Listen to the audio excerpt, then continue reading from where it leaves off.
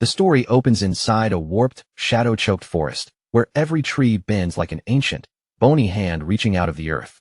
Thick black mold crawls over the bark, dark moss blankets the ground, and the whole place feels less like a forest and more like a forgotten graveyard. When you look up, even the sky feels wrong. A heavy gray ceiling hangs over everything, dull and suffocating, with no sunlight breaking through at all. One glance is enough to know this is not a place any sane person would ever choose to enter. And deep inside this nightmare-like realm, strange monsters wait in the darkness around every corner. Kim Woo-jin, a man with messy black hair and exhausted eyes, is currently trapped beneath one of them, pinned helplessly under a grotesque beast covered in staring eyes. The creature presses him into the dirt, its disgusting saliva dripping all over him as its weight crushes down on his shoulders. Kim Woo-jin twists and struggles with everything he has, his face tightening in pain while the monster squeezes the air right out of his lungs. Then the monster slowly spreads open its enormous mouth, revealing layer after layer of crooked, razor-like teeth. The sight is horrifying, and from the way it leans in closer, it really looks like Kim Woo-jin is about to become its next midnight meal. In the next instant, blood bursts across the darkness, turning everything into a brutal, horrifying mess. But even in that moment, Kim Woo-jin understands one thing clearly. If he dies here, he will simply wake up from this nightmare and return to the real world. Right after that, he shoots upright in bed, gasping like he has just been dragged out from underwater. Sweat soaks his body, his breathing is rough, and although he is back in his quiet room, the sudden jump from being mauled to sitting in bed feels almost unbearable. This nightmare has been his daily life for 12 straight years. Kim Woo-jin looks completely worn down, with deep shadows under his eyes, rough stubble on his face, and the kind of hollow exhaustion that shows just how much this endless cycle has taken from him. He grabs at his neck, still feeling the ghost of that crushing pressure even after waking up. That same damn dream has come again, and the pain feels so vivid that every single night, it is like he truly dies before being thrown back into reality. Outside his window, the modern city moves under a bright, clear blue sky, full of ordinary noise and normal life. But compared to that monstrous forest, this world only looks peaceful from the outside, because for Kim Woo-jin, reality has become just another kind of cage. During the day, he records every horror he has faced with obsessive detail. In a messy notebook, he sketches monster bodies, marks their weak points, and fills the pages with combat notes. Also, he can survive even a few moments longer the next time he sleeps. Kim Woo-jin stands alone in his cluttered room, pale and drained, wearing nothing more than a plain white t-shirt. He keeps telling himself he can handle the physical pain, but one look at his shaking body makes it clear he is already close to breaking. His apartment no longer feels like a normal living space. It looks more like a survival bunker, packed with weights, boxing equipment, training tools, and piles of research, because every hour he spends awake is really just preparation for the battlefield waiting in his dreams. Even though he is completely exhausted, Kim Woo-jin is terrified of letting his eyes close. To him, dying in that world hurts badly, but the most painful part is actually falling asleep, because sleep is the door that drags him right back into hell. He remembers the feeling of being ripped apart by a wolf-like monster, the memory still sharp enough to make his body tense. Every time he falls asleep in reality, there is no warning and no mercy. He is instantly pulled back into that ruthless nightmare world.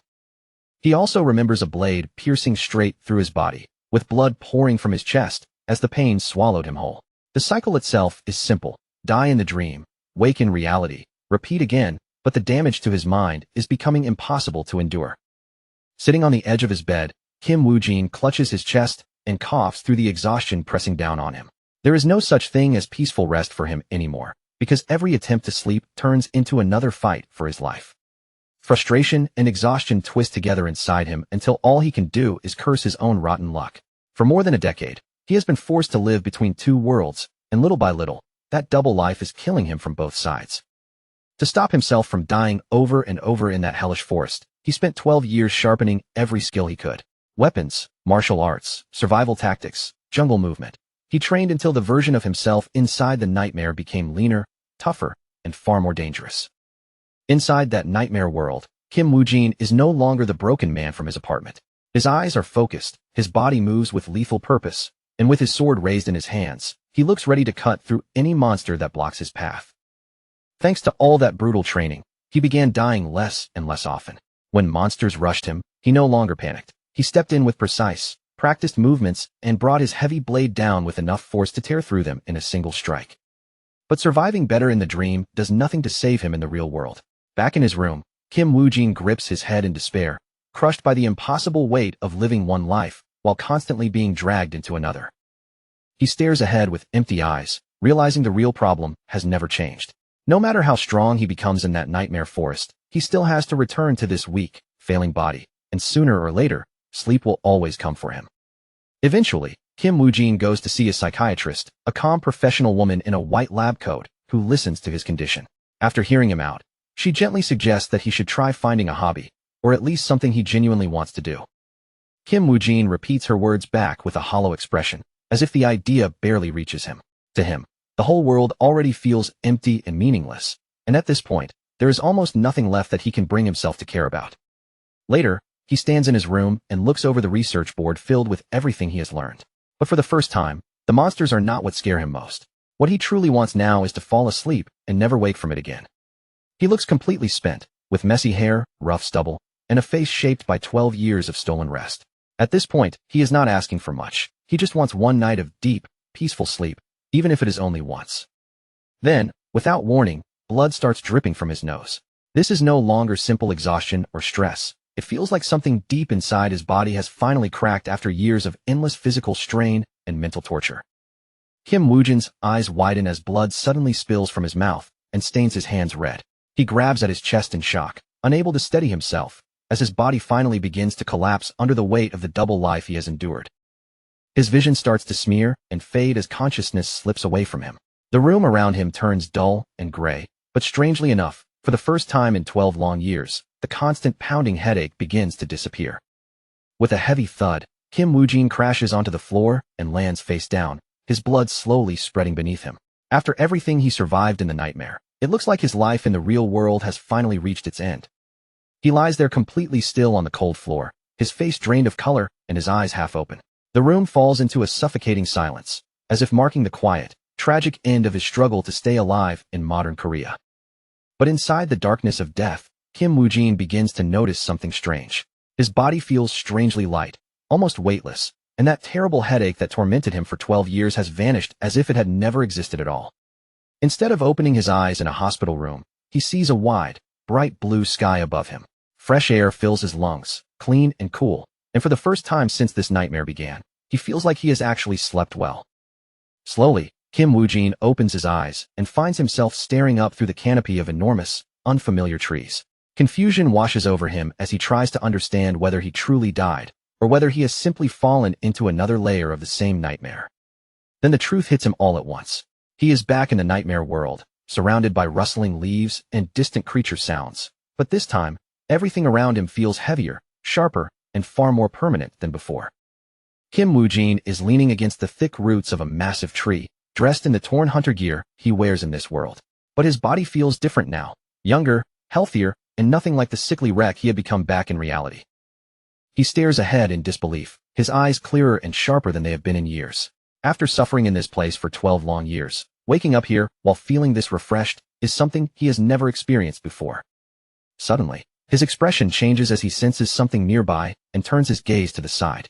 Even with his body feeling renewed, his survival instincts immediately flare up, warning him that something hidden in the forest is watching him closely. Behind one of the trees, a reptilian demon beast silently stalks him, its long split tongue flicking through the air as it tastes the scent of its prey. With its many eyes and monstrous shape, this predator is exactly the kind of nightmare creature Kim Woo-jin has spent years studying and preparing for. The lizard-like monster releases a low, threatening growl as all of its eyes lock onto the intruder before it. Its body looks powerful and quick, and it clearly sees the young hunter as nothing more than an easy meal. Kim Woo-jin stays calm and keeps himself hidden behind a thick root, watching the beast without making a careless move. At the same time, he remembers the massive amount of blood he lost back home, and that memory confirms the thought he had been trying to avoid. His mind flashes back to his lifeless body lying on the apartment floor. If he truly died in reality, then there is no waking up from this anymore, and this deadly forest has now become the only world he has left. He lowers his body into a crouch and pulls his hood up, blending himself into the shadows around the roots. If this place is going to be his new home, then brute force will not be enough. He has to use every piece of knowledge he spent years gathering. Kim Woo-jin rises to his feet, his hooded cloak shifting in the wind around him. He understands the stakes clearly now. If he dies here, There will be no waking up in a warm bed, no second chance, and no escape from death. His eyes grow cold, steady, and full of determination. From this moment on, he refuses to be just another victim trapped inside a nightmare, because this place is now his reality, and he intends to become the predator instead. The reptilian demon beast lowers its body and gets ready to pounce, completely unaware that its target already understands the way it hunts.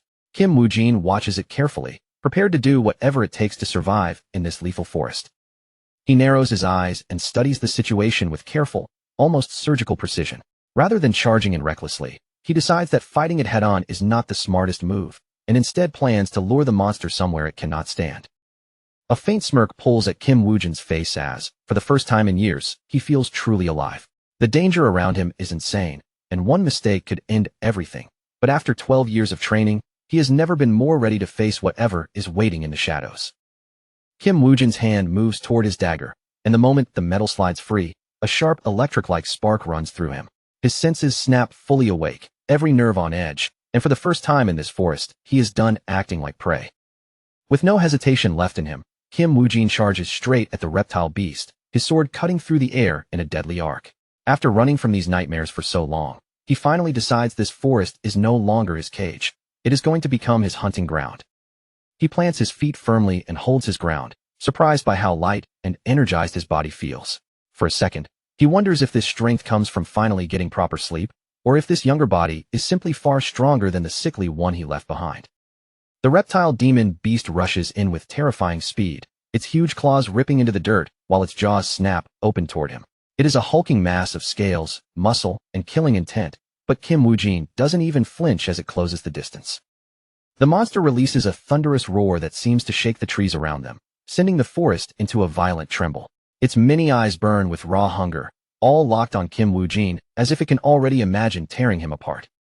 Kim Woo-jin tightens his grip around the sword hilt until his knuckles turn pale. Every part of his body feels like it is screaming at him to stop holding back, stop defending, and let the survival instincts he built over 12 years finally take over. His eyes sharpen, and a faint red glimmer flickers through his gaze. In that instant, he is no longer the worn-out man from the real world. He is a predator who has spent 12 years preparing for exactly this moment. Then, with a clean and merciless strike, he drives his blade straight through the monster's thick hide. Blood erupts into the air like a fountain as the sword carves deep across the creature's heavy, muscular neck.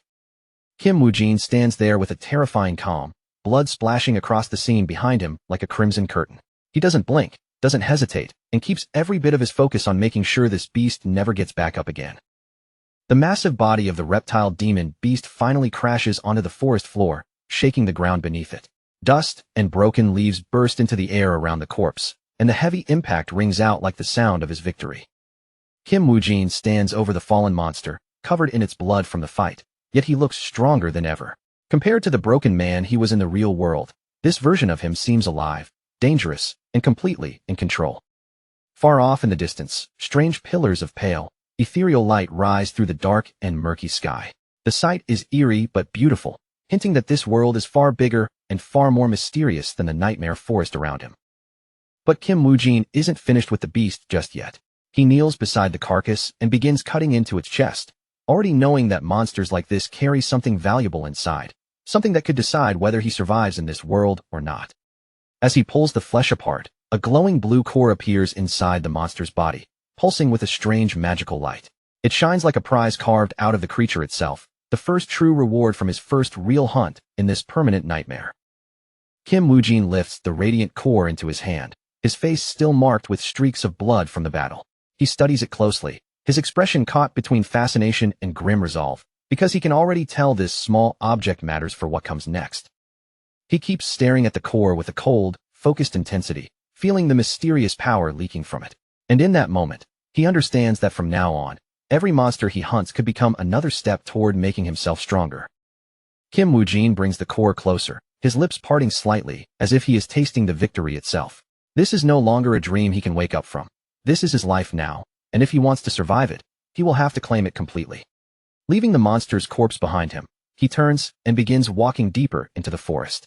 He does not look back toward the life he lost, because from this point forward, his only goal is to keep moving and survive. Blood stains his face, and a fierce red light burns in his eyes as he pushes forward through the darkness.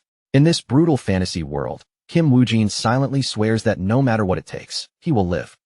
The first thing he needs is a safer place where he can gather himself and think. So he moves through the shadows like a trained hunter, each step quiet, careful, and deliberate as he heads farther into the unknown. He makes his way toward the brighter side of the forest, never realizing that someone nearby is already watching him. Hidden among the trees, a blonde hunter keeps his sharp eyes fixed on this mysterious new survivor moving through the woods. Han Segan leans quietly against a tree, doing his best to survive in this strange and dangerous world. He has already been here for some time, slowly learning the rules of this place while trying not to get himself killed. Sunlight slips through the thick canopy overhead, scattering thin beams across the forest floor and stretching long shadows between the trees. Everything seems calm on the surface, but the air still carries the heavy pressure of monsters hiding somewhere nearby. For a brief moment, Han Segan closes his eyes and lets himself enjoy the rare silence around him. In a world where danger can appear from any direction, even a single peaceful second feels like a luxury he can barely afford. He wakes feeling surprisingly refreshed, as if he has just had what he would call the perfect night of sleep. Little by little, he is getting used to this harsh wilderness life, even if every day still demands constant caution. A soft breeze passes through the trees, sending loose leaves fluttering across the air around him. The forest may look empty, but Han Segan knows better than to trust the quiet or lower his guard for even a second. It has already been a full month since he crossed over into this world, and now he is pushing through the brush with purpose. His eyes scan the wild ahead, focused on finding either his next meal or his next target. Even though Han Segan knows how to fight, that doesn't mean he charges into danger for no reason. He understands better than anyone that in a place like this, picking unnecessary battles is basically the same as asking to die.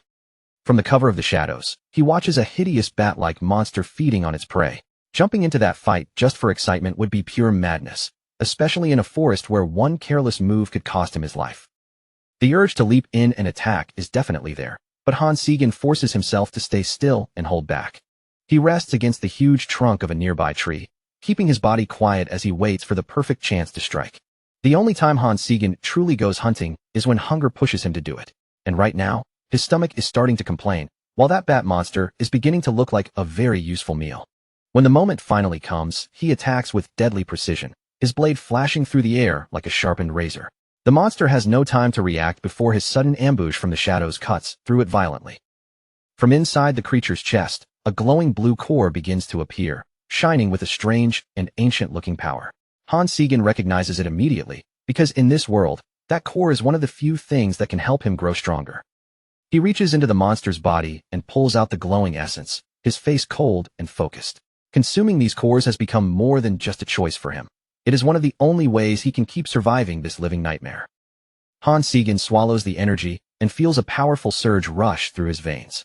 His eyes flash with a dangerous, predatory light as the strength of the monster begins to settle into his own body. Ever since he started taking in these cores, adapting to this cruel environment has become much easier for him. He sits back for a moment, letting the fresh power spread through his aching muscles and steady his breathing. While he rests, Han Segan notices something else hidden among the belongings carried by his current body. Curious, he reaches into a leather pouch at his side, wondering what kind of clue or secret might be tucked away inside. He pulls out a small bronze token, and to his surprise, he can actually understand the strange writing carved into it. From what it says, the body he woke up in once belonged to a low-level third-class mercenary in this world. The token is scratched, worn down, and clearly old, but the rank marked on it is still readable enough. It may seem like a small detail at first, but for Han Segan, it reveals a lot about the life connected to this body. Han Segan stares down at the tag, his thoughts moving quickly as he pieces everything together. If mercenaries exist here, then this place cannot just be an endless monster-filled forest. There must be some kind of organized world beyond the trees. And if there are mercenaries, there must also be people, towns, and places where those people live. Han Segan looks around the forest again, his usual caution now mixing with a new spark of curiosity. Just then, a sudden beam of light breaks through the trees and falls across the forest floor, almost like it is pointing out a way forward. Han Segan lifts his head and squints into the brightness, sensing the possibility of finally escaping the woods. But before he can move too far, something on the ground catches his eye and makes him freeze on the spot. His sharp senses react instantly, saving him from stepping into what could have been a very painful mistake. Han Segan jumps back as he realizes he had been only inches away from disaster. His eyes lock onto the metal teeth hidden beneath the dirt, and his heart pounds hard as he understands how close he came to being caught. It is a massive bear trap, chained firmly in place, and ready to snap shut the second anything steps into it. Han Segan immediately understands this was not left by a monster, which means someone else is definitely hunting in these creepy woods. That discovery changes everything, because it means he is not the only predator moving through the area. Han Segan becomes even more alert, carefully scanning the surroundings for tracks, smoke, buildings, or any sign of a nearby settlement. Then Han Segan spots a structure in the distance and realizes people might actually be living somewhere close by. With the hope of finally getting answers about this strange world, he quickly starts making his way toward the building. He reaches the edge of the settlement area, his eyes fixed on what could become a safe place or at least a source of information. As the forest begins to clear, a lonely house comes into view beneath the pale sky. Han Segan approaches the small rustic cabin tucked beneath the shadows of the giant trees. It looks surprisingly well kept for a place hidden so deep in the woods, and that alone gives him a little more hope for his chances of survival. Han Segan stares at the structure with visible surprise, making sure his eyes are not playing tricks on him. There really is a proper house standing in the middle of this wild forest, and finding any sign of civilization out here is the last thing he expected. He steps up to the door, knocks carefully, and calls out to see if anyone is inside, but the cabin remains silent. After waiting for a moment with no answer, he cautiously pushes the door open, unsure whether the place is abandoned or someone is quietly waiting within. Inside, the cabin is still and quiet, with supplies placed around the room like someone has been living here for a long time. But Han Segan's eyes are quickly pulled toward a strange leather-bound book resting by itself on the dusty wooden table. He slowly reaches toward it, his gloved fingers hovering just above the old cover. Even before touching it, he can tell there is something unusual about this volume, especially from the ornate design pressed into its worn leather surface. Han Segan picks up the book and reads the title aloud, almost unable to believe what he is seeing. It is called Demonic Realm Chronicles, and at that moment, it feels like he has stumbled onto exactly the kind of clue he desperately needed. Then, all at once, his eyes widen as a sharp chill runs down his back. He senses a cold presence behind him and freezes where he stands, realizing the quiet little room is no longer as empty as it seemed. Trying to make sense of what he has found, Han Segan begins flipping through the pages and discovers detailed accounts of this world's past. The more he reads, the clearer it becomes that the information he needs has been carefully preserved right here. For Han Segan, surviving in this dangerous new world means understanding it first, and this book could be absolutely essential. He tightens his grip around the volume, already knowing that letting it slip away would be a terrible mistake. Just as he turns and prepares to leave, a heavy floorboard creaks from somewhere above him. Someone has been moving quietly overhead, and from the sudden tension in the air, Han Segan realizes he is already being watched by someone with a weapon. An old man suddenly drops down from above, landing with a crossbow already aimed straight at him. His eyes are sharp with suspicion as he demands to know who Han Segan is, his voice low, guarded, and ready for violence. The homeowner keeps the crossbow trained on him without lowering it even slightly. He warns Han Segan that if he does not start explaining himself right away, he will put a hole straight through his head. Han Segan is honestly relieved to see another human being after everything he has been through, but the situation is clearly nowhere near friendly. With that weapon pointed at him, he can only wonder if the old man has mistaken him for some ordinary thief. He forces himself to stay calm and explains that he only came inside because he was curious about the cabin. Keeping his hands where the old man can see them, Han Segan tries to ease the tension before the tiny room turns into a battlefield. But the old man does not seem moved by his explanation at all. His expression stays cold as he tells Han Segan to get lost, making it very clear that the young intruder has no business being inside his home. Han Segan nods slowly, acting like he understands and is willing to back away from the table. But behind that obedient expression, his mind is already turning, searching for any possible way to keep hold of that important book. His hand drifts toward the leather-bound volume one last time, his eyes lingering on it with obvious reluctance. He knows better than anyone that surviving outside without the knowledge hidden inside those ancient dusty pages could cost him his life. So Han Segan carefully asks whether he could at least borrow the book long enough to read it. He even offers to pay whatever amount the old man thinks is fair, hoping there is still a peaceful way to settle this. The old man's face remains hard and unreadable as he keeps staring down the young stranger in front of him. Instead of agreeing, he bluntly asks what Han Segan plans to do if he simply refuses. Han Segan's eyes darken as the question settles between them, and he understands what kind of choice is being placed in front of him. In a world like this, survival does not always leave room for clean decisions, and he knows he cannot leave without that book. His hand drops toward his waist in a sharp, deliberate motion, reaching for the weapon at his side. The quiet request has failed, and for Han Segan, the time for polite negotiation is now over. Han Segan makes his intention clear, If the old man refuses to hand over the book, then he is willing to become the villain in this cabin. A strange red glow begins to burn in his eyes, signaling that the situation is about to turn ugly. He draws his blade, and Hector immediately responds by raising the crossbow and locking it back onto him. The air inside the cabin becomes unbearably tense, with both men staring each other down and waiting for the slightest mistake. Hector watches him with intense focus, his finger hovering dangerously close to the crossbow trigger. He seems to be measuring Hans Siegen carefully, trying to decide whether this young intruder is a real threat or simply a lost man desperate to survive. Hans Siegen studies the old man just as closely, his eyes carrying that faint predatory red shine. Even facing someone who clearly knows how to handle danger, he does not look afraid, because he has confidence in the strength he has gained. The silence in the small room becomes so heavy it feels like it could be cut with a knife. Neither of them moves an inch, both waiting for the other to make the first move in this deadly standoff. Then, to Hans Siegen's surprise, the old man slowly lowers his weapon. He admits that a real robber would not be standing there rambling about a book, and then introduces himself as Hector, leaving Hans Siegen both relieved and caught off guard. Hans Siegen quickly gives him an alias, saying his name is Kim Woo-jin, so his real identity stays hidden. As he speaks, he notices Hector's posture easing little by little, and the immediate threat of bloodshed finally begins to fade. Hector finds the name a little strange, but he chooses not to dig any deeper for now. Hans Siegen simply asks to be called Jean, hoping a shorter name will keep things easy and prevent any more awkward questions. Even so, nervous sweat starts to gather on Hans Siegen's face as he realizes how flimsy his lie might sound. Keeping a false identity in this unfamiliar world may be much harder than he first imagined.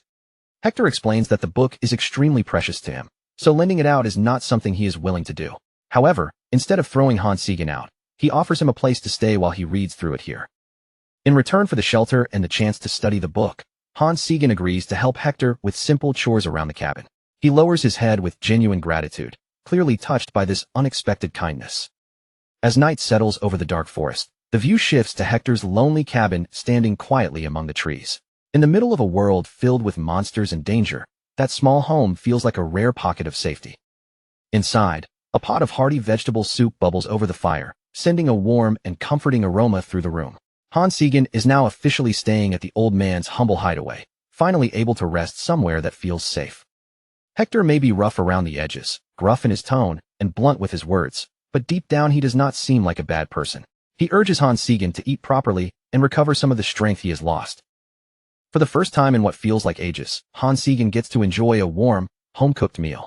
The simple comfort of the soup softens his expression, and for once, the tension in his face begins to fade. The soup tastes so good that Hans Siegen cannot stop a single tear of happiness from slipping down his face. After everything he has endured, Hector's kindness feels almost unbelievable, to the point where he starts thinking the old man might be an angel in disguise. The next morning, Hector begins preparing his gear and announces that he is heading out into the forest. Before leaving, he warns Hans Siegen that today's hunt may take a long time, so he should not expect him back too quickly. Hector then reveals that he is going after a monster connected to the deaths of his former comrades. The moment he says it, the weight of that old tragedy shows clearly on his face, mixing grief with firm determination. Hector looks like an incredibly capable fighter, so seeing even him act this tense makes Hans Siegen's heart sink. If a man like Hector is nervous, then the creature waiting out there must be terrifyingly powerful.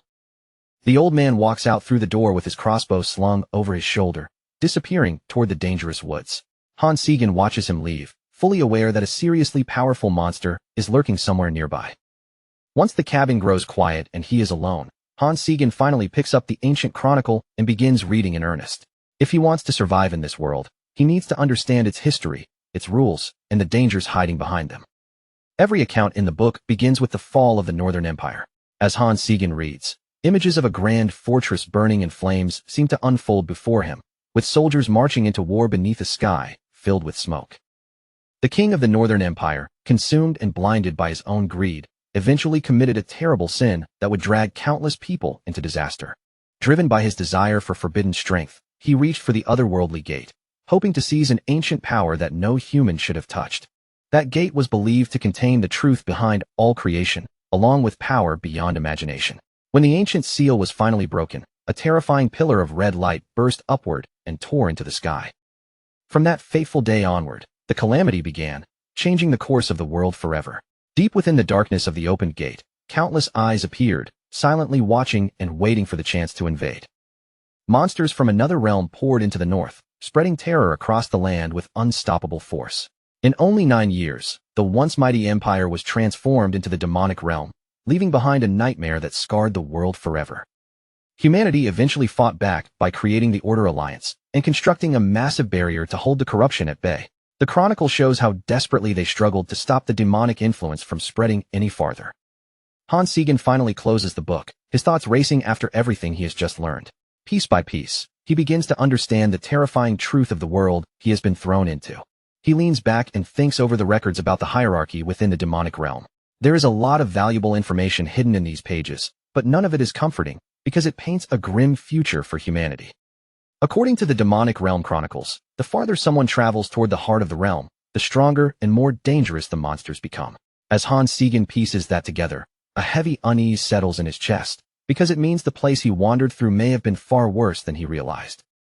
Meanwhile, out in the forest, Hector is already caught in a desperate battle for his life. He tears through the undergrowth as fast as his old body can carry him, branches whipping past, while his breathing comes out rough and uneven behind clenched teeth. Hans Siegen thinks back to how the monster's strength seemed to weaken the closer he moved toward the light. That memory makes him wonder just how deep inside the demonic realm he had really been wandering before he found his way here. Hector glances back over his shoulder, his face tightened with strain and grim determination. He can feel his pursuers closing the distance, and he knows that if he keeps running, he will only collapse before they do, so he has no choice but to stop and fight. From the darkness between the trees, a pack of monstrous wolves steps into view, their bodies twisted and their red eyes glowing like embers. Hector instantly understands the situation. He is outnumbered by far, and this has become dangerously serious. The lead beast launches itself forward with terrifying speed, jaws spread wide and ready to rip into its prey. Hector barely has a split second to react before that savage body comes crashing toward him. He throws himself sideways and slides across the grass, narrowly slipping past what could have been a fatal blow. Every movement now feels like a gamble, and one wrong step could end his life right there in the clearing. Hector raises his crossbow with practiced precision and fires 3 glowing arrows one after another in rapid succession. His skill as a hunter is obvious, but against a pack like this, even experience may not be enough to save him. The monsters keep pressing in with frightening persistence. They do not even bother to dodge the incoming arrows, instead swiping them out of the air with their claws before circling Hector from every side, tightening the ring around him so there is no clean path to escape. Hector curses under his breath as the truth hits him hard. His attacks are not thinning the pack at all. For the first time in the fight, the weight of his age begins to press down on him, making every breath feel heavier. Then, in the distance near his house, Hector suddenly notices a dark silhouette standing still. His eyes widen in shock when he realizes the young man he had just taken in has already come all the way out here. Hans Siegen steps forward slowly, his eyes glowing with a threatening red light as he draws his massive blade from its sheath. The moment he enters the battlefield, the air around him changes, and he looks nothing like the confused stranger Hector met before. "Jean, run!" Hector shouts with everything in his lungs, desperate to keep the boy from walking straight into death. He knows exactly how dangerous these beasts are, and in his mind, there is no way a young newcomer should be facing them. But Hans Siegen does not turn back or run away. Instead, he bends his knees and launches himself into the air with explosive force. Hector can only stare in complete disbelief as the young man he knows as Jean takes charge of the situation. He never imagined that this quiet stranger could move with such raw power and confidence. Hans Siegen's expression turns cold and focused, with his predatory instincts fully taking over. He no longer seems like a lost boy trying to survive in the wilderness. In that moment, he looks like a natural disaster descending on the battlefield. In the blink of an eye, his body blurs into the middle of the wolf pack, landing right where the danger is thickest and kicking off the fight for real. His eyes burn with a murderous red glint as he drops from above, swinging his blade toward the closest beast. The strike comes down with the kind of force that looks ready to send that monster straight back to its ancestors. But these monsters are far too arrogant to understand the danger in front of them. Even with death falling toward their faces, they do not retreat. Instead, they raise their limbs to meet the attack head-on, as if their flesh could somehow overpower cold, sharpened steel. Hans Siegen brings his massive blade down in a clean vertical arc, cutting straight through one of the monsters with terrifying efficiency. Blood splashes across the grass as the beast is split apart and drops dead almost instantly. The remaining wolves freeze for a moment, stunned by how suddenly one of their own has been slaughtered. Hector stands there just as speechless, his crossbow almost forgotten as he watches that impossible strength unfold before his eyes. The surviving monsters begin to back away, their savage growls turning into low, frightened whimpers. They finally understand that the balance has shifted, and they are no longer the predators controlling this clearing. Among them, a massive beast covered in brown fur lets out a tense snarl, glaring at the new threat with a strange mix of rage and fear. It refuses to retreat just yet, and that makes it clear the real fight is only beginning. Hector's eyes open wide in pure disbelief as he witnesses something he never thought possible. A cold sweat forms across his forehead, and for a brief second, all he can do is silently pray while trying to process what he just saw. The reason for his shock is standing right there in the middle of the carnage. Hansigen has just cleaved the lead werewolf in half with a single devastating slash, turning a monster that should have terrified hunters into a corpse on the ground. For a moment, Hansigen stands perfectly still, his enemy's blood sliding down the edge of his weapon and dripping onto the grass below. Then his voice cuts through the heavy silence as he calls out to Hector. With a faint, almost mocking smile, Hansigen asks if that creature was actually supposed to be strong. Blood marks his face, but he looks completely unfazed, as if he is calmly measuring the standards of this world rather than celebrating a hard-won victory. Hector, an old veteran with a thick white beard and years of survival carved into his face, stares back at him in disbelief. He cannot understand how this young man can so casually question the strength of a monster that most seasoned hunters would fear. The old man leans forward slightly, his expression turning completely serious. He confirms that the werewolf was incredibly powerful, making it clear that most ordinary people would never have survived against such a terrifying creature. Hansigen takes in Hector's words with a cold, analytical look in his eyes. He does not seem impressed by the monster's reputation at all, only filing the information away as he prepares himself for whatever comes next. Then his attention shifts toward the forest, where the rest of the wolf pack is still waiting in the shadows. Instead of continuing the conversation with Hector, Hansigen decides to deal with the remaining beasts first and ask questions later. The pack rushes forward all at once, teeth bared and eyes burning with feral hunger. These are not ordinary wolves by any stretch. They are demonic beasts ready to tear any human intruder apart without the slightest hesitation. Hansigen tightens his grip on his blade as that red glow returns to his eyes. He admits that 40 wolves could become troublesome if he lets his guard slip, but even facing those numbers, his expression remains calm. Rather than throwing himself into a reckless brawl, Hansigen forms a plan in an instant. He decides to aim for the pack's second-in-command, knowing that if he crushes the one holding their morale together, the rest should break and scatter. His gaze sharpens as he locks onto one target among the many moving bodies. He is not simply looking for another kill. He is searching for the fastest and most efficient way to end the entire fight. And there it is, a huge red wolf standing near the front of the pack, far larger and more imposing than the others around it. This is the one keeping the rest of the wolves brave, and with its monstrous size and fierce presence, it looks like a nightmare given shape. A fierce wave of murderous intent rolls off Hansigen as he sets his sights on that beast. For the wolf pack, this is starting to look less like a hunt and more like the beginning of a massacre. The giant red wolf snarls, its blue eyes wide and sharp with aggression. What it does not seem to realize is that, at that very moment, it has become the target of the most dangerous predator in the forest. Hansigen's red eyes flare as he waits for the pack to rush him together, already planning to cut them down one by one the moment they swarm in. But then, out of nowhere, the pack leader lowers its gaze. For a second, the whole situation feels strange, because it almost looks like this creature is seriously trying to abandon the fight. The smaller wolves freeze in complete terror as they watch their leader turn away and bolt. Their confidence disappears instantly, as if the courage holding the pack together has been ripped out. Chaos breaks loose the moment the leader runs, leaving the rest of the wolves standing there with blank, stunned expressions. For a brief instant, they look less like bloodthirsty monsters and more like stuffed animals that have completely lost their command.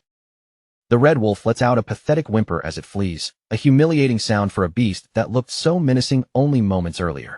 All that aggression vanishes the second it realizes who it is facing. The forest fills with the sound of retreating whimpers as the entire pack disappears back into the shadows. Against 40 demonic beasts, Hansigen has claimed victory with nothing more than one devastating swing and the fear it created. Hansigen stands alone in the clearing, watching the pack run away with a flat, almost bored expression. It is clear from his face that once they chose to flee, he completely lost interest in chasing them down. Hector watches from the side, his jaw nearly dropping at what just happened. He cannot wrap his head around how those aggressive, fearless-looking wolves suddenly turned into frightened pups running for their lives. The old man realizes then that Hansigen is not simply a brute with overwhelming strength.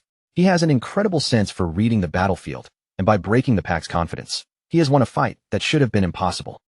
The last wolf scrambles away and disappears into the thick brush, taking the danger with it. Soon, the clearing grows quiet again, leaving only the silence of the forest and the two men standing amid the aftermath.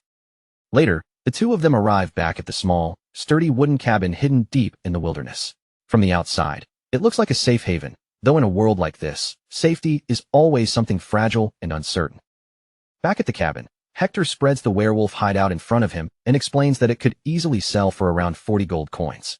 For someone who had just been trying to survive day by day, that kind of money was not just useful, it could completely change his life. Kim Woo-jin simply stares at the pelt, his expression blank because the value means almost nothing to him yet. Since he still has no real sense of this world's currency, he asks if 40 gold coins is actually considered a lot, trying to understand how important this hunt really was. Hector tells him that 40 gold coins would be enough for a person to live like royalty for 7 full years without needing to work at all. The moment Woo-jin hears that, this brutal world suddenly starts looking less like a nightmare and more like a place overflowing with opportunity. Woo-jin looks back at the werewolf's remains with genuine confusion in his eyes. To him, that monster had been nothing special, almost embarrassingly weak, yet somehow its hide and bounty were worth an amount of money that did not match its strength at all. A small grin slowly forms on his face as the realization sinks in. If monsters this unimpressive could be worth that much, then his future in this world might be far brighter than expected, filled with easy hunts and even easier gold. Woo-jin is already thinking ahead to his next payday. Whenever he starts running low on money, all he needs to do is track down more overvalued beasts like this, cut them down, and turn their remains into a fortune. Compared to the 12 years of brutal training and endless deaths he endured before, life in this nightmare world is strangely starting to feel manageable. While Woo-jin processes that thought, Hector begins packing supplies for him, including jerky, silver coins, and a pioneer map. Hector hands over the bundle of supplies, along with the valuable werewolf hide and a pouch filled with silver. For any hunter trying to make a name for himself beyond the forest, it is a solid starting kit and a surprisingly generous send-off. The old man points him toward Pioneer Village and tells him to find a man named Jacob once he gets there. According to Hector, Jacob should offer a fair price for a werewolf hide of that quality, especially one in such good condition. Woo-jin hesitates for a moment, clearly uncomfortable with accepting something so valuable without question. He asks if it is really all right for him to take it, but Hector does not seem even slightly attached to the money. Hector insists that the hide is nothing more than proper payment for the kill. The beast carried a personal grudge from his past, so seeing it dead brings him more satisfaction than any pile of gold coins ever could. The veteran hunter reaches out with his rough, weathered hand, offering one final gesture of respect. After all these years of carrying that resentment, he sincerely appreciates that Woo-jin gave him the revenge he could not achieve alone. Hector thanks Jin for settling that old grudge, his expression softer but still steady. He says he hopes their paths will cross again someday, even though in a world like this, simply staying alive long enough for a reunion is never guaranteed. The two men clasp hands firmly, sealing the end of their brief but meaningful partnership. In a land usually ruled by monsters, suspicion, and betrayal, that handshake becomes a rare moment of honest human connection. Woo-jin thanks the old man for everything and begins preparing to leave the cabin behind. With the map, supplies, and valuable hide now in his possession, he is ready to see what Pioneer Village has waiting for him. As the sun starts to sink, Hector's small cabin stands quietly in the clearing, surrounded by the dark forest. It served as a brief sanctuary for Woo-jin, but his real journey through this vast and dangerous world is only just beginning.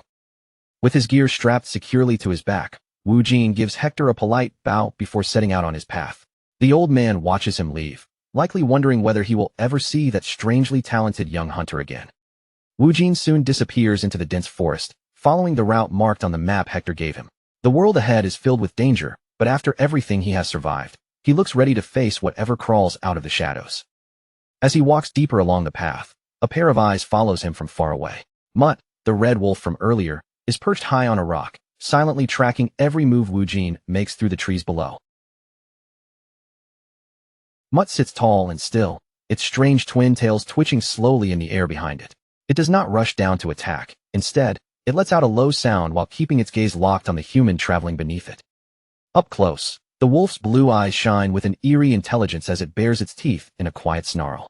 This is clearly no ordinary animal, and for some reason, it seems deeply interested in continuing to follow Kim Woo-jin.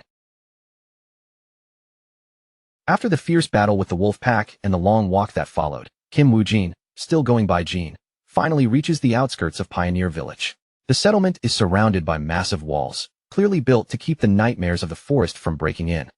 Looking up at the towering wooden defenses, Wu Jin cannot help but feel impressed. This is the first real sign of human civilization he has seen since waking up in this terrifying world, and the sight alone makes the place feel important.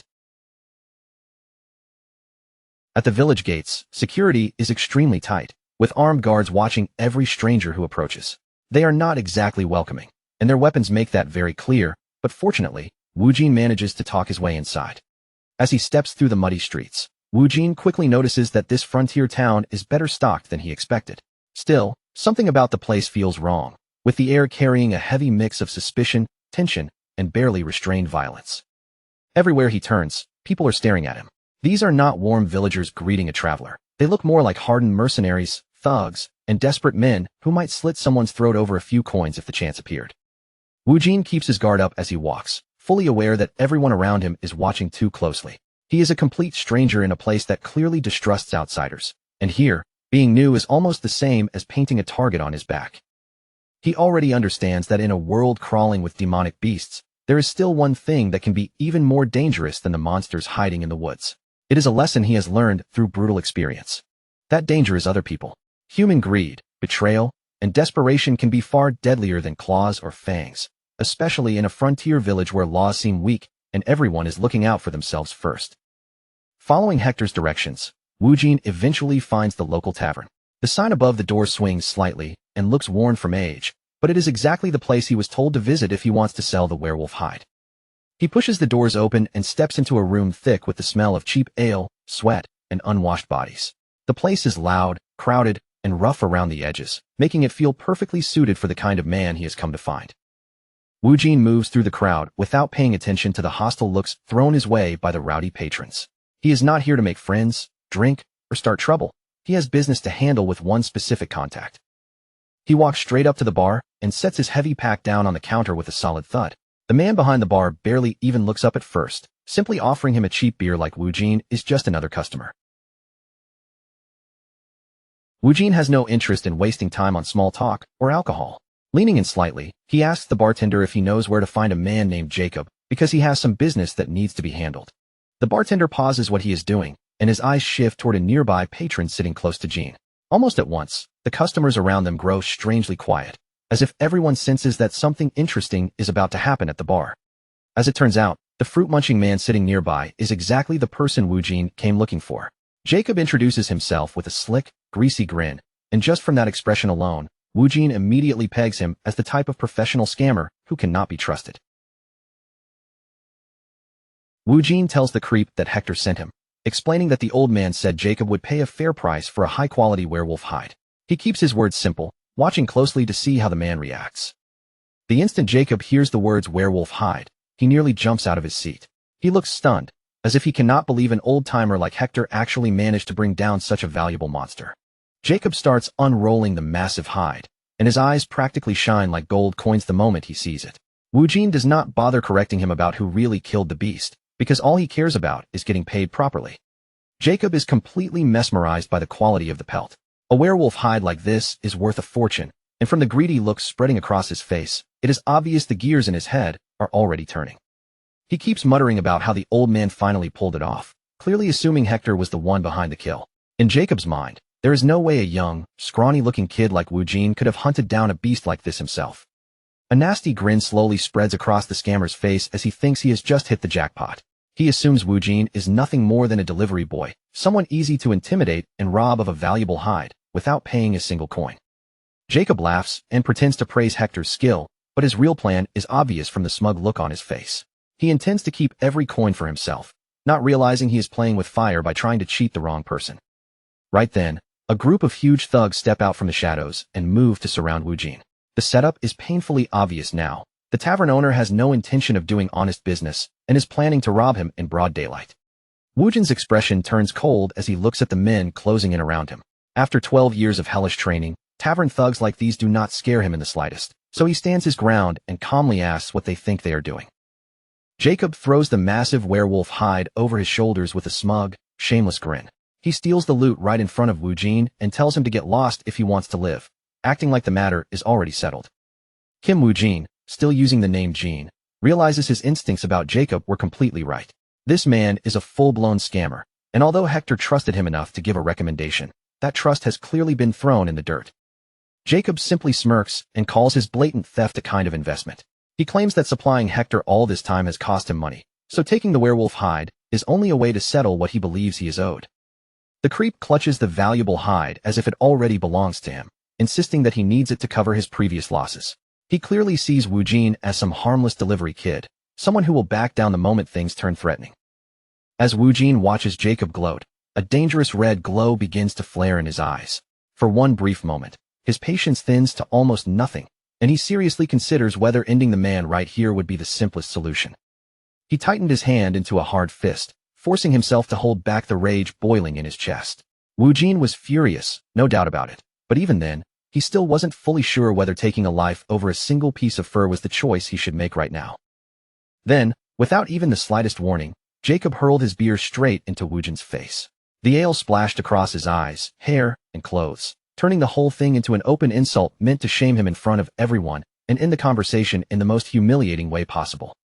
Jacob sneered at him and told him not to try acting clever, ordering him to get lost already. In his mind, he really believed he could throw beer in Wu Jin's face, steal a fortune from him, and still walk away laughing while trampling all over the kid's pride. Wu Jin stayed completely silent, standing there while the cheap ale ran down from his soaked hair and dripped from his chin.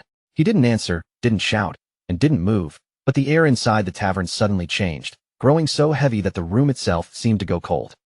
Then he slowly rose from his stool, his back still turned toward the scammer behind him. Jacob was too busy smiling and enjoying his own little victory to understand that, with that one insult, he had just crossed the final line and marked his own end. Around him, the tavern thugs began moving in closer, spreading out with their weapons already drawn. Their blades and clubs were ready in their hands, and they clearly thought they had Wu Jin completely surrounded. They were expecting a fast, easy robbery, the kind where one scared kid would crumble under pressure. But instead, Wu Jin simply stood up and walked straight toward the door, calm enough to leave everyone in the tavern staring in stunned silence. Jacob mistook that silence for surrender and broke into a smug grin, calling it a smart decision. He truly believed that the sight of his hired thugs closing in was more than enough to make anyone lower their head and walk away without daring to fight back. But then Jacob noticed something that made his smile stiffen. The expression on Wu Jin's face wasn't fear at all. It was cold, empty, and dangerously calm, and the tavern owner's smug confidence began to crack as he finally sensed that he had misread everything. In the next instant, Wu Jin exploded into motion, lifting a massive cabinet with terrifying strength before slamming it hard against the exit. The heavy-wood crashed into place and blocked the way out, and the thunderous impact rang through the tavern like the signal that the real fight had begun. Wu Jin turned his head just slightly, looking back over his shoulder as he called out to Jacob one last time. His voice was frighteningly calm, and that quiet tone made the entire situation feel even more suffocating for everyone trapped inside. He didn't tremble, didn't hesitate, and didn't show even the smallest hint of panic. Instead, he told Jacob that if he had really planned to scam him, he should have aimed straight for the neck instead of relying on some cowardly little backstab. Jacob froze for a second, stunned by the sheer nerve of this kid standing in front of him. Then his face twisted with anger, and he immediately barked orders at his men, shouting that this brat clearly didn't value his life enough to keep his mouth shut. The thugs rushed forward all at once, roaring as their footsteps pounded across the tavern floor. Weapons came swinging from every direction, each one thrown with full force as they tried to crush Wu Jin right there before he could make another move. One thug lunged at him with a wild, reckless swing, but Wu Jin only watched him approach with dull, almost bored eyes. In that moment, he understood perfectly that cutting down trash like this wouldn't leave even the smallest trace of guilt behind. Then, in a flash so quick it nearly vanished from sight, Wu Jin drew his blade. Since these men were so eager to gamble with their lives, he decided he would gladly teach them exactly what kind of price came with that choice. Clang! His blade snapped upward with a clean, effortless flick, parrying a deadly strike in the blink of an eye. The move was so smooth and precise that he made blocking a killing blow look almost laughably easy. One of the thugs froze on the spot, his eyes widening as the truth hit him far too late. This kid wasn't just a little stronger than expected. He was on a completely different level, and the thug barely had time to shout about it before danger closed in. Wu Jin's eyes locked onto his next target, glowing with a sharp red intent that cut through the chaos. He was no longer just protecting himself from their attacks. He was calmly taking the entire room apart, one enemy at a time, with chilling efficiency. Blood splashed across the wooden floor as Wujin's blade tore through with a brutal slash. He moved so fast that the thug only had one fleeting moment to realize the truth, that this kid wasn't just powerful, he was far too quick, and by the time that thought formed, his body was already falling. A hulking thug stepped in next, swinging a heavy axe straight down toward Wujin's head. To the rest of the gang, it looked like a perfect killing blow, the kind that would end everything instantly and leave them with both the hide and the prize. The axe smashed into the floorboards with enough force to splinter the wood, but Wujin was already gone from that spot. In the next breath, he appeared behind the thugs, steadying his stance as if he was preparing to tear this entire tavern scam apart for good. There were simply too many of them rushing in at once. Before cutting them down one by one, Wujin needed to break their rhythm and stop their momentum, so his hand reached out for whatever heavy object he could use next. With one massive heave, Wujin flipped a heavy table straight into one of the attackers. The thick wood slammed into the thug with a violent crack, splintering on impact, and sending the man flying backward through the chaos. One of Jacob's lackeys could only stare in absolute horror as the table came crashing down toward him. His face twisted in panic, and with barely enough time to react, he managed to scream out one desperate curse. As the man struggled beneath the table Wujin had just thrown at him, he raised his head with shaking eyes. But the moment he looked up, all he saw was a cold flash of steel hanging right above him. Wujin didn't hesitate for even a heartbeat. His blade cut through his opponents with icy precision, sending blood spraying across the wrecked tavern as he handled these thugs no differently from the wolves he had slaughtered before. His eyes burned with that terrifying red glow, sharp and merciless in the dim tavern light. At that moment, Wujin didn't look like someone merely trying to survive anymore. He looked like the predator standing at the very top of the food chain. Jacob was completely losing his mind as he watched the massacre unfold in front of him. Sweat poured down his face in thick streams, and every scream in the tavern made his confidence crumble even further. By now, the tavern had turned into a complete wreck, with broken furniture, shattered wood, and fallen bodies scattered everywhere. Jacob screamed that nobody could possibly take on the mafia alone, but Wujin was already cutting down the remaining thugs, as if those words meant nothing. Only then did Jacob finally understand that they had picked a fight with the wrong man. His thoughts spiraled into pure panic, and the fear of dying a meaningless death in some cheap tavern brawl hit him harder than any punch. Wujin slipped away from a clumsy strike with nothing more than a simple pivot of his body. After 12 years of nightmare-like training, these men looked painfully slow to him, as if they were crawling through the fight in front of his eyes. He drove in a heavy blow that sent another thug staggering back, barely able to stay on his feet. It wasn't only raw power behind Wujin's movements, but the ruthless efficiency of someone who had spent years mastering how to survive. With another sharp, fluid motion, Wujin cut down the next attacker before the man could even regain his balance. The tavern was quickly turning into a graveyard for Jacob's greed, his arrogance, and the poorly trained goons he had trusted. Standing among the fallen bodies and broken furniture, Wujin looked completely untouched by the fear around him. His red eyes pierced through the tavern's shadows, making it painfully clear that the most dangerous thing in this town was not the mafia, it was him. He remained there in the middle of the wreckage, blood smeared across his face and clothes, yet his expression stayed perfectly cold. Anyone seeing him like that would understand instantly that this was not the kind of person you ever tried to scam. After watching his entire crew get torn apart in a matter of seconds, Jacob finally snapped completely. His voice cracked as he screamed for everyone to run, realizing far too late that his so-called investment had become a death trap. The scammer and the few thugs still able to move scrambled desperately toward the exit. At that point, none of them cared about the werewolf hide or the money anymore. All they wanted was to escape the monster they had awakened. They smashed through doors and hurled themselves out through windows in a frantic attempt to get away. Behind them, the tavern fell into a strange silence, broken only by splintering wood, ragged breaths, and the aftermath of the violence. Outside, Jacob collapsed onto the ground, gasping hard as if every breath might be his last. He looked back toward the tavern with terror still written across his face, believing for one brief moment that he had finally escaped the nightmare inside. But when Jacob lifted his gaze, all the color drained from his face again. Something new was standing before him, something so terrifying that his heart seemed to stop for a beat. A massive red wolf had entered the village, baring its teeth and snarling at anyone unlucky enough to cross its path. The villagers immediately fell into chaos, screaming and scattering in every direction at the sight of the beast. The beast slowly advanced toward the trembling Jacob, closing the distance while he cowered on the ground. At the same time, Wujin leapt out from behind, and Jacob's already miserable day was about to become even worse. The red wolf towered over Jacob, its glowing eyes fixed directly on the scammer, as if he were prey. Wu Jin stepped out from the tavern behind them, watching the strange scene unfold with a faintly curious look on his face. Wu Jin tilted his head slightly, wondering why this particular monster had shown up here of all places. That striking red fur and those sharp, predatory features were far too distinct for him to mistake. In his mind, the image of the wolf that had bolted away a few days earlier flashed back all at once. The same fur, the same presence, and the same desperate escape came rushing into his memory. Wu Jin realized that this was the very same scout wolf from before. It had followed him all the way back to the village, but seeing it again didn't surprise him so much as make his expression turn even colder. Wu Jin stared the beast down without flinching, his eyes cold and ready for another fight at any second. Then he asked in a chilling voice whether the creature had really come all this way just to die as well. Strangely enough, the wolf seemed to understand exactly what he had said. Its fierce expression vanished in an instant, leaving it frozen in place with a blank, startled look, like a deer caught directly in blinding headlights. Then something happened that nobody could have expected. Instead of lunging forward to attack, the massive red wolf suddenly rolled onto its back in front of Wu Jin and began whimpering helplessly, acting less like a savage monster and more like a lost puppy begging for mercy. The creature suddenly began panting hard, its tongue hanging out as its tail whipped back and forth like crazy.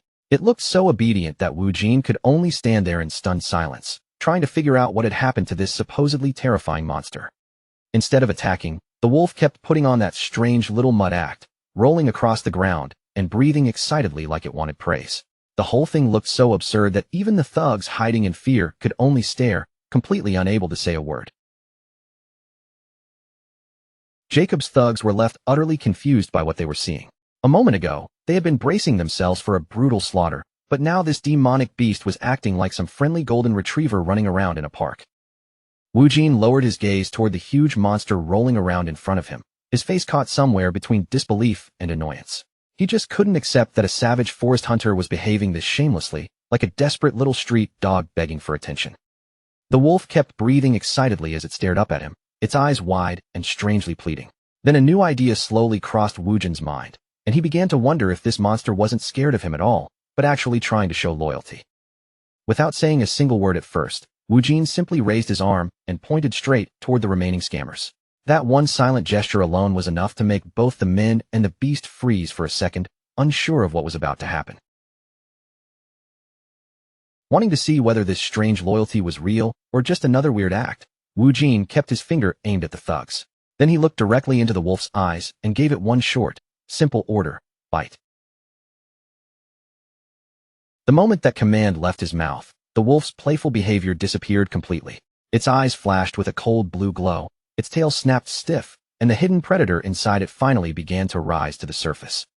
With a roar that shook the air, the beast launched itself forward. Its body shot across the ground like a streak of lightning, heading straight for the thugs who had tried to trick its new master only moments earlier.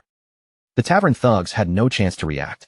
One of them screamed so loudly it cut through the whole area as the enormous red wolf slammed him to the ground, pinning him beneath its weight while its fangs gleamed right above him. In the next instant, the beast's shadow tore into its prey, turning the village path into a horrifying mess. Blood splashed across the dirt, and that so-called mutt proved exactly why creatures like it were feared deep inside the forest. As the brutal scene unfolded in front of him, Wu Jin didn't look shaken in the slightest. Instead, a faint, satisfied smile tugged at his mouth, and he calmly remarked that this whole display was actually pretty nice to watch. The scammer Jacob gasped in pure terror as he lifted his head. Mutt was now standing over him, its massive body blocking the light and casting a dark shadow that told the man his turn had finally come. Mutt didn't hesitate even for a heartbeat. It ripped through Jacob's lackeys with ruthless speed, spraying blood across the dirt as it cleaned up the trash who had thought they could surround and ambush Wu Jin.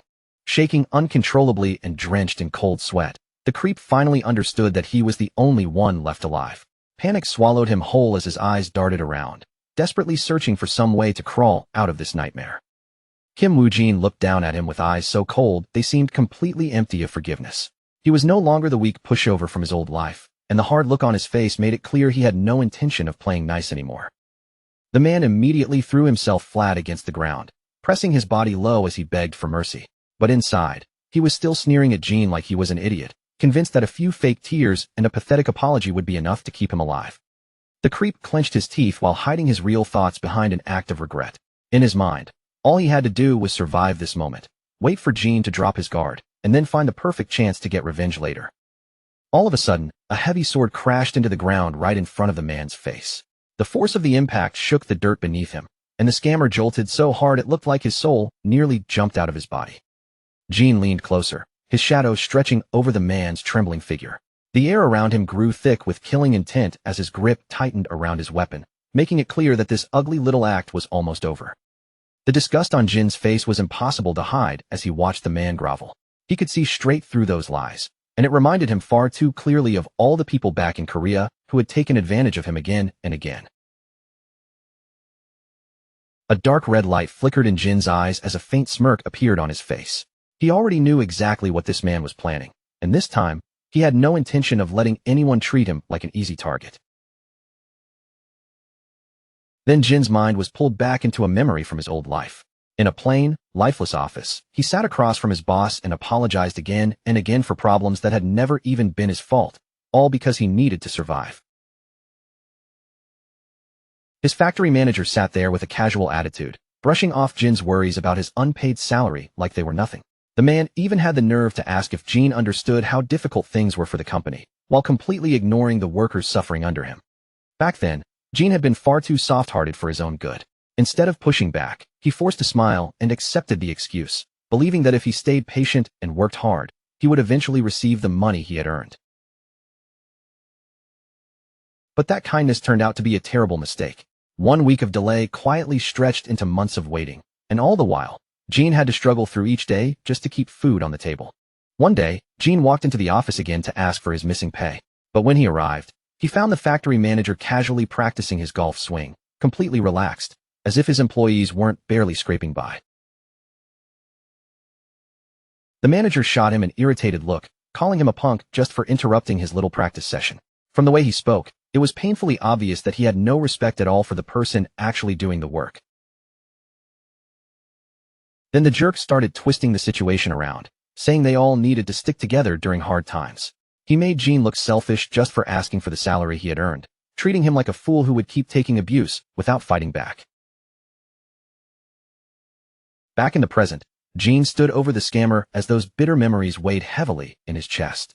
Living from one desperate month to the next had been miserable, and he had already decided he would never return to that kind of life.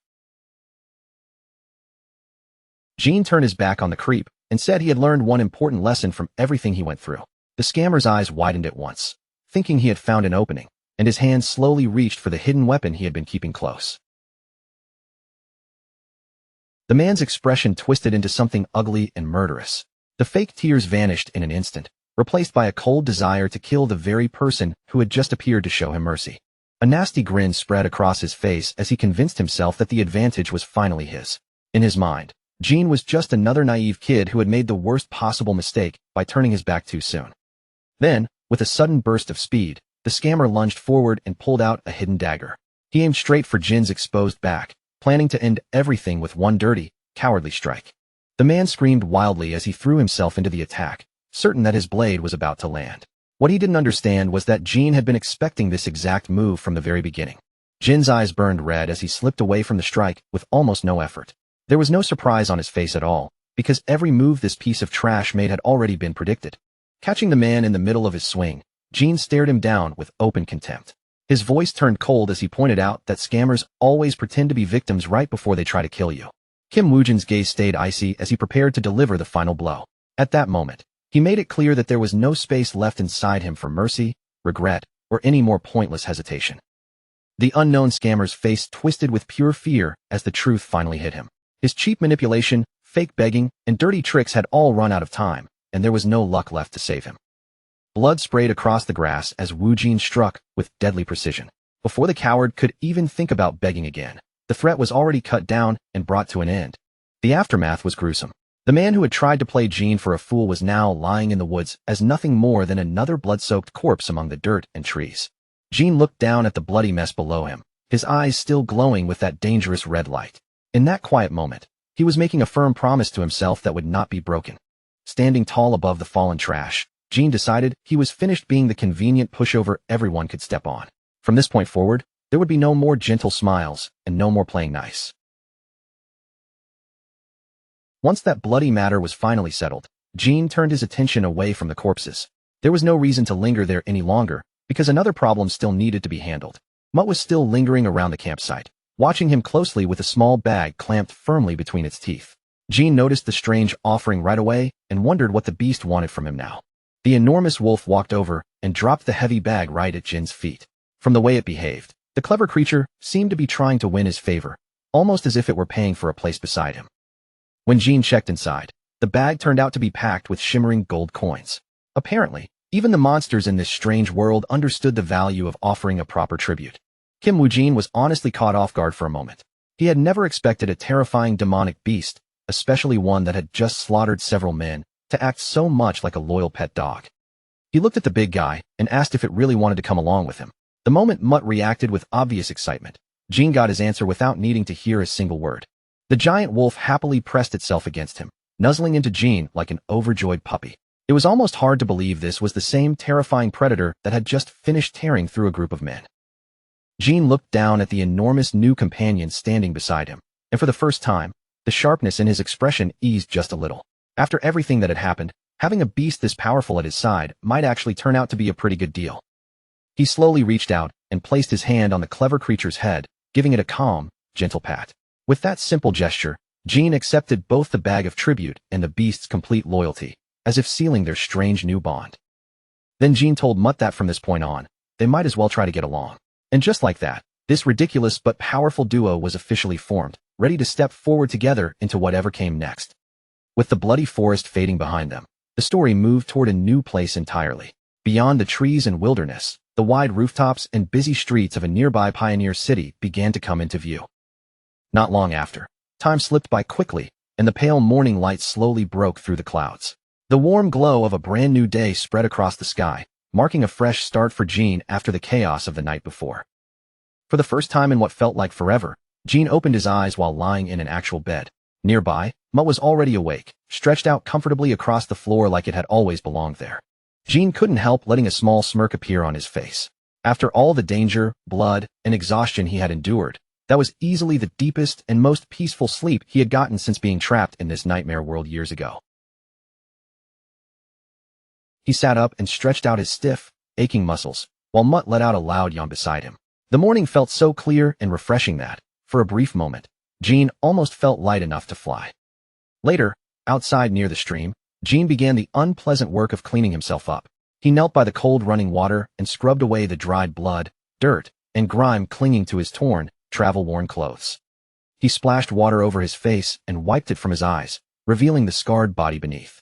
Every deep mark across his skin was proof of the 12 brutal years he had spent surviving in the demonic world. As Kim Woo-jin washed the blood from his sleeves, the weight of what had happened finally settled in. This time, the enemies he killed were not monsters or beasts, but real humans, his first human kills since arriving in this merciless world. But when he stared down at his own hands, Gene realized something unsettling. There was no guilt twisting inside him, not even a little, because to him, those lowlifes felt no different from the monsters he had been hunting all this time. Kim Woo-jin gazed into his reflection on the surface of the stream, silently questioning the emptiness in his heart. He wondered if he was only excusing what he had done because those men had been nothing but scum. Then he remembered the fierce rush that had surged through him during the fight. It had not felt like simple survival at all. It was that same dark thrill he always felt when tracking and cutting down dangerous monsters in the wild. Clutching his chest, Gene could sense something deep inside him shifting in a way he could not ignore. The scars covering his body stood as visible reminders of a life shaped by endless battles, pain, and the constant need to survive. He lowered his eyes to his hand and slowly understood that the person he used to be was fading piece by piece. This nightmare of a world was changing him, carving him into someone colder, sharper, and far more efficient. With a red glow burning in his eyes, Gene briefly wondered if this world was cursing him from the inside out. But he quickly pushed the thought aside, deciding that in the end, staying alive for one more day was all that truly mattered. As the scenery changed, Gene prepared himself for the next stage of his life in this world. He had no intention of repeating the miserable existence he once endured in Korea, where he was used, drained, and tossed aside. With the massive mutt traveling alongside him, Gene headed toward civilization. He swore that he would never again live as some convenient pushover, and from now on, he would chase a life filled with real comfort, wealth, and freedom.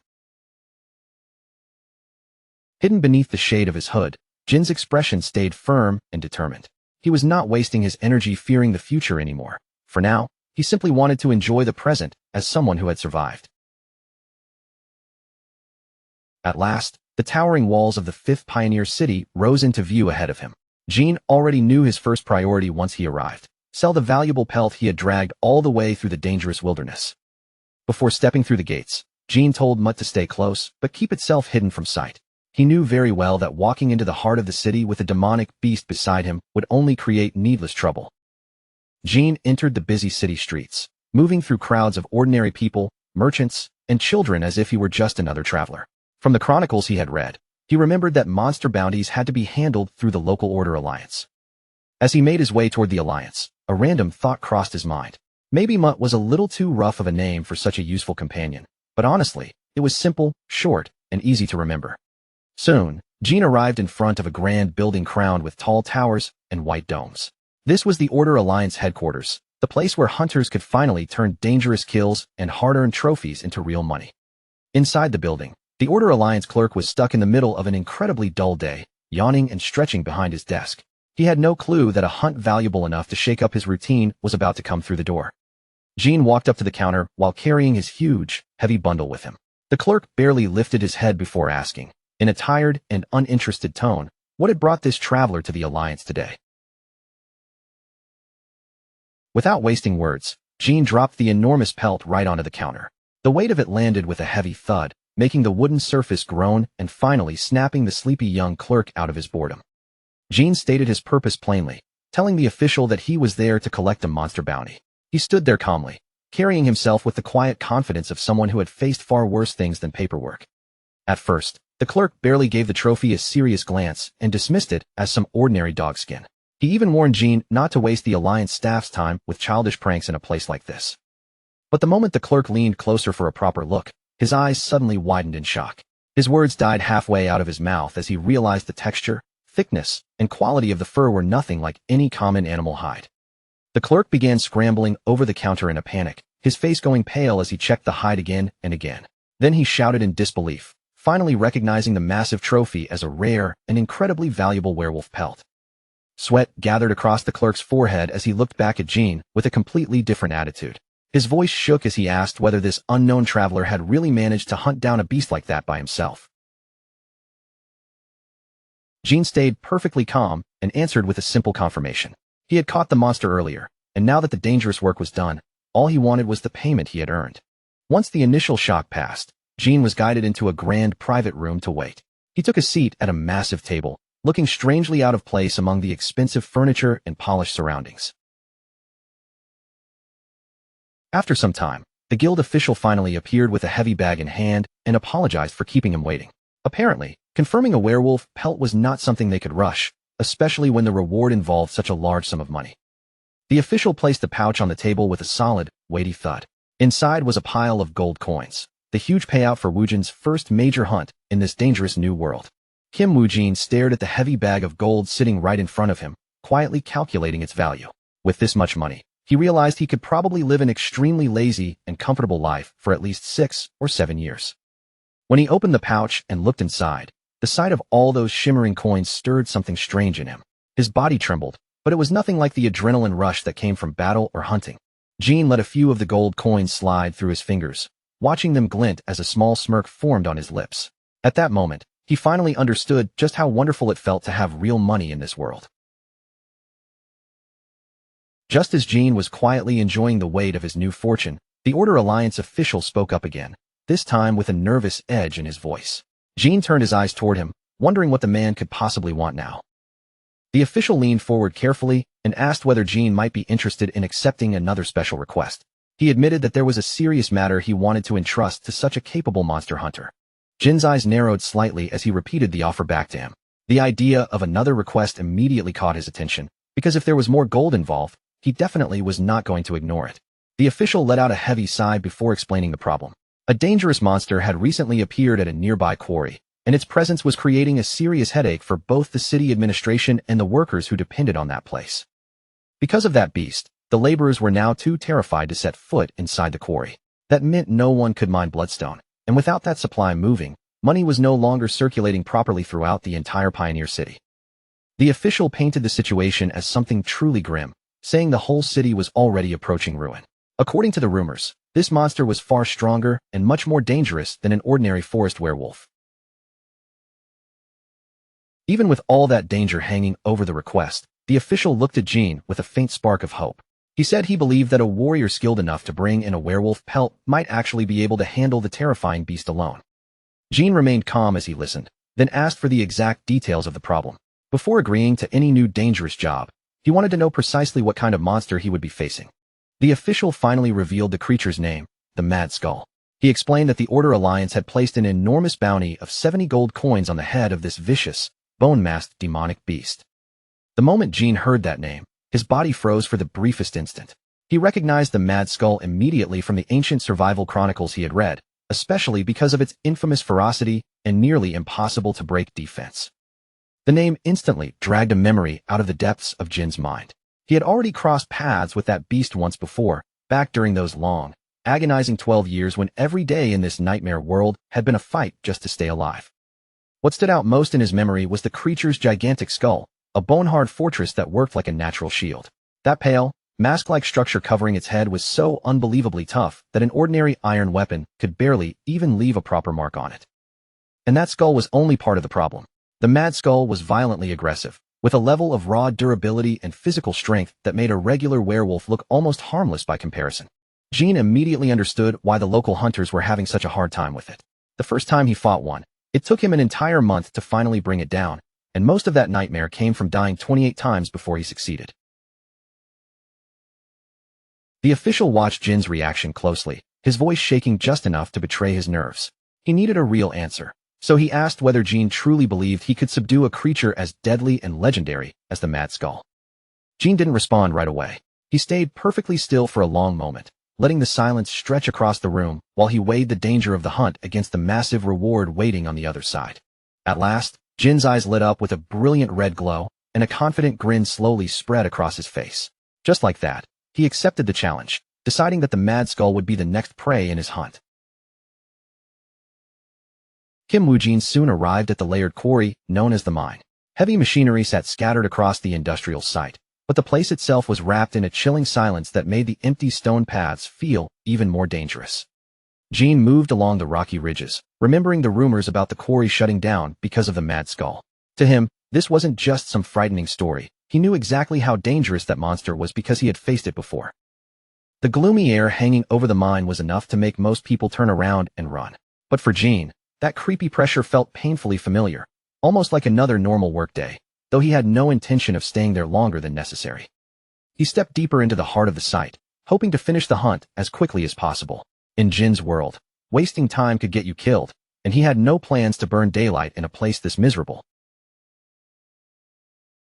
Just as Jean began searching the area, a voice suddenly rang out from the shadows. A huge figure stood there in the dimness, watching every move he made with a strange mix of curiosity and careful professional caution. The man revealed himself as Jonathan, captain of the Black Marlin mercenaries. With a relaxed attitude, he told Jean to wait his turn, saying that his team had arrived first and was already prepared to handle the hunt. Jean glanced back at him, clearly unimpressed by the idea of lining up politely for a monster kill.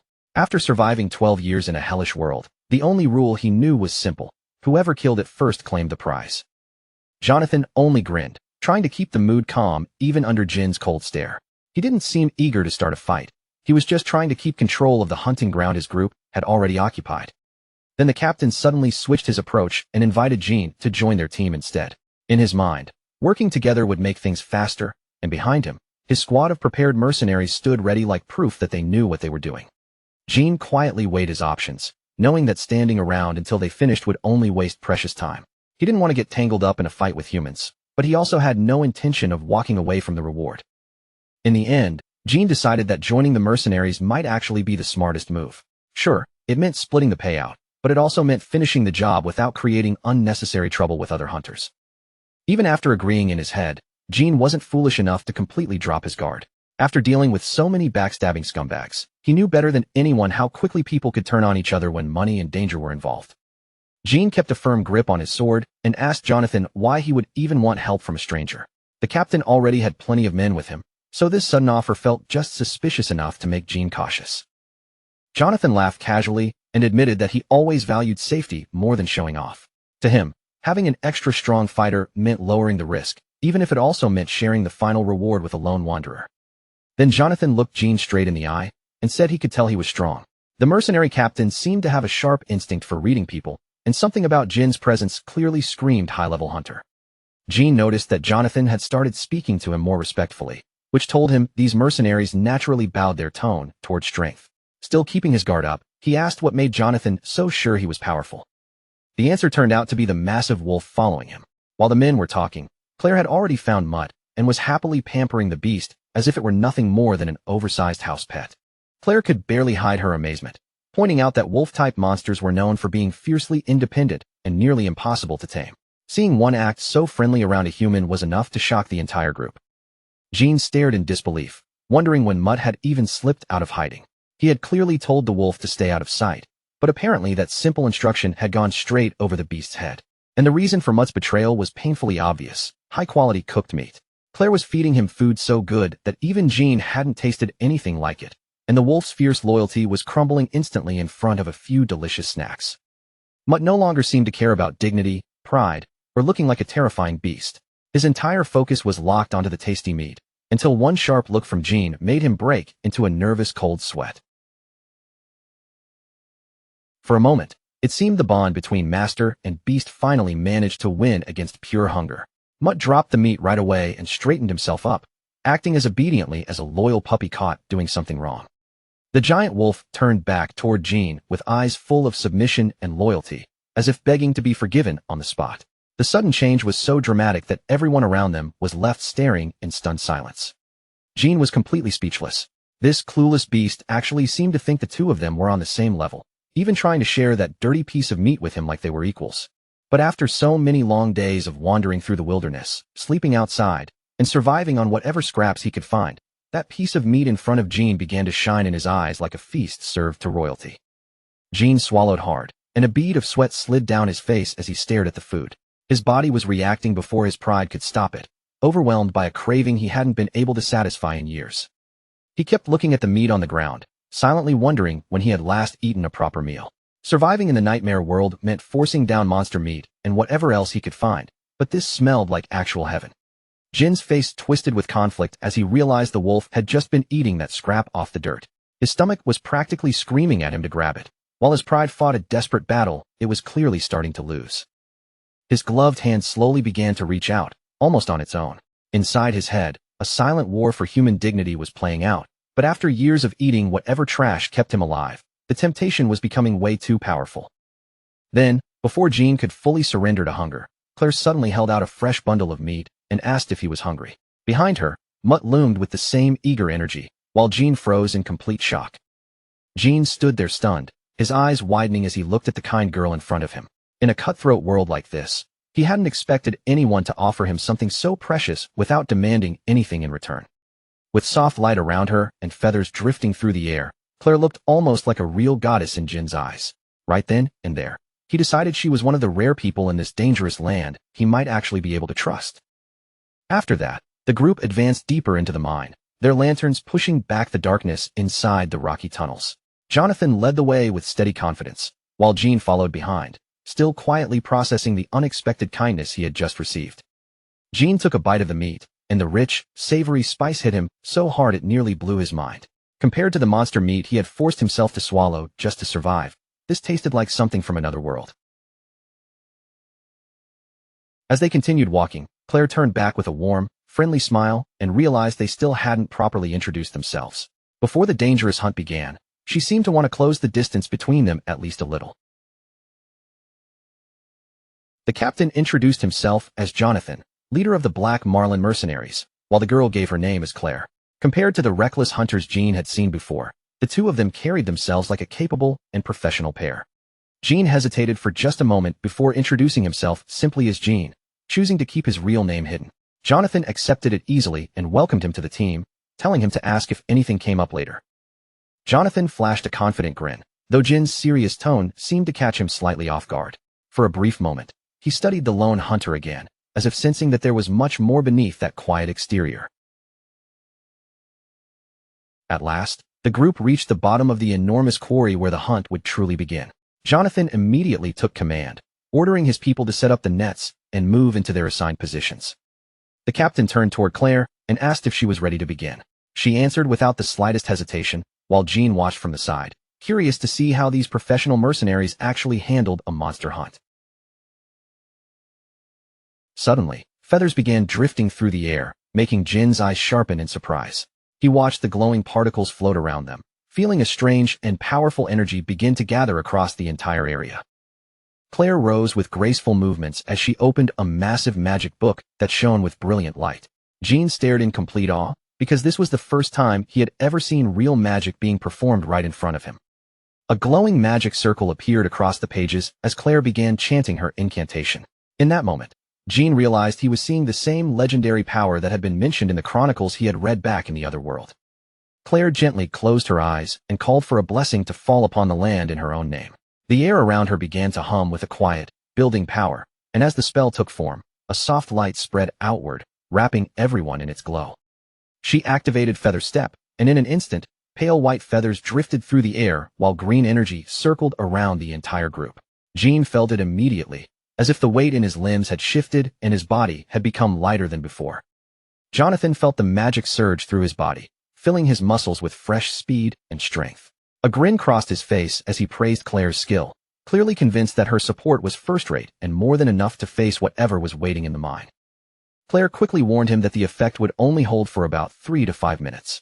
But Jonathan didn't look worried at all, simply rolling his shoulders and stretching his arms as the green aura around his body burned brighter. The captain stepped forward, his boots now shining with that magical energy as he prepared to make his move. He told everyone to stay alert and keep their positions while he went ahead to draw out their dangerous target.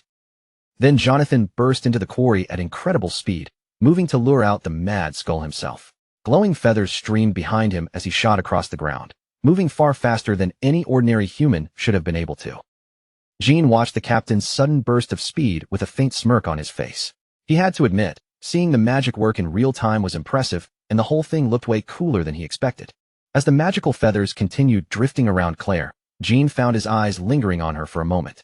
He couldn't help wondering whether one day, in this dangerous world, he might also be able to learn how to control power like that. One of the mercenaries tightened his grip around his spear and shouted that they didn't have time to stand around. The dreaded Mad Skull was closing in fast, and every person there needed to get ready before it arrived. The team moved quickly, working together to spread a massive net trap across the bottom of the quarry. Jonathan warned them to stay sharp, because against a beast like this, even one small mistake could cost someone their life. Jean watched their formation closely and gave a small nod as he understood the plan. They were going to lure the beast into the trap, bind it in place, and then overwhelm it together, which was honestly a solid strategy for a group hunt. Even so, Jin's expression stayed serious as he stared ahead. The plan looked organized, but he couldn't stop questioning whether a standard mercenary tactic like this would really be enough to bring down something as vicious as the Mad Skull. Jonathan charged forward again, his body boosted by the green magic of Feather Step. With incredible speed, he rushed straight toward the huge horned beast, drawing its attention and guiding it toward the position they needed. The captain clenched his teeth and shouted a sharp command to the trap team. Their timing had to be perfect, because if they missed even by a second, the charging monster would tear straight through their formation. Jonathan twisted his body and narrowly dodged a vicious blow from the Mad Skull, his magically enhanced speed barely keeping him ahead of the attack. The massive creature roared in fury as it lunged after him, almost catching the agile captain in its charge. The mercenaries holding the ropes grunted hard as they pulled with all their strength, their eyes widening the moment the beast fully appeared. The terrifying Mad Skull had finally emerged from the depths, and it was even larger than they had imagined. For a brief moment, the massive beast became tangled in the heavy nets, thrashing its enormous tusks from side to side in blind rage. At first, it really looked like the mercenaries' careful trap might actually be strong enough to hold it down. The trap team strained desperately, digging their feet into the ground as they fought to keep the ropes secure. They shouted for everyone to keep pulling, hoping they could force the raging monster down before it broke free.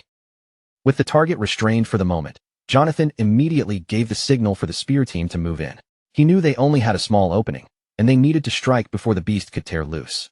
The hunters raised their sharpened spears and prepared to pour all their combined force into the trapped monster. Moving with practiced coordination, they spread around the beast from every side at the bottom of the quarry. The men rushed forward and drove their weapons into the mad skull's thick hide. They were trying to end the fight as quickly as possible, taking full advantage of the moment while the enormous creature was still caught in the net. The mad skull released a deafening roar, a mix of pain and pure rage, as the spears struck its body. Its red eyes burned with malice while it thrashed violently against the ropes trapping it in place. Then the ground suddenly shook as the beast unleashed a shocking burst of power. The mercenaries gripping the ropes were nearly ripped off their feet, and in that instant, everyone realized the plan was starting to collapse.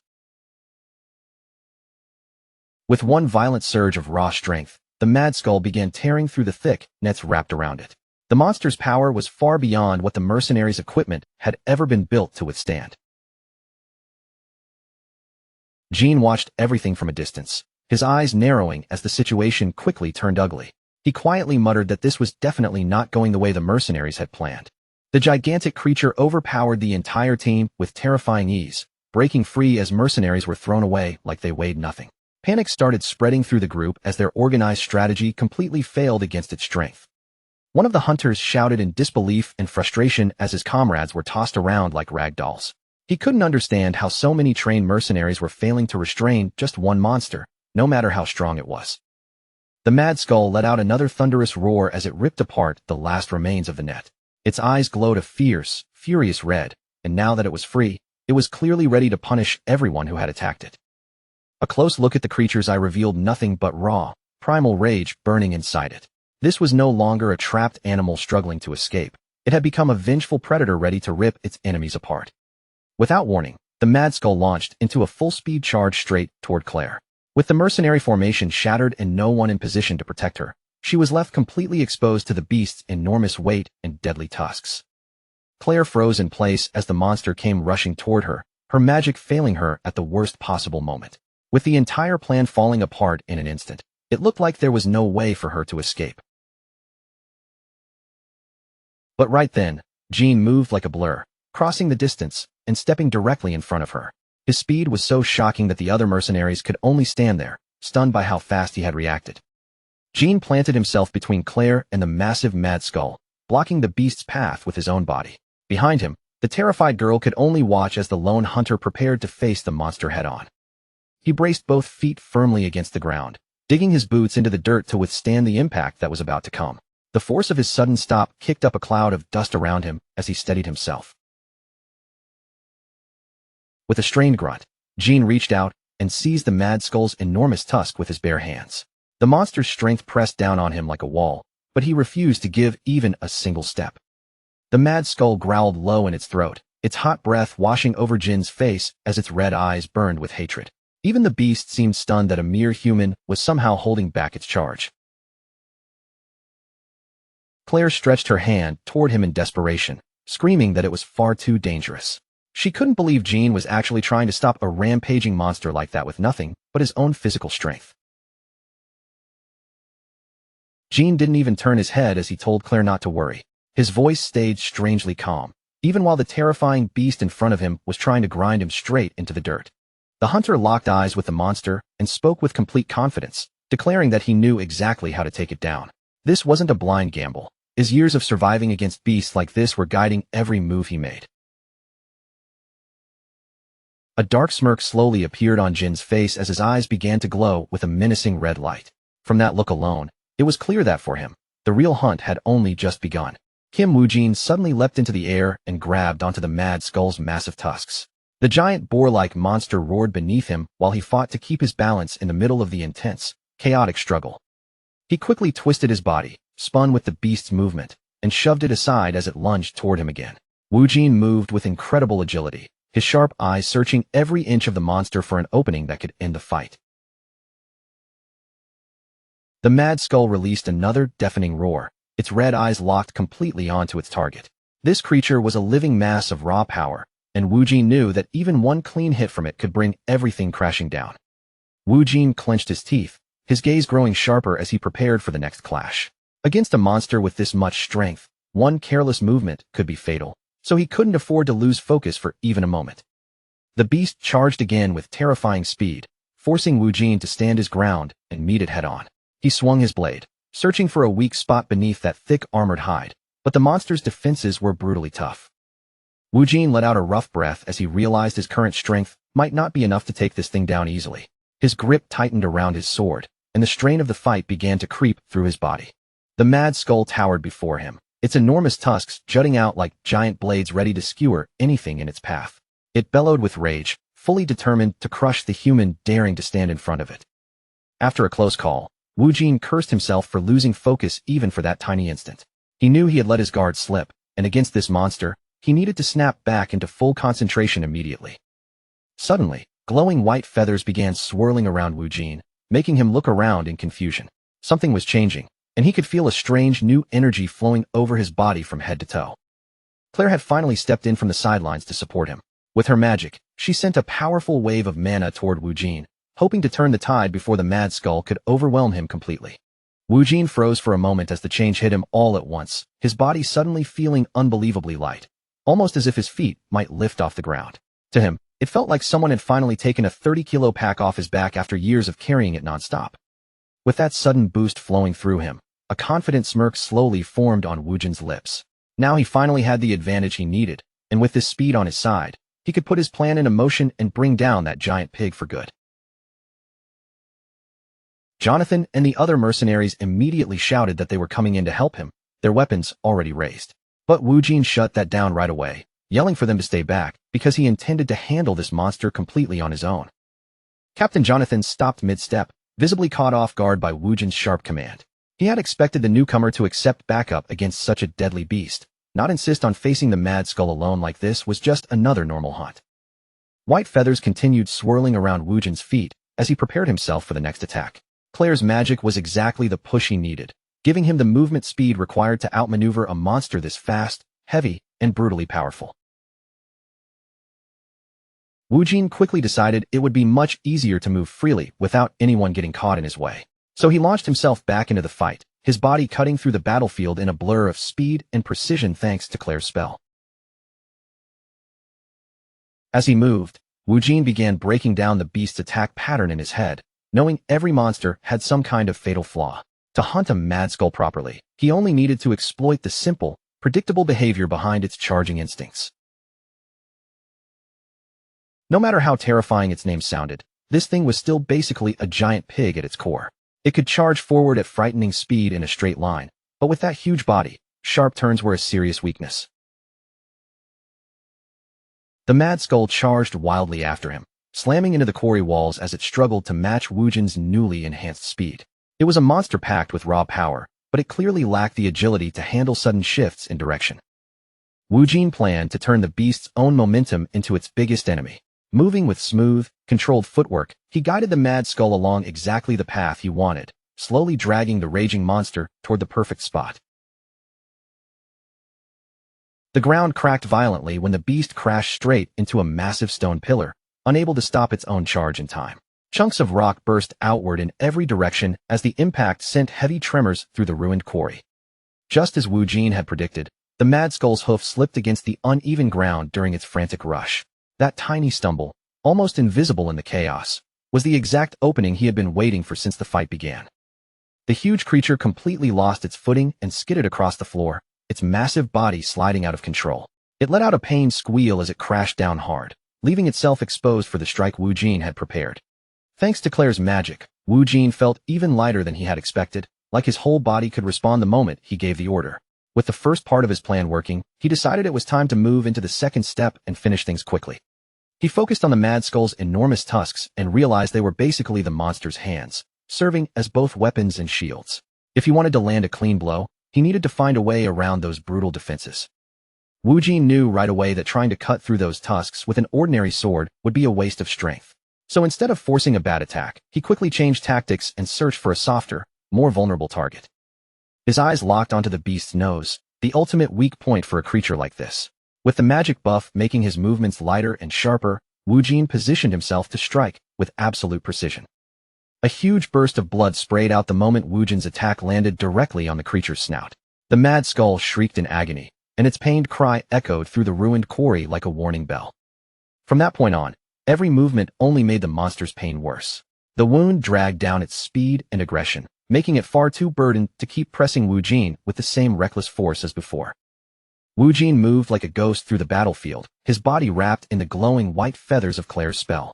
His focus sharpened completely as he closed the distance, ready to end this life-or-death struggle once and for all. Strike after strike landed in rapid succession, cutting through the beast's thick hide and drawing more blood with every clean hit. Under Wu Jin's relentless and calculated assault, the Mad Skull finally began to stagger and lose control of the fight. After taking that brutal beating, the monster would not be getting another chance to launch a proper attack. Wu Jin stood ready in front of it, his blood-covered blade lowered at his side as he prepared to finish the job in style. A dark, satisfied grin spread across Wu Jin's face as he looked down at the fallen beast before him. His red eyes glowed with a fierce, almost primal intensity, showing just how deeply he had embraced the thrill of the hunt. Meanwhile, Jonathan and Claire came rushing into the area after hearing all the commotion. Both of them looked tense and worried, hoping they were not already too late to help the new teammate who had charged in alone. But the moment they reached the scene, they stopped dead in their tracks. The ruins around them were torn apart, dust and wreckage everywhere, while Jonathan could only wonder what had happened, and Claire immediately looked around for Wu Jin. Claire suddenly gasped when something caught her eye, her face shifting into pure shock. Behind her, Jonathan looked just as confused, staring at the strange, silent, blood-stained scene they had stumbled into. It turned out Mutt had been standing guard the entire time, no longer looking like a silly pet at all. The red wolf stood like a terrifying predator, letting out a deep growl that warned everyone not to take another step closer. The sight of that massive wolf sent a cold chill through both Jonathan and Claire, making them freeze where they stood. Neither of them had ever seen a beast like this behave so fiercely protective over a human. Mutt released a thunderous roar, practically ordering the mercenaries to stay back and stop interfering. Claire stared at him in total confusion, wondering if the creature was actually trying to communicate with them in its own way. The red wolf planted itself firmly between the newcomers and its master, sitting there like an unmovable shield. Then, through the drifting dust in the distance, Wu Jin's silhouette finally appeared as he walked toward them. Wu Jin finally stepped into view, though his mouth was still smeared with blood. Deep down, he admitted that he had not been able to resist devouring the monster's delicious essence, while the others rushed to fuss over him and ask if he was okay and what had happened to the beast. He answered them with complete calm, telling the group that there was no Mad Skull left for them to worry about anymore. Jonathan and Claire could only stare at him in silence, completely thrown off by how casually he said it. Behind him, Mutt began sniffing around the enormous carcass of the fallen monster. The terrifying beast that had nearly destroyed the mercenaries was now reduced to nothing more than a bloody pile of meat and remains. The mercenaries were completely stunned that Wu Jin had managed to defeat a Mad Skull all by himself. No one there had ever heard of a hunter taking down such a dangerous monster solo and walking away like it was nothing. Then Mutt suddenly perked up, lifting his head and sniffing the air with a strangely serious expression. A low whine slipped from his throat, as if he had sensed that the danger around them had not fully passed yet.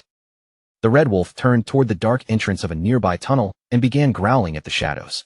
Jonathan noticed the change immediately, his hand tightening around his weapon as the atmosphere grew tense again. From the darkness, another Mad Skull slowly stepped into view, its red eyes glowing with hunger. It looked like Wu Jin's solo victory had drawn in a second monster, just as dangerous as the one they had barely finished dealing with. The new beast snarled, revealing rows of razor-sharp teeth beneath those massive, deadly tusks. It looked even more hostile than the first, as if it had appeared to avenge the fallen monster lying in blood behind them. Jonathan finally snapped out of his shock and shouted for everyone to prepare their weapons. Another Mad Skull had been hiding in the shadows all along, and now the entire group was being dragged straight into a second round. But then Claire noticed something strange and quickly told everyone to hold their fire. She stared closely at the beast, realizing that this Mad Skull felt different from the one they had just fought. As the second Mad Skull stepped farther into the open, two tiny piglets appeared beside it. The whole group froze in surprise, suddenly realizing they were not just facing another monster, but a small monster family. The little piglets let out soft squeals as they stayed close to their mother's side. Compared to the massive beast Wu Jin had just taken down minutes earlier, the two of them looked almost harmless and strangely innocent. The mother Mad Skull growled low, her red eyes locked firmly on the intruders in front of her. Every part of her body was tense, ready to protect her young at any cost, if anyone dared to attack. Wu Jin stood calmly with Mutt at his side, quietly watching the situation play out. He showed no interest in attacking the mother beast, sensing that there was no real reason to spill more blood here. After a tense moment, the mother Mad Skull slowly turned away with her piglets and began moving deeper into the ruins. It seemed they had only been searching for a safe place where they could raise their young together. The mercenaries watched in disbelief as the monster family left without a fight. Jonathan and Claire were both surprised that Wu Jin simply allowed them to go, without making any move to finish them off. Jonathan quietly noted that the beast was probably only trying to raise its young in the area. Claire's expression softened as well, a trace of sympathy appearing now that the danger had faded and the truth was clearer. Wu Jin looked away and admitted that he was glad things ended without any more blood being spilled.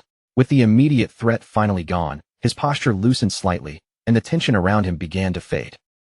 Eventually, the group made their way back to the bustling fifth pioneer city beneath the full moon. Compared to the dark ruins and silent quarry, the massive medieval town looked alive with lights, voices, and movement. They headed straight for a local tavern to celebrate the successful mission and finally catch their breath. Warm lights spilled from the windows, promising the kind of well-earned rest they all needed after such an intense day of monster hunting. Inside the tavern, Jonathan lifts his voice over the noise and proudly congratulates everyone for a job well done. He is clearly in high spirits, especially because they managed to bring down such a dangerous Mad Skull beast without anyone suffering a serious injury. Then the captain announces that it is finally time to settle the reward, and judging by the grin on his face, this is easily his favorite part of any hunt. With the danger behind them, all he can think about now is the sweet sound of gold hitting the table. The rest of the mercenary crew immediately bursts into loud cheers, their voices filling the room as they get ready to eat, drink, and celebrate. Just from the way they laugh together, it is obvious this group has survived plenty of battles and knows exactly how to enjoy a hard-earned victory. Claire pauses when she sees the piles of gold stacked across the table, confusion showing clearly on her face. She remembers the original reward being much smaller, so the amount Jonathan is laying out in front of them now feels far bigger than what they were promised at the start. Jonathan throws his head back and laughs, proudly explaining that all that extra gold came from him making a huge scene with the client. The man might act rough around the edges, but when it comes to squeezing out a better payout, he clearly knows exactly what he is doing. He then reveals that he stretched the truth quite a bit, claiming they had to deal with not just one Mad Skull, but two of them, along with piglets as well. By making the job sound far more dangerous than expected, he pushed the client into handing over a much larger reward. In the end, the total payment rose all the way to a shocking 110 gold coins. The moment the number comes out, the mercenaries explode with excitement, praising their captain for his clever mouth and his talent for pulling more money out of a client. Wu Jin cannot help but question how Jonathan still managed to get that much money, especially since they never actually fought the mother beast. Jonathan simply turns toward him with a sly, knowing look, as if he has been waiting for the chance to explain the rest of his little trick. Jonathan casually admits that he told the client a harmless little lie in order to secure the full payout. In his eyes, as long as no one catches you in the act, that lie might as well become the truth. The mercenaries burst into laughter right along with him, some of them even throwing up approving thumbs up as if the scam deserves applause. None of them seem bothered by the dishonesty at all, not when the extra gold is going straight into the hands of the whole crew. Wu Jin quietly watches their reactions, his gaze moving across the laughing group as a thought settles in his mind. These people are far more interesting than he first assumed, and after joining them, he is beginning to see a surprisingly different side of mercenaries. Then Jonathan suddenly steps closer and drops a firm hand onto Wu Jin's shoulder, pulling his attention back to the table. The captain's expression makes it clear that he has developed a very high opinion of the newcomer after witnessing his overwhelming combat ability. Without warning, Jonathan stuns everyone by declaring that half of the entire reward should go to Wu Jin. He looks around at the crew and asks if anyone has a problem with that kind of massive split, making it clear he is not treating the decision lightly. Wu Jin stares at the gold in front of him, completely caught off guard by the offer. He had honestly expected these mercenaries to cheat him or take advantage of him, yet here they are, giving him a share that is almost unbelievably fair. Jonathan refuses to back down, firmly telling him that without his help, every one of them could have ended up dead. To the captain, this reward is not charity at all, but a sign of respect, and he wants Wu Jin to accept it without feeling guilty. The captain goes on to explain that since the base reward itself had increased so much, there is more than enough gold for everyone to divide comfortably. He insists that this generous cut is not just his personal idea, but something the entire crew genuinely wants to give their new teammate. The other mercenaries laugh warmly and raise their thumbs in agreement, clearly pleased with the arrangement. After watching Wu Jin face that enormous beast by himself and come out on top, they have truly started to accept him as one of their own. Wu Jin scratches his cheek awkwardly, quietly admitting to himself that their buffs, traps, and support had actually helped him a great deal. For the first time in a while, he starts to understand that fighting alongside others might not be such a bad thing after all. He lowers his eyes toward the drink in his hand, the tavern noise softening around him for a moment. Maybe, just maybe, not everyone in this brutal world is waiting for a chance to betray him, and that thought feels like a surprisingly pleasant change. As a way of showing his gratitude, Wu Jin suddenly offers to pay for everyone's drinks that night. The whole tavern instantly erupts into cheers, and the mercenaries quickly realize that their newest ally knows exactly how to spend his hard-earned gold. Before long, everyone is gulping down ale, slamming their mugs together, and celebrating with the kind of energy that makes it feel like tomorrow does not exist. After surviving such a dangerous mission together, the whole crew seems determined to drink until the tension, fear, and exhaustion of the hunt are completely washed away. In the middle of all the shouting and drunken excitement, Wu Jin notices Claire quietly rising from her seat and slipping away from the table. While everyone else is busy partying without restraint, he cannot help wondering where she could be going at a time like this. Claire calmly tells him that she is only heading outside to practice a little magic before turning in for the night. Even during a celebration, she stays focused on sharpening her skills, showing just how seriously she takes her training. Wu Jin watches her leave, genuinely surprised that she would choose to keep working right after such a long and exhausting hunt. That kind of dedication is not something he can ignore, and deep down, it is a quality he finds easy to respect. Later that night, Claire sits quietly on a hill beneath the pale glow of a huge full moon. Around her body, a beautiful blue aura of mana begins to shimmer, wrapping the peaceful scene in a soft magical light as she sinks into meditation. With her eyes closed, Claire focuses deeply on the energy flowing through every part of her body. The stillness around her feels almost sacred, standing in sharp contrast to the loud, messy celebration still carrying on back inside the tavern. Wu Jin observes her from the shadows, thinking about how exhausted she must be after everything that happened that day. Even so, she continues training without complaint, and he finds himself truly impressed by how she spends her free time refining her magic. His gaze stays fixed on the glowing blue energy surrounding her, and the word magic keeps echoing in his mind. Until now, he has relied almost entirely on physical strength, but watching Claire makes him realize just how useful and flexible this power could be. Wu Jin begins wondering whether he should learn magic himself and become an even more efficient hunter. Seeing Claire use that mysterious power up close has clearly awakened a new ambition somewhere deep inside him. Jin suddenly catches Claire off guard by asking her to teach him magic. To his surprise, she does not hesitate at all, and instead agrees right away, looking far more excited about the idea than he ever imagined she would be. Claire sets down a heavy crate and admits that she had already been searching for some way to repay him. Jin is left slightly stunned, because the moment he asks, his plan begins moving far more smoothly than he expected. She thinks back to the terrifying moment when the Mad Skull came charging straight toward them. While others might have panicked or fled, Jin stepped in and saved her life. So to Claire, sharing her knowledge with him feels like the least she can do. Jonathan steps in at that moment and reminds Jin that magic is not something a person can simply master in one night. On top of that, the crew is scheduled to leave the village in just 2 days, so if they want to stay on track, Jonathan offers a simple answer and suggests that Jin should travel with them. At the same time, Jonathan cannot help wondering why a hunter as powerful as Jin would even want to tag along with their mercenary group in the first place. He claps a hand onto Jin's shoulder and calls him a brave wolf, the kind of person who probably feels more comfortable moving alone. From the way he says it, it is clear that the mercenaries hold Jin's strength and courage in very high regard. Jin's expression turns a little flat as he realizes Jonathan is making him look far more dignified than he actually feels. All he really wants is to learn magic, but since the atmosphere is already moving in that direction, he decides to play along for now. Choosing to bend the truth a little, Jin casually asks where the group is planning to go next. Jonathan answers that their destination is the 4th Pioneer City, where a new job with a very generous payout is waiting for them. Jin immediately acts as if this is nothing more than a perfect coincidence, claiming that he had already been planning to head that way himself. He then asks whether they would mind letting him join their caravan for the journey. Jonathan and Claire exchange a quick look, both of them fully aware that Jin is a terrible liar. They can tell he has completely taken the bait, but instead of calling him out, they are simply glad that he has agreed to come with them. Jonathan breaks into a hearty laugh and calls it a wonderful coincidence, pulling Jin into a rough, friendly hug. Both sides are clearly pleased with the arrangement, especially because having such a reliable and powerful ally along for the road is a huge advantage.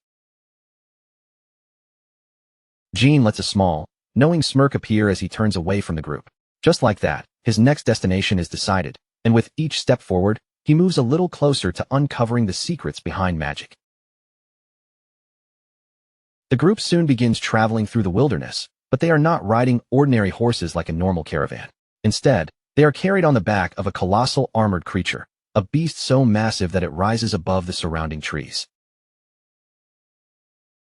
This enormous creature is known as a Tarask, a monster bred specifically for transporting heavy loads across long distances. Among all the magic creatures in this world, it is one of the rare few that humanity has actually succeeded in domesticating. Jean looks up at the giant porter, completely stunned by its overwhelming size and presence. He quickly realizes that in this world, creatures like this are not strange exceptions, but a standard way people move large amounts of goods from one place to another. Jonathan waves the group onward, clearly eager to keep moving since the road ahead is still long. With that signal, their journey toward the fourth pioneer city officially begins. That night, beneath the glow of another enormous full moon, Jean sits quietly in meditation and tries to focus. It does not take him long to realize that learning an entirely new skill from scratch is far more difficult than it first sounded. As he continues practicing, Jean reflects on why the process feels so brutally hard, and he quickly understands that the worst part is the endless repetition. Sweat runs down his body, but even then, he refuses to give up on trying to sense mana. Claire demonstrates by forming a small orb of light, explaining that growth in magic happens slowly and cannot be rushed. Jean watches her every movement closely, trying to understand not just what he sees, but the feeling of the energy flowing around them. Jean clenches his teeth as frustration builds inside him, already feeling as if he has slammed into a wall at the very beginning. Repeating the same mental exercises again and again is painfully exhausting, and for any normal person, it would be enough to drive them crazy. But this isn't just ordinary pain. It's the kind of sharp, familiar suffering Jean understands far too well, and as it hits him, his thoughts drift back to the days he spent traveling beside Claire, realizing those past experiences had quietly prepared him for this exact moment.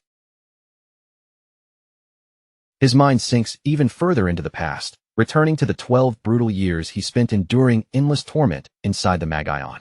To survive in that nightmare-like world, Jean had been forced to build a kind of mental toughness that most people could never even begin to imagine. Those years in that living hell had shaped Jean into someone far sturdier than an ordinary hunter. Now, sitting alone in the darkness of the forest, he shuts out everything around him and pours every bit of his focus into one single purpose. Then, without warning, a tiny blue spark flickers into existence right in front of his eyes. After days of feeling absolutely nothing, Jean finally senses it. The mana floating in the air is beginning to react to him. Jean keeps his eyes fixed on that small blue light, finally feeling the mana after 10 long days of frustration and failure. Still, this kind of grind doesn't break him, because he has already survived far worse during the years he fought to stay alive. Claire claps her hands with genuine excitement, clearly thrilled that Jean has finally started to feel the magic around him. Jean looks completely drained, but beneath that exhaustion is relief, because at last, he's beginning to understand the energy he's been chasing. Even so, Jean can hardly believe it took him 10 entire days just to reach this first step. It hits him hard that learning magic in this world isn't some simple trick. It's a steep, punishing climb from the very beginning. Claire honestly admits that, when it comes to magical talent, Jean is definitely on the slower side. But she quickly softens the blow, encouraging him with a nod and reminding him that plenty of people go their whole lives without ever sensing mana at all. With that first obstacle finally behind him, Claire reaches into her bag and starts preparing the next stage. Now it's time for Jean to stop merely sensing mana from the outside and begin learning how to hold that power within himself. Claire carefully pours a glowing pale blue liquid into a small silver basin, letting the light ripple across its surface. This special elixir is an essential part of the ritual they're about to perform beneath the quiet moonlight. Then, with a completely calm expression, Claire tells Jean to take off his clothes. At the same time, she slips on her gloves, looking fully focused on the technical process of the magic infusion rather than the awkwardness of what she just said. Jean freezes for a second, completely caught off guard by her sudden instruction. His eyes widen in shock and confusion, because this is definitely not the kind of development he expected from his first real magic lesson in the middle of the forest. Night settles deeply over the forest, and the only light comes from a huge full moon glowing overhead. Under that cold silver light, the quiet wilderness becomes the perfect place for a delicate, dangerous ritual to begin. Claire dips her fingertips into the cool, glowing liquid she prepared earlier, coating them in that faint blue shine. This special substance will become the medium she uses to draw the magic circle directly across Jin's bare skin. As Claire begins tracing the magic circle onto Jin's back, her eyes catch on the deep, jagged scars spread across his muscular body. Each old wound seems to speak for itself, silently revealing just how many brutal battles he has already survived. At last, the ritual arrangement is complete, and the glowing pattern across Jin's back looks almost unreal. Claire warns him to stay focused and carefully feel the energy, because she's about to begin sending the magic into him. Jin sinks into a deep meditative state, closing his eyes and shutting away every distraction in the forest. He understands that this next step is dangerous and important, so he steadies his breathing and sharpens his focus for the infusion. Claire brings her hand close to the magic circle, and the air around them begins to vibrate with power. The ritual truly starts, and in an instant, the forest feels heavier, as if the very atmosphere is pressing down around them. A surge of blue light bursts outward as mana starts flooding into Jin's body through the prepared path. The raw power rushes through him with terrifying intensity, creating a sensation unlike anything he has ever experienced before. The entire campsite becomes drenched in brilliant blue light as the ritual climbs toward its peak. Jin clenches his teeth against the pressure, realizing that the amount of power entering him is far beyond what he had imagined. Deep inside his body, Jin feels a dense, surging energy moving through him, somehow heavier and thicker than blood. The mana isn't just flowing. It feels like it's carving out a path through his physical form with force. Claire asks if he can feel the mana moving within him, and Jin confirms that it's definitely there. The sensation is intense and overwhelming, but compared to most beginners, he's managing to endure it with remarkable control. Claire explains that this means he has finally taken his very first step toward becoming a true mage. According to her, mastering the basics of magic comes down to 3 major stages that every mage must overcome. Sensing mana was only the beginning, but the real difficulty lies in containing that energy inside the body. After that comes the final stage, using the stored mana properly to bring powerful spells into the real world. Since Jin has handled the infusion far better than expected, Claire decides not to slow down. Instead, she moves them straight into the second stage, where she will guide the mana even deeper into the core of his body. Her instructions are simple, but carrying them out is anything but easy. Jin has to control the energy flowing through him and direct it toward his heart, almost like holding his breath, except this time, he's holding raw magical power instead of air. Sweat begins running down Jin's face as he struggles to keep the massive amount of mana under control. His body is being prepared to serve as a vessel, forcing him to contain and store that unstable power within himself. The magic starts raging wildly, and the pressure from the ritual sends leaves whipping through the air around them. Claire stays completely focused, pushing the energy further and further so she can finish the process before it breaks apart. The magic circle on Jin's back flares with an intense glow as the path finally begins to lock into place. Jin grits his teeth through the pain, but before anyone can react, the world around them starts to disappear. Claire's mind is suddenly dragged into a pitch-black void, cold and endless in every direction.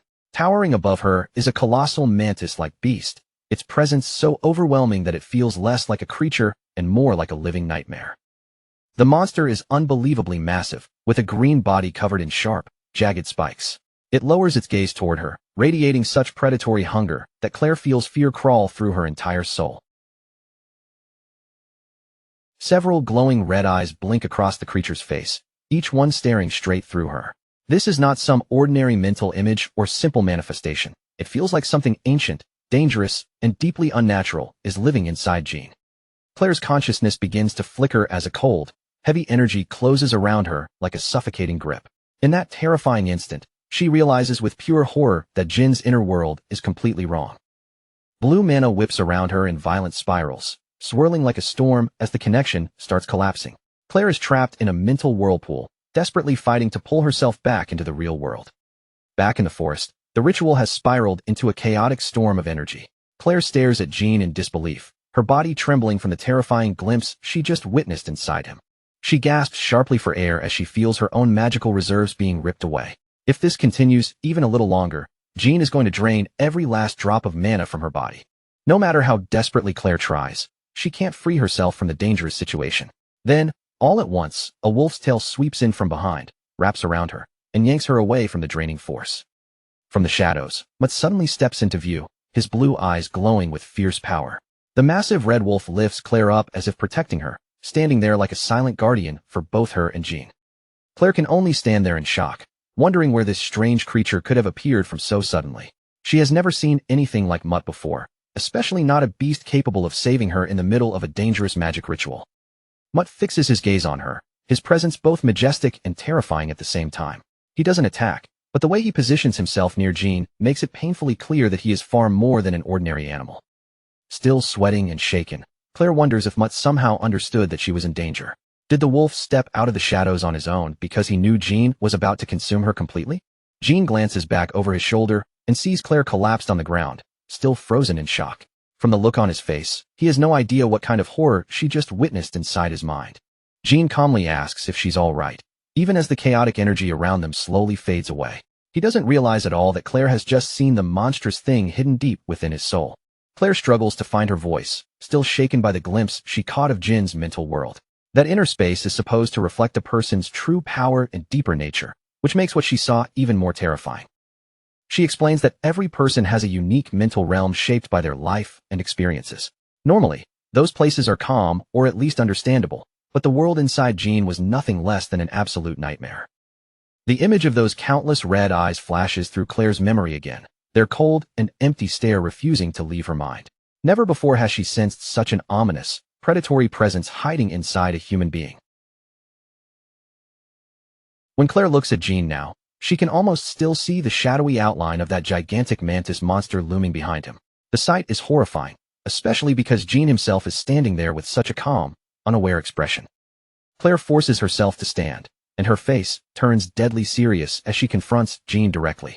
She needs answers now, and more than anything, she begs him to tell her the truth about what is really going on. Then she asks the question that has been burning in her mind ever since the ritual went wrong. At some point in the past, did Jean somehow consume a forbidden mana core? Jean blinks at her, looking slightly confused by the sudden intensity in her voice and the strange question she just threw at him. Jean doesn't seem to understand the weight of what Claire is saying at all. To him, eating those cores sounds almost normal, but in this world, that kind of act is basically treated as a guaranteed death sentence. Claire is talking about the crystal-like essences buried deep inside a monster's body. The dangerous cores hunters are never supposed to consume. But Jean answers without the slightest hesitation, casually admitting that yes, he has definitely eaten those things before. Claire nearly snaps the moment she hears that, her voice bursting out in pure disbelief. She screams that he actually survived after eating a core, then immediately demands to know when he started doing it, and exactly how many he has swallowed. Then Jean drops the kind of answer that makes the situation even worse.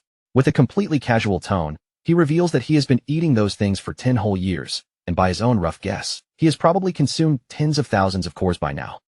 Jean looks genuinely confused by Claire's reaction, as if he has no idea why she is panicking so badly. He simply asks if there is some kind of problem, and Claire immediately snaps back, shouting that calling this a problem doesn't even come close to covering how insane it is. Claire's voice starts to shake as she forces herself to explain just how terrifying Jin's situation really is. In this world, if a human consumes even one monster core, the consequences are supposed to be absolute and almost impossible to avoid. She stares at him with wide, horrified eyes and lays out the cruel truth like a death sentence. An ordinary person would either die instantly from the overwhelming power inside the core, or survive just long enough to mutate into a mindless monster that rampages out of control. But Jean stands beneath the glowing full moon with his body steady and his gaze strangely sharp. For a brief moment, his eyes flash a predatory red, and while Claire is terrified about what might be happening to his soul, Jin's attention remains fixed on the incredible power he has finally begun to grasp. Inside the demonic realm, there exists a murky and corrupt energy known as karma, also called retribution. This foul power is the very source of the terrifying mutations that have been spreading through the world like a curse. Any living creature that absorbs karma is forced through a horrifying transformation. Their bodies twist, their nature changes, and they gain strange, dangerous abilities that no normal being should ever possess. At the heart of those mutations lies the monster core, a condensed nucleus where accumulated karma gathers and pulses inside the beast. That small core is basically the concentrated poison driving the creature's monstrous power. Jean and the others continue moving through the forest, their steps carrying them deeper along the path. Claire walks with them, but her expression stays tense, and it's clear her mind is still stuck on what Jean told her. She can't stop thinking about the dark priests, those twisted fanatics who worship the very monsters that humans are supposed to hunt down. The more she thinks about Jin's confession, the harder it becomes to ignore that comparison. Ever since the gate opened and karma began devouring the world, those cultists have become a plague in their own right. While monsters brought destruction from the outside, the dark priests spread madness from within human society. These lunatics didn't just bow down to the beasts in fear or admiration. They treated monsters like divine angels, and in their obsession to become closer to them, they even began eating monster cores with their own hands. Their devotion became so twisted that they started offering other humans as sacrifices to the monsters. At that point, they fully embraced the role of the demented, throwing away whatever humanity they still had left. But what truly shakes Claire isn't just the existence of those cultists, it's Jin's own confession. He said he has been eating these cores for 10 years, and by his count, that means he has taken in tens of thousands of them. Even just staring at the strange, multi-eyed surface of a monster core is enough to make a normal person's skin crawl. To most humans, those things are nothing but concentrated poison wrapped inside a horrifying little crystal. For a moment, Claire wonders if Jin might actually be one of the dark priests. But she quickly rejects the thought, because no cultist would ever admit something like that so openly, and none of them would casually let her see into their mental world either. As Jin casually breaks apart another monster like it's nothing, Claire watches him with a troubled look. She starts wondering if maybe, when he first began eating the cores, he simply had no idea how dangerous they truly were. Jin lifts a fresh monster core in his hand, holding it up without the slightest disgust or hesitation. The way he looks at it, you'd think it was nothing more than a quick snack in the middle of the day. Claire watches with a strained, almost pained expression as Jin actually starts chewing on it. No matter how hard she tries, she just can't understand why anyone would willingly eat something that looks and feels so repulsive. Jin explains that he picked up the habit by watching monsters eat cores themselves.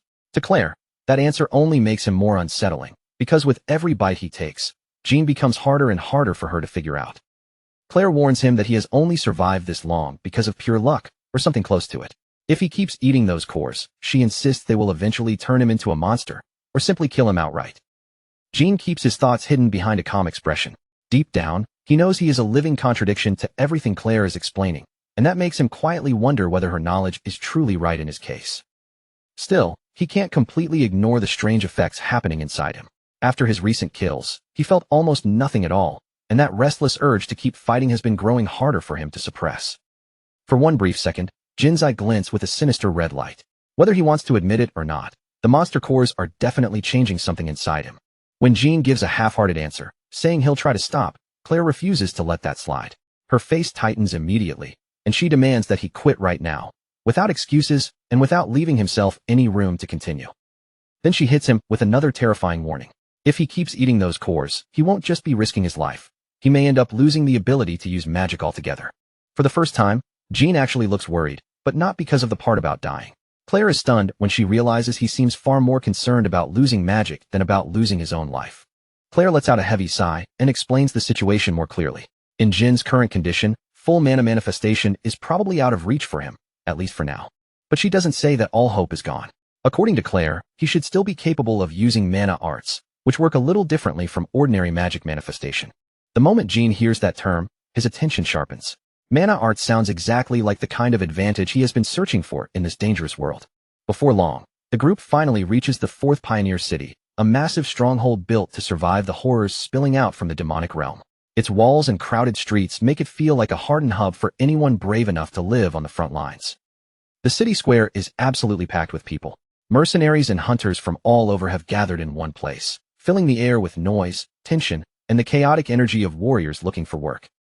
Jin is visibly surprised by the sheer number of mercenaries gathered there, but Claire tells him not to waste his shock too early. According to her, the real reason so many people have shown up is much bigger than he realizes. Then the crowd begins to part as someone with unmistakable authority approaches. This operation isn't just another high-paying request, it is being personally overseen by a holy knight. Holy Knight Raymond walks through the square with a calm, commanding presence that silences the rowdy mercenaries around him. Just by stepping forward, he makes everyone understand that he stands above ordinary fighters. Jin watches Raymond pass by, his eyes quietly tracking the knight's movement. There is a strange weight to Raymond's presence, something Jin hasn't felt from anyone else since arriving in this world. Raymond's aura feels intense, sharp, and perfectly refined, like a blade that has been polished again and again. Jean realizes right away that this man is on a completely different level from any ordinary human. Jean asks if this many people always gather whenever a holy night is involved. Claire explains that the crowd isn't here just because of Raymond's title. The real draw is the name tied to the job, the Golden Bug Wolf. Jean innocently asks if the Golden Bug is some kind of insect monster.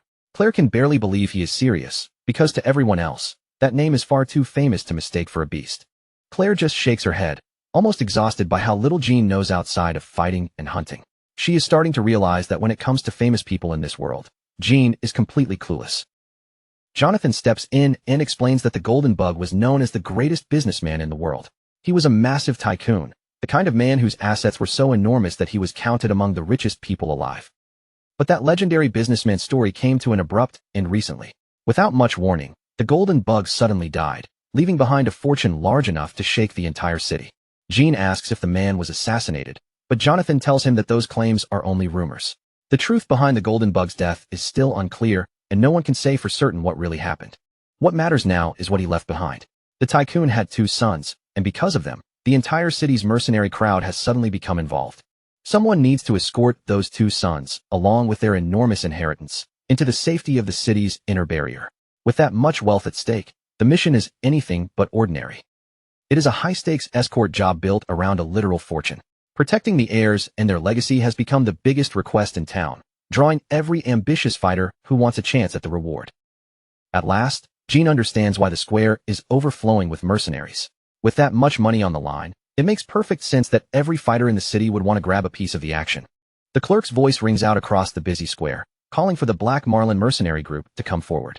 After wading through all the noise and commotion, it's finally Jonathan's team's turn to step up and secure their place in the mission. Jonathan can barely contain himself as soon as their name is called. His whole body seems to buzz with excitement, like he's been waiting for this exact moment all day. Without wasting even a second, Jonathan grabs Jean and starts dragging him straight toward the registration desk. To him, this isn't just a simple sign-up. It's the most important moment for their group to make an impression. Once they reach the desk, Jonathan immediately starts putting on a show. He introduces Jean as the Black Marlin's ultimate weapon, loudly hyping him up as the man who defeated a mad skull and even tamed a werewolf all by himself. The surrounding mercenaries begin whispering the moment they hear the nickname Head Crusher. But when they look at Jin's lean, slender build, plenty of them can't help doubting whether this quiet-looking guy is really as monstrous as the rumors claim. Jean is completely caught off guard by that ridiculous title, his face showing just how little he expected to be introduced that way. Jonathan only flashes him a shameless grin and tells him to play along for a while so they can lock down the job. High above them on the balcony, Raymond watches the whole exchange with those cold, piercing blue eyes. He doesn't speak or move much, but it's obvious that the bold newcomer has already caught his attention. The agreement is quickly settled. 100 gold coins just to transport luggage, with the group scheduled to depart at sunrise the next morning. For something that sounds like basic hauling work, the reward is almost absurdly huge. Jonathan is fired up, already eager to get started and cash in on the opportunity. Jean, on the other hand, is stunned that anyone would hand over that much money just to have a few boxes moved. Jonathan explains that this is simply how the mercenary world works. In their line of business, half the payment is for the actual labor, while the other half comes from the reputation and name value a group brings with them. Even after hearing that, Jean is still bothered by the nickname and asks what Head Crusher is even supposed to mean. Jonathan explains that it comes from the reputation Jean has already built through his brutal way of fighting. The meaning is exactly as direct as it sounds. It's a name given to someone known for ending monsters in the most savage way possible, by crushing their skulls before they can get back up. Jean lets out a tired sigh, clearly not impressed in the slightest. As far as he's concerned, whoever came up with a nickname like that has absolutely terrible taste. While the other mercenaries celebrate the incredible payout, Jin's mind is already moving in a different direction. He realizes that this kind of fame may be exactly what he needs if he wants to get close to the Holy Knights. Then Jean catches sight of Raymond and his apprentice standing at their post. If he can make them notice him properly, then he might finally create a chance to learn mana arts from the people who actually know how to use them. Later that night, inside the mercenary quarters, the busy city outside has finally grown quiet. But while everyone else settles down, Jin's plan is already beginning to move forward. The focus shifts to the local arena, a brutal place where blood, pride, and money all change hands in the same breath. The crowd roars from every side, hungry for the next violent match to begin. Inside the ring, two fighters are already tearing into each other with no restraint. It's a chaotic, lawless spectacle built to entertain the masses, where every punch and splash of blood sends the audience into a frenzy. Backstage, Gene stands in silence, carefully wrapping his hands one strip at a time. His movements are calm and methodical, as if he's preparing for work rather than walking into a cage fight. Claire watches him with clear worry on her face, unable to hide how uneasy she is about him throwing himself into this brutal meat grinder. But Jin's expression stays steady, because he knows exactly why he came here. He tells Claire not to worry, making it clear that this is all part of his plan. If he wants to draw the attention of the Holy Knights and find a path to learning their techniques, he has to make himself impossible to ignore. Gene is betting on one simple idea. People like the Holy Knights are naturally drawn to overwhelming strength, especially when someone displays it right in front of them. If Gene can force someone as powerful as Raymond to acknowledge him, then he'll have more than just attention. He'll have the perfect opening to negotiate for better treatment and a real chance at what he wants. Gene steps out into the arena with a calm face, even though a massive opponent is already waiting for him inside the ring. To Gene, this isn't really a challenge. It's a performance meant for the people watching above. He locks eyes with the fighter in front of him, but his real focus is somewhere else entirely. Jin's mind is fixed on the Holy Knight watching from the balcony, because everything depends on how impressive this display of power looks. The fight begins in an instant, exploding into motion before the crowd can even settle. Jin's opponent charges forward aggressively, but Jin is already reading the rhythm of every movement. A huge fist cuts through the air and whistles past Jin's head, missing him by only a few inches. Jin slips away from it with effortless timing, completely unshaken by the brute force coming at him. Then Jin fires back with a devastating punch that lands clean and sends blood and teeth flying from his opponent's mouth. The impact echoes through the arena, making the crowd roar even louder. Before the man can even recover his balance, Jin grabs him by the head. In that one movement, everyone gets a clear reminder of exactly why people started calling him Head Crusher. Jin drives a crushing knee strike straight into him, folding the man over like his body has lost all strength. It's fast, cold, efficient, and so overwhelmingly dominant that the match is basically over before it can become a real fight. The crowd explodes with cheers as Jin stands over his fallen opponent. But before the noise can even die down, another mercenary leaps into the ring, screaming that he'll be the next one to face him. Jin glances up toward the balcony and spots Raymond watching him while casually taking a drink. That quiet attention tells Jin everything he needs to know. The bait has already been taken. Jin drives another heavy strike into his new challenger, knocking the fight out of him with brutal precision. But Jin understands that simply catching Raymond's eye isn't enough. He needs to leave behind an impression that can't be brushed aside. He follows up with a sharp high kick that catches another fighter directly in the temple. If he wants a Holy Knight to take him seriously, then he has to cut down every opponent they send his way without hesitation. Another knee lands with a heavy impact, and another body crashes into the dirt of the arena floor. At this point, Jin is turning the entire match into a one-man showcase of violence and control. Up on the balcony, Raymond's face remains calm and unreadable, but his interest has clearly been stirred. He seems to be wondering how a mere mercenary could have learned to fight with that much skill and precision. Jin stands alone in the middle of the ring, surrounded by the groaning bodies of the fighters he has taken down. Around him, the crowd's cheers rise to a deafening roar, shaking the arena with excitement. Jin knows exactly what this means. Once he defeats enough of these challengers in front of everyone, even a knight like Raymond won't be able to ignore him anymore. At last, Raymond turns toward his apprentice, Rex, and gives him a simple command. He tells Rex to go down into the arena and fight that man himself. Rex looks deeply insulted the moment he hears the order. As an apprentice knight, the idea of lowering himself to fight some common mercenary clearly feels beneath his pride. From the arena floor, Jin watches their reaction with a faint smirk tugging at his lips. This is the moment he has been aiming for, the real beginning of his plan to reach the knights. But just as Rex prepares to enter the ring, Jin suddenly throws out a shocking refusal. He says he refuses, turning the entire situation on its head and using that one sentence to kick off his negotiation for mana arts. Rex freezes in place, his face twisting with anger and disbelief. No ordinary commoner has ever dared to reject a knight's challenge so openly, especially not in front of a crowd. Jin stands before the elite knights with an unreadable expression, completely unfazed by the tension around him. He understands that this is the turning point where his real plan to work his way into their circle finally begins. He repeats his refusal in a flat, firm voice, cutting off their offer and leaving everyone watching stunned. Jin isn't interested in fighting under just any conditions. He wants terms that actually benefit him. Raymond is visibly taken aback, his brow tightening as he looks down at the bold mercenary. It's not often that anyone turns down a chance to cross paths with the Order, let alone does it this calmly. As night settles over the busy pioneer city, the focus shifts back toward the mercenary dormitory. Claire watches the situation unfold with open anxiety on her face, clearly worried about what Jean is getting himself into now. Jonathan looks just as stunned as Claire, standing there like he can't make sense of Jin's reckless behavior. In front of people this powerful, refusing a challenge feels almost like asking for trouble. Inside the arena, a confused murmur spreads through the crowd. The spectators can't understand why the famous head crusher would pass up such a prestigious chance to fight an apprentice knight. Rex takes the rejection terribly, his anger bursting out as he screams at Jean to explain himself. To him, being refused by a common mercenary is a direct insult, and he can't stand the thought of Jean looking down on him. While Rex completely loses his temper in front of everyone, Raymond stays perfectly composed.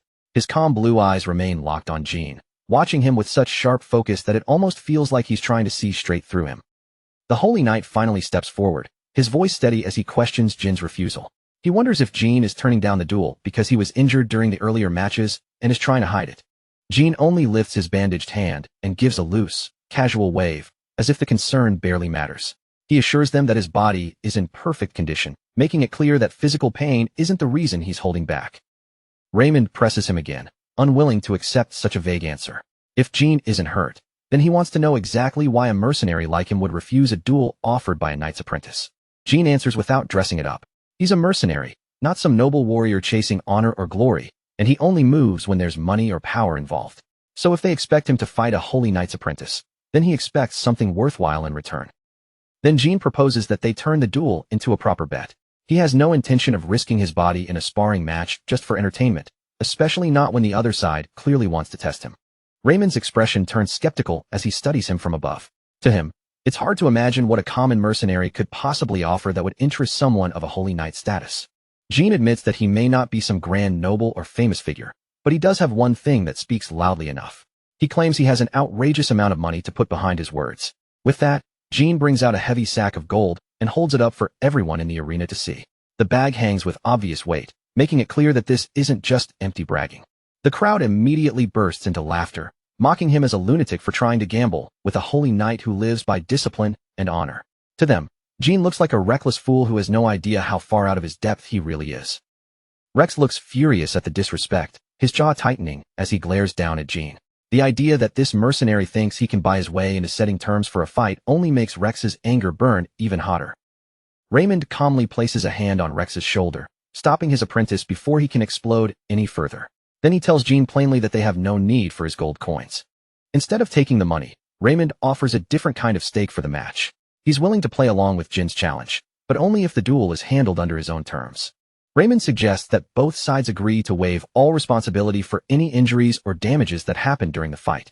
No compensation, no complaints, no legal aftermath, just a raw clash where each side accepts the consequences. To Raymond, that kind of agreement fits a duel between warriors far better than tossing around a sack of coins. If they're going to fight, then both sides should bear the risk with their own bodies. Inside, Jean is absolutely delighted by the proposal. If there's no liability, then he won't need to hold back at all, and he can beat Rex as much as he wants without paying a single coin afterward. Jean accepts the terms with a confident grin, showing no trace of hesitation. Then he tells them that once the duel is over and Rex is lying on the ground, he'll finally name the price he wants. The two fighters move into position inside the arena, facing each other beneath the roaring crowd. The air between them grows heavy, sharp, and tense, as if one wrong breath could set the whole place off. Rex locks his gaze onto Jean, his eyes burning with cold anger. He's clearly determined to punish this arrogant mercenary and make him regret every disrespectful word he just said. Jean narrows his eyes as he focuses every sense on the opponent in front of him. The loose, playful mercenary act fades away completely, replaced by the calm stare of someone who survived by reading danger before it struck. The spectators go wild around them, shouting, cheering, and throwing out bets in a frenzy. Some are even risking entire fortunes on the head crusher, hoping he can pull off an upset against a knight's apprentice. Claire warns Jean to give a signal if the fight becomes too dangerous, her worry obvious in her voice. But Jean brushes it off calmly, telling her not to stress because he has the situation under control. Jean tells her he'll win, his voice flat and certain, without a single crack of doubt. After surviving 12 years in hell, he isn't about to lose here to an apprentice wearing a knight's pride. Rex turns to his master and asks how far he should take the fight. Raymond tells him to go all out, already understanding that Jean isn't the kind of opponent who can be handled lightly. From the stands, Raymond watches the arena with a steady, unreadable expression. He has already accepted that this match won't be a simple victory for his student, no matter how confident Rex may be. Rex accepts the command and begins drawing out his power. A golden energy starts to swirl around his body, gathering around him like a storm being pulled into human shape. The crowd gasps as the legendary mana arts appear before their eyes. The sight of that golden power sends them into a wave of excitement, and many start cheering as if the Holy Knight's side has already won. With a heavy thud, Rex plants his foot firmly against the arena floor. The pressure of his mana crashes down through the ground, cracking the surface and making the ring buckle beneath him. In the next instant, Rex launches forward in a flash of golden light. His speed is explosive, turning his body into a blur that most of the crowd can barely follow with their eyes. Jean tracks the movement carefully and realizes right away that this kid is nothing like the thugs he was crushing earlier. Rex is on a completely different level, and for the first time tonight, the fight has become real. A refined, powerful strike cuts through the air toward Jean with frightening precision. Jean is forced onto the defensive, slipping away just in time as the attack nearly catches him clean. Even so, the blow still grazes him, and blood sprays from Jin's mouth as the impact tears through his guard. In that moment, he understands that if a technique like this lands directly, it could actually kill him. But instead of backing away in fear, Jin's eyes widen with fascination. Feeling the power of mana arts firsthand only makes him more excited, because this is exactly the kind of strength he came here to understand. He narrowly avoids the next follow-up attack, his senses sharpening with every movement Rex makes. This isn't just a fight anymore for Jean. It's a chance to study a power he desperately wants to master. Rex charges in again, his fist wrapped in golden mana as he pours everything into his opening assault. He's determined to show Jean the gap between a trained knight's apprentice and a lowly mercenary. A tremendous impact explodes across the arena floor, scattering sparks of energy in every direction. Dust bursts up from the force of the strike, and for a moment, it looks as if the match might already be finished. Jean is forced backward by the blast, but he lands on his feet with almost cat-like balance. He wipes a thin smear of blood from his chin, looking less injured than curious as he calmly checks the damage.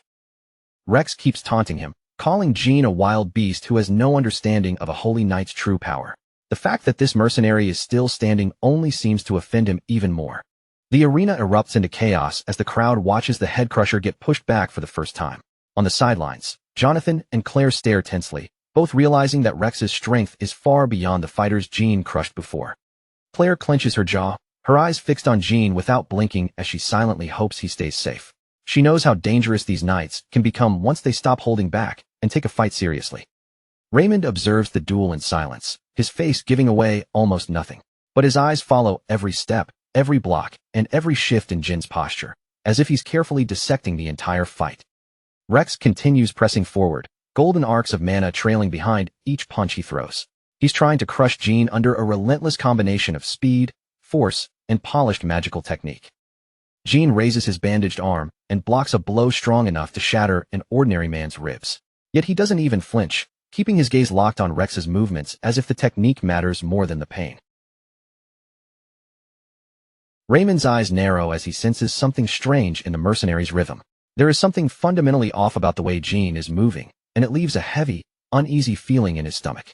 Raymond remembers how Jean had crushed every previous opponent with ruthless, overwhelming force. Compared to that savage dominance, Jin's current defensive posture feels strangely restrained, almost like he is choosing not to strike back. The knight begins to understand that Jin's movements are unusually passive. It doesn't look like he's struggling to fight back. It looks more like he's waiting for something very specific to happen. Rex lets out a furious shout and pours the last of his strength into one final attack. He wants to end this humiliation in a single decisive blow and prove that Jean never belonged in the same arena as him. He drives forward with a massive mana-charged punch, the golden light around his fist blazing like a miniature star. The air itself seems to ripple and distort from the intensity of the power gathered there. Jean is swallowed by the center of the blast as dust and broken debris explode around him. The arena floor cracks beneath the force, sending fragments scattering through the air. From the spectator's point of view, it looks like the attack landed directly. For one tense moment, the entire crowd seems convinced that Jean has taken the full force of Rex's finishing blow. But as the dust slowly clears, the impossible truth appears in front of everyone. Jean is still standing there perfectly fine, and even more shocking, he didn't dodge at all. he seems to have caught or knocked aside Rex's attack with nothing but his bare hand. Up in the stands, Jonathan suddenly rises to his feet, his face drained of color as he stares down at the arena. He can barely believe what he just witnessed, asking if a human body should even be capable of doing something like that. Rex freezes where he stands, and the terror of the situation finally begins sinking in. His strongest move, the attack he trusted to finish everything, has done absolutely nothing, and in that instant, his confidence crumbles completely. Jean remains calm in the center of the arena, fresh blood still trailing down from his chin. But instead of fear or pain, his eyes carry a deep satisfaction, because he has already seen everything he came here to see. Then Jean tells Rex that he has finished measuring his combat power. The light, playful air around him disappears all at once, replaced by something colder and far more predatory. Jean slowly clenches his fist, and the casual atmosphere of the arena seems to vanish with that single motion. He is no longer standing there to observe or endure attacks. Now, he is ready to settle things himself. Before Rex can even blink, Jean closes the distance between them in an instant and drives a single brutal blow into the apprentice's chest. The force of the strike is so heavy that it ripples outward like a shockwave. Rex's eyes bulge as all the air is blasted out of his lungs, leaving him gasping in disbelief. In his entire life, he has never felt physical power this overwhelming crash into him head-on. From the sidelines, Raymond is visibly stunned as he takes in what just happened. A normal punch, with no obvious enhancement behind it, has done that much damage to his student, and now he's beginning to understand the kind of monster standing in the arena. Rex drops to his knees, coughing violently as he struggles just to keep himself from collapsing face first. The golden mana shield protecting him is gone, shattered completely by that one terrifying hit. Jean looks down at him with a dark, satisfied smirk, almost amused by the result. With that cold confidence in his eyes, he makes it clear that the Holy Knight's apprentice was not nearly as tough as he acted. Standing over his defeated opponent, Jean looks strangely refreshed despite all the attacks he took earlier. He also realizes that Rex only survived that last hit because a trace of mana protection had still been lingering inside his body. Rex fights to stay conscious, saliva and blood dripping from his chin as he lifts his eyes toward Jean in pure terror. At that moment, the gap between them becomes painfully clear to everyone watching. Jean takes another step closer, cracking his knuckles as he stares down at the trembling apprentice. Then he asks how many more hits like that Rex thinks he can endure, as if he is ready to keep going until nothing is left. Suddenly, a white cloak sweeps into view between them. Raymond steps into the arena and places himself in Jin's path, ending the duel before it can turn into a one-sided massacre. Raymond brings the match to an immediate stop and declares Rex the loser. He understands better than anyone that if this fight continues, his apprentice won't survive for even another minute. Then Raymond looks directly into Jin's eyes and promises to grant the request he mentioned earlier as the winner. Even with his pride wounded, the Holy Knight is still willing to keep his word. Jean lets out a small sigh, looking slightly annoyed that the fight was stopped right when things were getting interesting. He had been hoping to test more of Rex's mana arts before the duel ended. Even so, a faint smile soon appears on Jin's face as he realizes that his plan worked perfectly. He has finally gained the attention of the Order Alliance, exactly the way he intended. The arena crowd explodes into absolute chaos, chanting the name Head Crusher as Jean walks away from the stage. To them, they have just witnessed the birth of a terrifying new legend. The view then shifts across the city to the enormous Gothic estate left behind by the late tycoon, Golden Bug Wolf. The mansion looms with the weight of old money, dark hallways, and secrets buried behind its grand walls. Inside the estate, the room is filled with the ugly sound of messy, animal-like eating. Someone is devouring food with such desperate hunger that it feels almost grotesque to watch. The ones eating are revealed to be Derek and Cedric, the two sons of the Golden Bug. They are stuffing their mouths with piles of food, swallowing like they haven't eaten properly in weeks. Between mouthfuls, they complain bitterly about the Order Alliance taking 10 whole days to move them behind the inner city walls. In their eyes, the knights are nothing more than overpriced bastards wasting their time.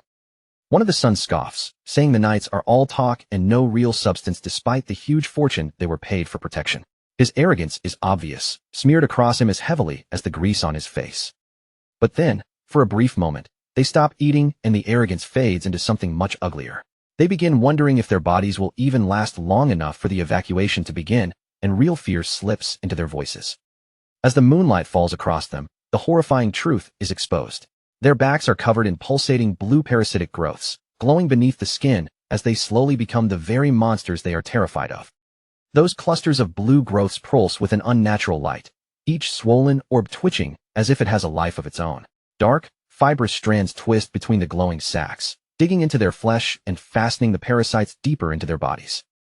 Elsewhere, Raymond stands beside a massive tree and begins teaching Jean about mana arts. According to him, this is a fundamental skill for any warrior who wants to push beyond the limits of ordinary physical ability. Raymond explains that mana arts allow a person to treat mana almost like an extension of their own body. Once mastered, that control can drastically increase a warrior's strength, speed, and overall physical performance. As Raymond grips the handle of his blade, a soft golden glow begins to spread from his hand. The true strength of mana arts, he explains, depends entirely on how deeply the user has mastered that energy. Then, with one smooth motion, the Holy Knight unleashes the Holy Flame Strike. A massive arc of golden fire slices through the air, burning through everything in its path with terrifying precision. The force of that devastating strike echoes through the quiet morning air. Birds burst from the surrounding trees in a frantic blur, scattering into the sky as the aftermath rolls across the clearing. Raymond sheathes his sword with effortless control, his expression still perfectly calm after such an overwhelming display. Then he turns back toward the others, making it clear that the lesson is finished for the moment. Rex claps enthusiastically, his face bright with admiration after watching his master's technique. Even after losing to Jean, he still looks completely impressed by Raymond's effortless command of power. The red-haired apprentice knight can't hide his excitement as he asks how anyone can be so perfect. The silver-haired knight simply gives a calm nod and tells him that it is now his turn to try. Rex rushes off with a wide grin, clearly eager to prove himself. He is determined to give it everything he has and show that he can at least handle the basics properly. Watching all of this from a distance, Jin's thoughts drift back to his own wolf. Seeing Rex's devotion makes him wonder if this is what a human looks like when they are completely, almost blindly loyal. Jean looks toward the cleanly sliced tree stumps and quietly thinks about the nature of mana arts. Compared to what Rex showed in the arena, Raymond's technique is clearly on a much more refined and controlled level. Still, Jean can't help feeling a little skeptical about how flashy the whole technique seems. Part of him wonders if a simple, sharp blade should be enough to produce the same result without all that extra display. Noticing that Jin's attention is drifting, Raymond calls out to him and tells him to focus. Jean gives a small nod, then steps forward to take his own place and try the technique for himself. Raymond moves behind him and begins guiding his posture as Jean prepares to draw his weapon. He tells him to imagine his muscles tightening the same way they would when he flexes with intention. With his eyes closed, Raymond explains that the key is to hold the mana firmly inside the muscles. It isn't about letting the energy simply flow around him, but about drawing it inward and making it part of his own body. Jean takes a slow, deep breath and thinks back to the basic mana control Claire once taught him.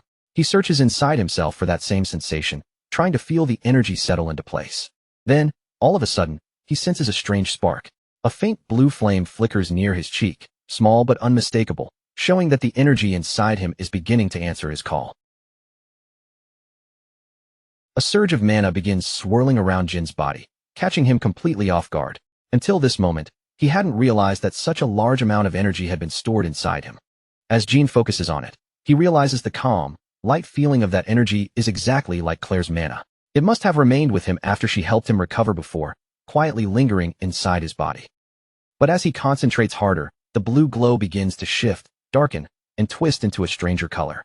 Purple tendrils of energy start crawling upward around his torso, coiling around him in an unsettling spiral.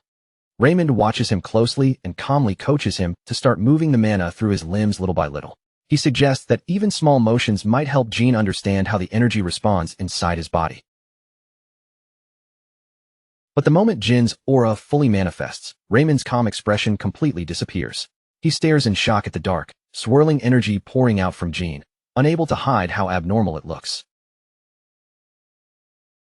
Jean stands there completely wrapped in a violent surge of purple flame, the strange fire twisting and snapping around his sword like it has a will of its own. Compared to the clean, sacred golden light the knight had just displayed, this power looks far darker and far more dangerous. The instructor freezes in place, unable to hide the shock in his eyes. He can hardly believe Jean grasped the technique after seeing it only once, but what unsettles him even more is the deep, unnatural color of the mana now burning around him. That purple energy crawls and crackles along the blade's edge, flickering like cursed lightning instead of a holy art. The sight gives off a heavy, ominous pressure, as if some strange and forbidden power has been dragged into the open. Raymond immediately thinks back to an old teaching about mana arts. Their shape and color are said to be born from the user's inner world, meaning every manifestation is a direct reflection of the soul hidden beneath the surface. He keeps his gaze fixed on Jean, his eyes narrowing as curiosity mixes with a quiet sense of dread. If mana truly reveals what lies inside a person, then Raymond can't help wondering what kind of darkness could create an aura like that. Jean, however, doesn't seem to notice the concern directed at him at all. A faint smirk tugs at the corner of his mouth as he feels the raw strength flowing through him, and the sword in his hands suddenly feels almost weightless. Without wasting another moment, he starts swinging the blade in quick succession, each motion slicing through the air with sharper control. The purple glow streams behind the sword like a ghostly afterimage, and every strike comes out faster and cleaner than the one before. After a few more swings, Jean stops and studies the weapon in his grip, quietly judging the feel of the technique. Even with the improvement, something about it still feels a little wasteful, so he figures his mastery is probably still sitting at a low level. Still, even if the efficiency isn't perfect yet, Jean can't deny how incredible the purple energy looks wrapped around his blade. The more he stares at it, the more eager he becomes to try this power out in a real fight. Far above the road, the caravan's massive transport beasts keep moving along the winding path, their heavy steps carrying the group forward. From a distance, the world below looks strangely calm, completely unaware of the dangerous power that has just awakened. Later on, Claire catches up to Jean, her face bright with genuine amazement. She looks at him as if she still can't quite believe what she saw, clearly impressed that he managed to learn the technique so quickly and so naturally. Jean gives her a simple thanks, then admits that he probably picked it up so fast because some of her mana had flowed into him before. After saying that, his tone softens a little as he asks whether she's all right after everything that happened. Claire blinks, caught off guard by the way he brings it up. Then her expression slowly relaxes, as if she has just realized what he means, and the idea that her mana may have helped him leaves her quietly surprised. Then she lets out a cheerful laugh and tells him there's really no need to worry about it. In her mind, that transfer of energy was nothing more than a small gift to repay him for saving her life back then. Jean glances away, unable to accept it as casually as she does. He knows the amount of mana she gave him was far too much to simply brush aside, and deep down, he understands that his sudden progress came from her generosity. Up ahead, Raymond remains seated on his horse, quietly watching the two of them talk from a short distance away. His face is calm, but his eyes suggest he is still turning over the memory of that dark aura in his mind. That's when Rex rides up beside them, his usual arrogant attitude slipping right back into his voice. He warns the newcomer not to start slacking off, then tells Jean he should be more grateful for the time they spent training through the night. Jean just looks back at him with a completely flat expression, silently wondering why this guy insists on being so annoying. From the way Rex is acting, it's obvious he still hasn't gotten over losing their previous spar. The red-haired boy shoots Jean a sharp, competitive look, practically daring him to respond. Jean can read him easily by now. The kid is bored, frustrated, and clearly trying to remind everyone that he still wants to stand above the rest. Rex finishes off his little boast by slapping the side of his horse hard, sending it forward as he rides away with a smug grin. Whether through skill or sheer stubbornness, he is determined to keep himself ahead. But the sudden slap makes Rex's horse rear up in alarm, its body jerking violently beneath him. Rex grits his teeth and tightens his grip on the reins, struggling to regain control as the startled beast lets out a panicked whinny. A moment later, he pushes ahead at a gallop, shouting for everyone to clear the path. Raymond and Jean watch him rush off, and the knight quietly apologizes for his subordinate's hot-headed behavior. Before anything more can be said, an angry shout suddenly rings out from the direction of the main caravan. Raymond pauses at once, his expression sharpening as he feels something dark and unpleasant settle over the air. The noise grows worse as wood splinters and supplies clatter violently somewhere up ahead. A voice screams for food over and over, but the sound is twisted by such raw hunger that it barely feels human anymore. Jean senses the tension rising and turns his attention toward the commotion. Raymond tells him not to worry, brushing it off as the usual trouble caused by their high-ranking employers and their exhausting behavior. Nearby, workers continue hauling heavy barrels onto a platform, trying to keep the caravan moving despite the noise. Raymond explains that the disturbance is most likely just the golden bug sons throwing another tantrum. He says that ever since their father died, the sons have been eating non-stop, as if they no longer know how to stop themselves. Their greed seems endless, showing itself through a frantic obsession with devouring demonic meat. Raymond advises Jean to ignore them, saying it's better not to get pulled into the headache of their endless demands. He turns his gaze away with the weary look of someone who has dealt with their entitlement far too many times. Jean doesn't look convinced. To him, this feels like far more than simple stress eating, and as he watches the heavy carriage in the distance, a quiet unease begins to settle in his chest. Inside, a mouth is packed full of demonic flesh, with grease and dark juices dripping messily down the skin. The frantic speed of the eating makes it clear that this is no ordinary gluttony. Something far more sinister is taking hold. Gray veins swell beneath the eater's face as the skin ripples and twists unnaturally. A wet, muffled sound slips out while they keep stuffing themselves with raw, dark essence, as if their body is being consumed from the inside. Jean can't shake the feeling that something monstrous is seconds away from bursting out. His gaze grows colder, and almost without thinking, his hand begins to drift closer to the hilt of his blade. Then his eyes widen as a massive tremor runs through the entire caravan line. In the middle of the morning noise, a sharp crack of breaking timber cuts through everything like a warning bell. The lead Teresk suddenly throws its huge head back, its eyes clouding over with a violent, mindless madness. Barrels and supplies are launched into the air as the massive beast begins thrashing wildly beneath its load. The giant turtle-like creature lurches forward with its tongue hanging out, completely losing control as it goes berserk. The heavy wooden carriage strapped to its back is ripped apart from the inside, as easily as if it were made of paper. Panic explodes through the caravan as guards scramble to respond to the rampaging beast. Raymond stays mounted, his eyes cutting across the wreckage as he searches for the real cause of the disaster. In the next instant, he understands that the beast itself isn't the only threat. Something is forcing its way out of the cabin, and Raymond's warning shout tears through the chaos around the soldiers. Raymond orders Rex to move in and secure the perimeter right away. Rex answers without hesitation, drawing his sword as he guides his horse toward the collapsing mess and the growing danger ahead. Golden mana bursts to life around Raymond as his hand tightens around his massive blade. He prepares to step in personally, his cape snapping behind him in the wind stirred up by the sudden surge of holy power. He reminds Rex that protecting the clients comes before anything else. But if the beast cannot be calmed immediately, then Raymond gives the cold order to bring it down before it causes even more damage. Rex drives his horse straight toward the thrashing Tarrasque, his eyes locking onto the golden bug emblem marked on the cabin. In the middle of this sudden crisis, he clearly sees a chance to prove his worth. Before he can get much closer, dark, pointed protrusions rip through the wooden cabin from the inside. Splinters explode outward in every direction as the entire structure is torn apart piece by piece. Broken debris rains down around the beast as something enormous and grotesque shoves itself out from the wreckage. The air fills with snapping wood, crashing fragments, and the sickening wet sound of flesh dragging forward. From the ruins of the carriage emerges a nightmare of writhing tentacles and pale, swollen skin. The creature releases a deafening, inhuman shriek, and the sound is enough to make everyone nearby freeze in terror. Claire hurries to Jin's side, her face drained of color as she recognizes the horror in front of them. Her voice trembles as she asks whether the thing breaking free from the wreckage is a fiend. She explains that it was once human, but has now been completely devoured by the karma of the demon realm. Once that transformation reaches this point, there is no turning back, leaving only a mindless engine of destruction behind. Jean watches the creature with a grim expression, realizing that the clients they were hired to protect have turned into the very monsters threatening the caravan. A red glow reflects in his eyes as his focus locks fully onto the new enemy. Raymond draws in a deep breath and gathers his holy mana, preparing everything for one decisive blow. From the look in his eyes, he already knows there is nothing left inside that monster that can be saved.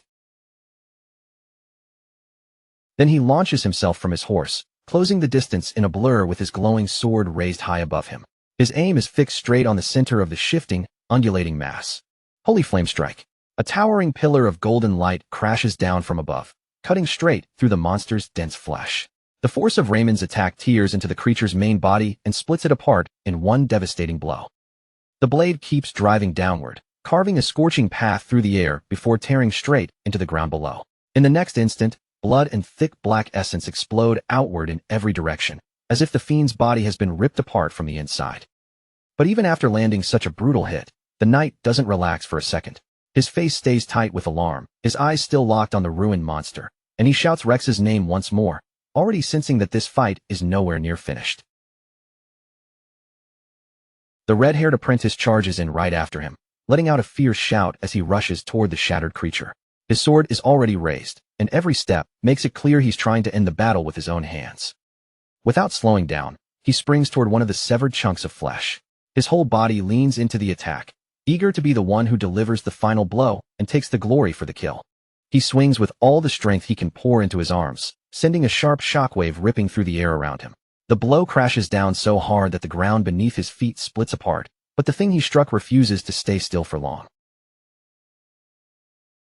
The huge pieces of the monster's flesh don't lie dead on the grass the way they should. They begin to float and twitch unnaturally, dark slime leaking from the torn edges as each severed chunk trembles, vibrates, and starts pulling itself back together. Then, right in the center of that writhing mass, a gigantic maw splits open, packed with jagged teeth. Beyond the teeth is nothing but a dark, churning emptiness, radiating hunger, hatred, and something ancient that should never have been awakened. Raymond's eyes widen the moment he understands what he's seeing. The creature's regeneration is far beyond anything he had prepared for, and he immediately screams at the apprentice to retreat before that mistake costs him his life. But the monster has already reformed behind the boy, its many eyes flaring with hateful red light. Its huge body rises over him like a living wall of flesh, while its enormous mouth hangs open, ready to snap down at any moment. The young fighter clenches his teeth as the horrible truth hits him. He has walked straight into a trap, and when he turns his head, the beast's shadow is already spreading across his face. A massive tentacle suddenly whips through the air with terrifying speed, moving too fast for the apprentice to react. The heavy strike slams into his arm, and a burst of blood sprays upward before he can even process the pain. His limb is cut away in a single instant, his sword clattering down beside the mangled remains. A scream tears out of him as the force of the blow sends his body flying helplessly through the air. As a huge fanged mouth hangs over Rex, Raymond throws himself forward with everything he has. The knight shouts for his apprentice again, desperate to reach him before the monster can finish closing in. Fresh blood bursts across the battlefield. In the aftermath, the only things left of the apprentice knight are a severed arm and the sword that slipped from his grasp. Jean stands frozen for a moment, watching the nightmare unfold with a tense expression as he struggles to take in what just happened. Behind him, Claire and the other mercenaries stare in stunned silence, unable to look away from the horrifying sight. Raymond is completely motionless. His eyes stretch wide as he stares upward at the mangled remains of his student, hanging high above like proof that he had failed to protect him. Raw frustration finally boils over inside Raymond. He grits his teeth, cursing the monster's unbelievable resilience, while the whole situation slips further and further beyond anything he thought he could control. With a violent swing, Raymond unleashes another attack, driving his blade deep into the monster's writhing gray body. Mana sparks scatter from the impact as steel grinds against dense, unnatural flesh that refuses to cut like any normal creature. Raymond releases his sacred fire slash, and a surge of holy energy tears forward in a blazing wave. The attack carves a huge gash through the creature's body, sending ripples across its bloated mass, as if the whole monster is shuddering from the blow. The monster shrieks so loudly that the sound seems to tear through the battlefield itself. Its many mouths twist in agony, yet even after taking that heavy damage, the wound begins to bubble, shift, and close as though it refuses to remain open. Raymond finally loses all composure and rushes straight toward the writhing remains. Even with horror right in front of him, he clings desperately to one fragile hope, that somewhere inside that monster, his student might still be alive. He charges directly at the mangled maw and starts tearing into it with frantic hands, screaming Rex's name again and again. Even with despair closing in around him, he begs the young man not to give up. Thin black tentacles burst from the ground like a twisted cage of thorns, surrounding the area and threatening to swallow the dark hollow before him. The monster is no longer just fighting. It is reshaping the battlefield itself with its own rotting flesh. Jean watches the holy knight struggle, his eyes narrowing as the truth becomes impossible to ignore. Ordinary holy magic is not enough to put this thing down, and as his jaw tightens, he realizes he can't stay back and watch much longer. By now, the holy knight has completely lost his focus, doing nothing but clawing and digging in desperation. While he remains trapped in that panic, the monster's tentacles shoot toward him, ready to strike. Jean suddenly bursts into motion, grabbing the dazed Raymond and yanking him away from the incoming attack. He moves like a blur, fast enough that even the knight is caught completely off guard. The two of them skid across the dirt, barely slipping out of reach as the monster's limbs smash and thrash behind them. Jean keeps his gaze fixed on the beast the entire time, then tosses Raymond aside so he can move from rescuing him straight into battle. In Jin's eyes, the proud image of a majestic holy knight is gone. All he sees now is a broken man sprawled helplessly on the ground, crushed by grief and unable to stand on his own. Panic begins spreading through the group as everyone realizes their strongest fighter is falling apart. The mercenaries glance at one another in fear, silently wondering whether anyone could truly survive against a beast like this. The fiend keeps swelling, twisting, and wriggling, its surface covered in pulsing lumps and glowing red eyes. Whatever traces of the two men it came from are gone now, buried beneath a grotesque mask that no longer looks human at all. A terrifying roar rips through the air as the monstrosity finally settles into its new form. The sight feels like a cold warning of what human greed becomes when it is fed by demonic corruption. Jean stares straight into the monster's eyes, and a dark thought creeps into his mind. Since he survives by eating demon cores, for one brief moment, he wonders if this hideous fate could one day be waiting for him too. He forces that fear down and draws his massive blade as the monster's tongue lashes toward him. Right now, survival comes before everything else, and that means ending this abomination's suffering before it can devour anyone else. Jean dives into the chaos, weaving through a barrage of spear-like tentacles that stab into the ground exactly where he had been a heartbeat earlier. As he moves, his eyes track the beast's wild motions, searching for even the smallest opening. He brings his sword down in a heavy, brutal arc, slicing through a thick layer of gray flesh. But the creature's body is so massive and dense that every strike feels less like cutting meat and more like hacking through solid rubber. Even after his blade tears clean through, the severed flesh starts knitting itself back together almost immediately. Jean understands right away that he cannot win this fight through simple physical attacks alone. He slips through the narrow gaps in the monster's defenses, scanning every pulsing fold and swollen lump for a core or some kind of vital point. The constant movement is exhausting, but stopping for even one breath could get him killed.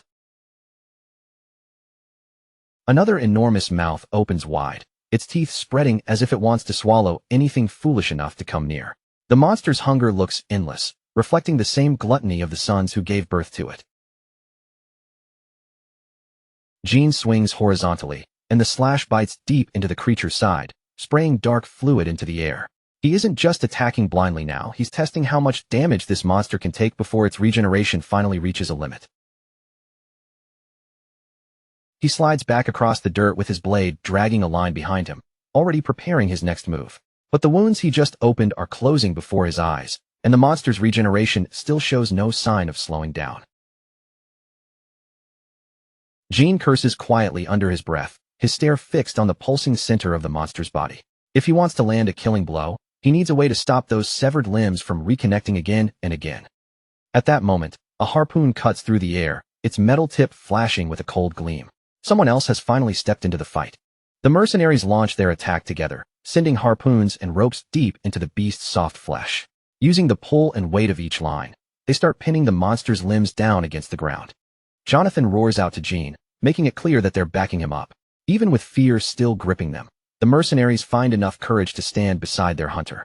Claire steps forward next, her magical tome shining with a vivid blue glow. She begins her chant, her fingers hovering over the ancient writing as mana gathers and swirls around her. A wave of binding magic bursts from Claire as her spell, "Thy sword shall thwart evil," spreads across the battlefield. The blue energy washes over the severed pieces of the monster, clinging to them like a holy seal.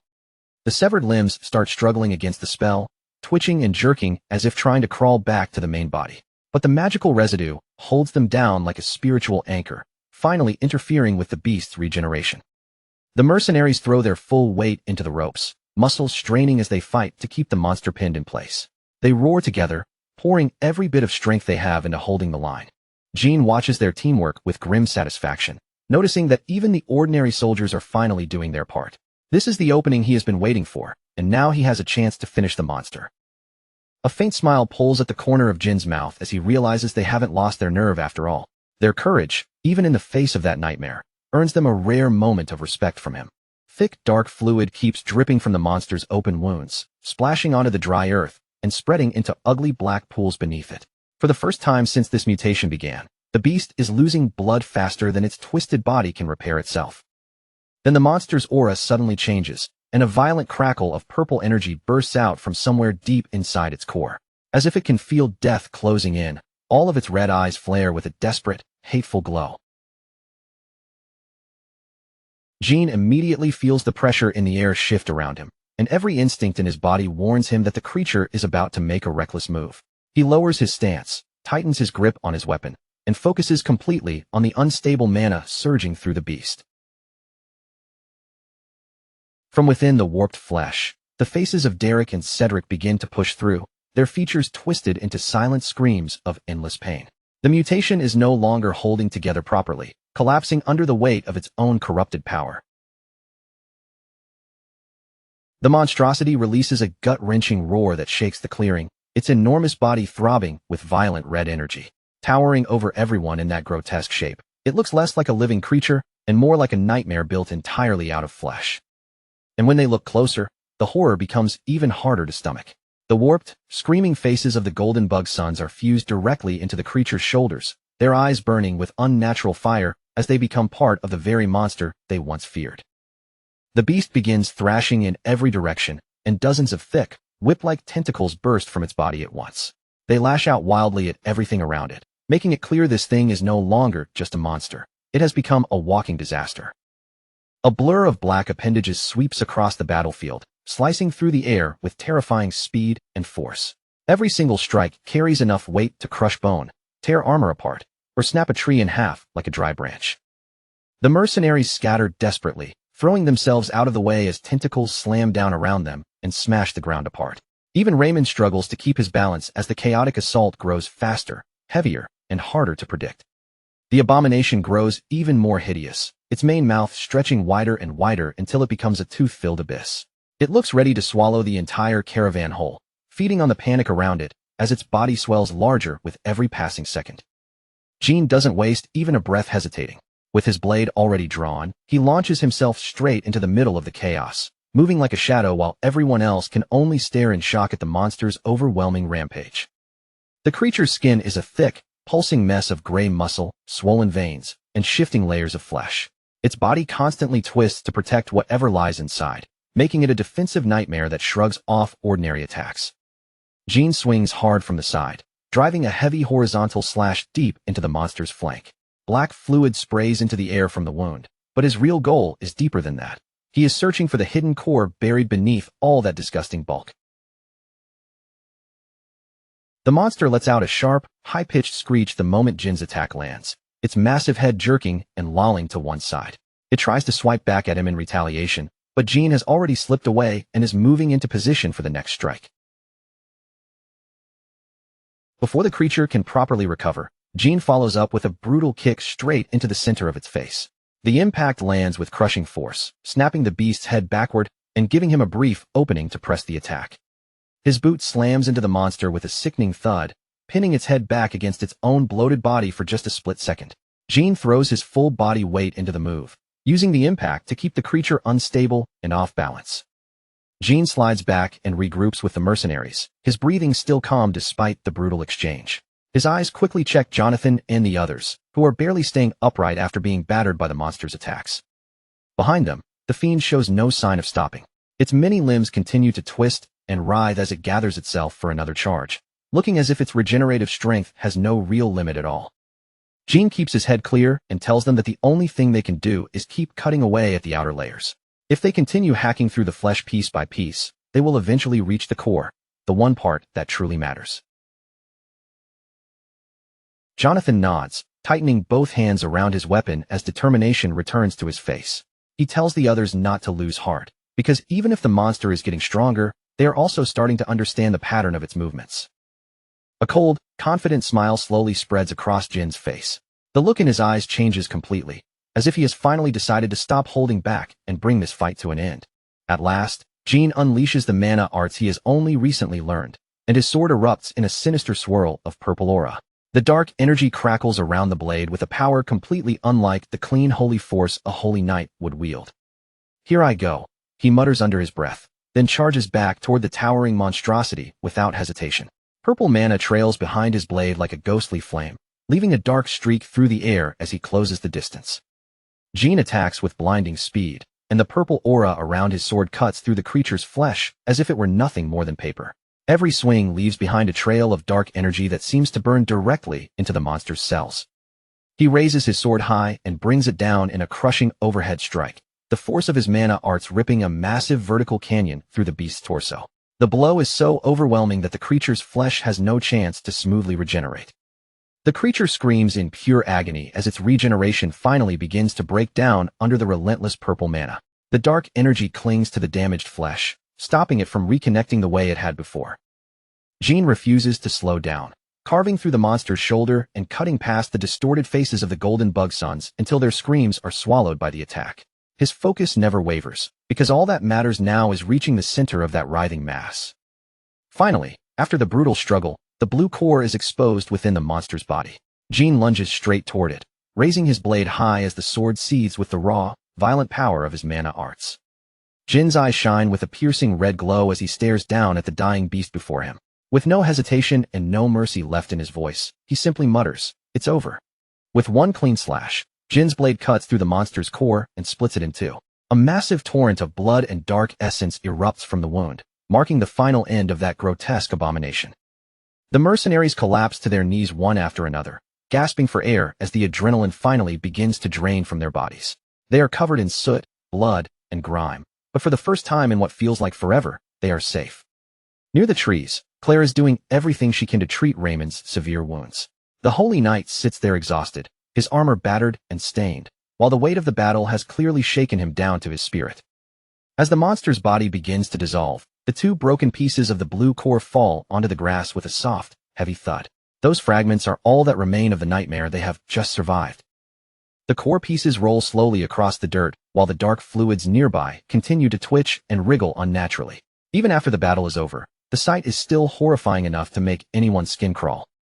The remaining soldiers suddenly break into loud cheers, raising their fists as they celebrate a victory they never truly believed they would see. Some are already talking excitedly about how their reputations will soar after taking down a creature this monstrous. In the middle of all that celebration, Jean stands apart from everyone else, staring at the carnage with a distant, detached expression. He did most of the heavy work in the fight, but he looks completely uninterested in praise or glory. His face is streaked with grime and blood from the battle, yet his eyes remain sharp and alert. Instead of lingering on the victory, he already looks like someone thinking about the next danger waiting ahead. One of the internal cores rests quietly on the ground, giving off a faint blue light that reflects across the damp soil. It looks small compared to the monster's body, but it holds a dense concentration of demonic essence. One of the younger mercenaries laughs in relief and runs back toward his friends, still buzzing with the joy of surviving the impossible. He even throws a joking comment toward Jean, calling him a rascal for making it through such a ridiculous mess. Behind the ancient trees, hidden deep in the shadows, a mysterious woman with long red hair and a black veil watches everything in silence. She has been observing the caravan from the darkness the entire time, and no one has noticed her presence. Her gaze drops to the remains of the monster, and her expression fills with cold disdain. To her, the Golden Bug Sons were nothing more than incompetent failures, no different from their father in the end. She closes her eyes for a brief moment and lets out a soft sigh, calling them poor things without the slightest trace of real pity. Her voice carries only a cold judgment, as if she is simply measuring how worthless they turned out to be. Then her attention shifts when she notices Jean walking away with a core clutched in his hand. She watches him carefully, wondering in silence whether he is the man who truly defeated that abomination. Jin's gloved hand tightens around the glowing blue orb as he carries it away from the battlefield. He has no intention of leaving such a valuable resource behind after risking his life to take it. The veiled woman keeps her eyes fixed on him, her curiosity clearly stirred. She silently questions why he is taking the internal core for himself, now even more intrigued by the identity of this mysterious hunter. Later, beside the dying embers of the campfire, Kim Woo-jin, Jean, quietly searches through his belongings while the rest of the group sleeps. His movements are careful and deliberate, as if he is looking for one specific thing in the dark. He finally pulls out a glowing internal core, and its blue light spreads across the surrounding woods like a small, eerie lantern. Jean stares at the orb in silence for a moment, clearly weighing the danger against the reward. Then he brings the core close to his mouth, preparing to absorb its power even though he knows there could be side effects. For Jean, this is still the fastest path to becoming stronger, and hesitation will only slow him down. He bites down on the core and closes his eyes, forcing its energy to pour into his body. The sensation hits him with intense force as he begins processing the essence locked inside it. Suddenly, a vision seizes his mind. A man lies strapped to a cold stone altar, trembling in terror, and Jin's awareness hovers over the scene as he realizes he is witnessing someone else's memory. Jean sees a ghost-like version of himself standing beside the captive man, watching the memory unfold from just a few steps away. In that moment, he understands that the core has forced open a fragment of the monster's past and dragged him straight into it. The unknown veiled red-haired woman stands over the bound man, looking down at him as if he is nothing more than a failed experiment. With a cold, mocking voice, she brings up his father's death while the captive twists and struggles helplessly against his restraints. She tells him that if he truly wants to stay alive, then he needs to prove his worth through results. Around them, the grim laboratory is filled with sharp medical tools, cold equipment, and even another body lying motionless in the background. The woman leans in closer, her shadow falling over the captive as she holds up a small bottle filled with blue liquid. The man tries to beg for his life through muffled cries, but his pleas barely escape past his restraints. Her red eyes remain completely still as she looks down at him. There is no warmth in them, no hesitation, and not even the faintest trace of empathy. She lifts the bottle slightly, studying the glowing blue substance inside as if weighing whether this man is even worthy of joining her cause. The liquid shines with an unstable, dangerous light, making the entire room feel even more ominous. Then, without showing even a sliver of mercy, she pours the liquid straight into the man's eye. He thrashes violently against the altar, his body convulsing in agony as dark, corrupted veins begin spreading across his skin. The transformation becomes horrifying almost instantly, with dark energy bursting out from the man's eye like a curse taking root. Right in front of Jean, a human being is being twisted and remade into an abomination. Jean snaps back into the real world with his heart pounding violently in his chest. Sweat runs down his face, but the terror of that vision still clings to his mind like it never fully ended. The psychic backlash slams into his stomach like a brutal punch, making his whole body lurch forward. He starts gagging uncontrollably, and white froth spills from his mouth as his body struggles to reject the foreign memory. He scrambles away from the campsite as quickly as his shaking legs can carry him. Before anyone else notices the state he is in, Jean knows he has to get away from the group before he completely loses control. A short distance away, he collapses onto his hands and knees and vomits violently onto the ground. The strain of absorbing that memory tears through him, leaving his body almost unable to endure the aftershock. Jean gasps hard for air, his shoulders trembling as the side effects continue to roll through him. He wipes his mouth with the back of his hand, forcing himself to slow his breathing and regain control. As he steadies himself, he thinks back to what can happen when someone consumes an internal core. Sometimes the memories of the monster can flood into the person who eats it, but even knowing that, he was not fully prepared for how violent the experience would be. He realizes the memory must have belonged to one of the golden bug's sons. Piece by piece, he connects what he saw and understands that they were turned into monsters after that strange substance was poured directly into their eyes. Jean comes to one chilling conclusion. The blue liquid had to be karma. That discovery confirms the suspicion gnawing at him, revealing how these horrifying abominations are being created. Even after catching his breath, he can't stop thinking about the mysterious woman hidden behind that veil. From the way she spoke and moved, she was clearly the one controlling the entire process. A troubling thought crosses his mind as he wonders whether she could be a dark priest. The idea of someone that dangerous moving unseen in the shadows leaves a heavy, unsettling feeling in his chest. Claire, the young blonde woman in a white blouse and corset, eventually finds him out in the woods. She approaches with urgency and tells him the group has to leave immediately. But then Claire stops, her worried gaze settling on his face. She notices the sweat dripping from him and the way his body still looks strained, making it obvious that something is very wrong. Claire quickly guesses that he has been eating cores again and asks him what happened. Her expression carries genuine concern, but there is also a clear hint of frustration, as if she expected him to do something reckless like this. Jean hesitates, wondering for a moment if he should tell her the truth about the memory he just saw. But he knows explaining that vision would be difficult, and it might only make her worry even more. So he tells her it is nothing and chooses to keep the revelation to himself for now. Then he turns back toward the camp, walking with caution while keeping his guard firmly raised. Behind the trees, someone is watching them from the darkness. The hidden observer remains perfectly still, blending into the shadows without making the slightest sound. It is the unknown veiled red-haired woman herself, standing at a distance with her face hidden behind the black veil. She watches Jean silently, her expression impossible to read. She stays concealed among the trees as Jean and Claire make their way back to the others. Every movement they make seems to draw her attention, as if she is carefully tracking where they go next. Her sharp red eyes narrow beneath the veil as they lock onto Jean. It is clear that, out of everyone in the group, he has become the one she finds most interesting. From the safety of the trees, she continues observing the group in silence. Hidden beyond their sight, she studies them without revealing even a trace of her presence. She finds it fascinating that someone who eats raw internal cores is traveling together with the Order Alliance. That strange contradiction makes her wonder whether Jean is hiding some scheme of his own. Under the veil, a small curious smile begins to form on her lips. Rather than feeling threatened, she seems amused by the mystery surrounding him. She wonders whether, when they meet again, they will stand on the same side or face each other as enemies. With that thought lingering, she adjusts her attire and prepares to leave the shadows behind.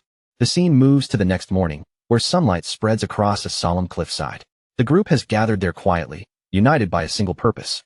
They are holding a funeral for their fallen comrade, with the silver-haired knight Raymond standing at the front to lead the ceremony. Claire lowers her head in prayer, while Jean remains off to the side, watching in silence.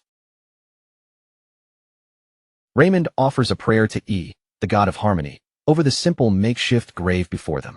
At the head of the burial site, a sword has been planted in the ground as a marker for the fallen knight. He speaks about Rex with a heavy voice, saying the young man was braver than anyone and had dedicated his life to peace. Every word carries the pain of a master mourning the student he could not save. Raymond asks the god to watch over Rex so that his death will not be meaningless. Around him, the rest of the group stands quietly at the edge of the cliff, paying their respects in silence. Jean watches from a distance, thinking about just how young Rex had been. He remembers the one duel they shared, and a quiet sense of pity settles over him for the young man who died too soon. Suddenly, Raymond's eyes shift as he senses something watching them from above. His mourning is interrupted, and he slowly looks up toward the rocks where a new presence has appeared. Raymond stares at the rocky outcrop with wide, shocked eyes. Behind him, Kim Woo-jin, Jean, and the others look on in confusion, trying to understand what has caught the knight's attention so suddenly. At the top of the high cliff, the silhouette of a massive creature stands against the bright sky. Raymond recognizes it instantly, gasping out the name of a red wolf as sunlight blazes behind the figure. The red wolf, Mutt, stands tall beneath the open sky, its blue eyes glowing with a supernatural light. Two long ribbon-like appendages drift from its back, swaying slowly in the wind as a low growl rumbles from its throat. Raymond suddenly drops to his knees and plants his massive sword into the ground before him. He shouts his gratitude with such intense devotion that Jean and the rest of the group are startled by the sudden burst of religious fervor. Jean looks down at the kneeling knight in complete confusion, unable to understand why Raymond is reacting this dramatically. Raymond then explains that he is giving thanks for the divine comfort sent by E, the god of harmony. According to the beliefs of the order, the red wolf is considered the closest companion of their god. Yet while Raymond is lost in prayer, the so-called sacred beast simply sits on its perch and lets out a wide, lazy yawn. With a peaceful expression, Raymond continues explaining the meaning behind the wolf's appearance. To him, the creature standing above them is proof that their god is watching over them during their grief. Then Jean completely breaks the solemn mood by casually calling the creature his pet mutt. Raymond nearly leaps out of his skin, shouting that such a claim is blasphemy because a sacred beast like that supposedly cannot be tamed. Raymond is convinced Jean must be joking, but the hunter's face remains completely serious. Ignoring the knight's frantic protests, Jean decides to call the creature down with nothing more than a simple command. Jean raises his gaze straight toward the wolf on the cliff, his eyes sharp and commanding. He tells Mutt to stop showing off and come down immediately, as if he is scolding an unruly companion. The red wolf's ears perk up the moment it hears Jin's voice, and it looks down at him with an expression that shifts from majestic to startled. Recognizing the authority in the hunter's tone, the beast prepares to move. To the absolute shock of the knights, the so-called divine messenger leaps down from the high rock without hesitation. It bounds along the cliffside with effortless grace, heading straight toward the group waiting below. The red wolf drops down right in front of Jean and lowers itself submissively, panting with its tongue out like some ordinary loyal dog. Raymond can only stand there frozen, his mouth hanging open as the supposedly untamable sacred beast behaves as if Jean is its master. Raymond looks completely shaken, as though the foundation of everything he believes has cracked right in front of him. No matter how hard he tries, he cannot understand how one man could casually tame a creature that his entire order treats as sacred and impossible to control. Jean explains it as if it is nothing special, saying he killed a werewolf some time ago, and that this creature has been following him ever since. His tone is so casual that it sounds less like a miracle and more like he picked up a stray dog on the road. Raymond stares at Jean with a strange mixture of awe, confusion, and disbelief. The more he watches him, the more he starts to understand that the hunter traveling with them is anything but an ordinary man. After a long moment, the knight slowly turns his eyes back toward the simple funeral site. The wolf's sudden appearance has completely changed the mood of the morning, mixing grief with something that feels almost sacred to him. The red wolf settles quietly beside the grave of the fallen knight, its large tail brushing through the grass in slow, calm motions. For a creature Raymond sees as a divine symbol, it looks surprisingly relaxed and almost gentle.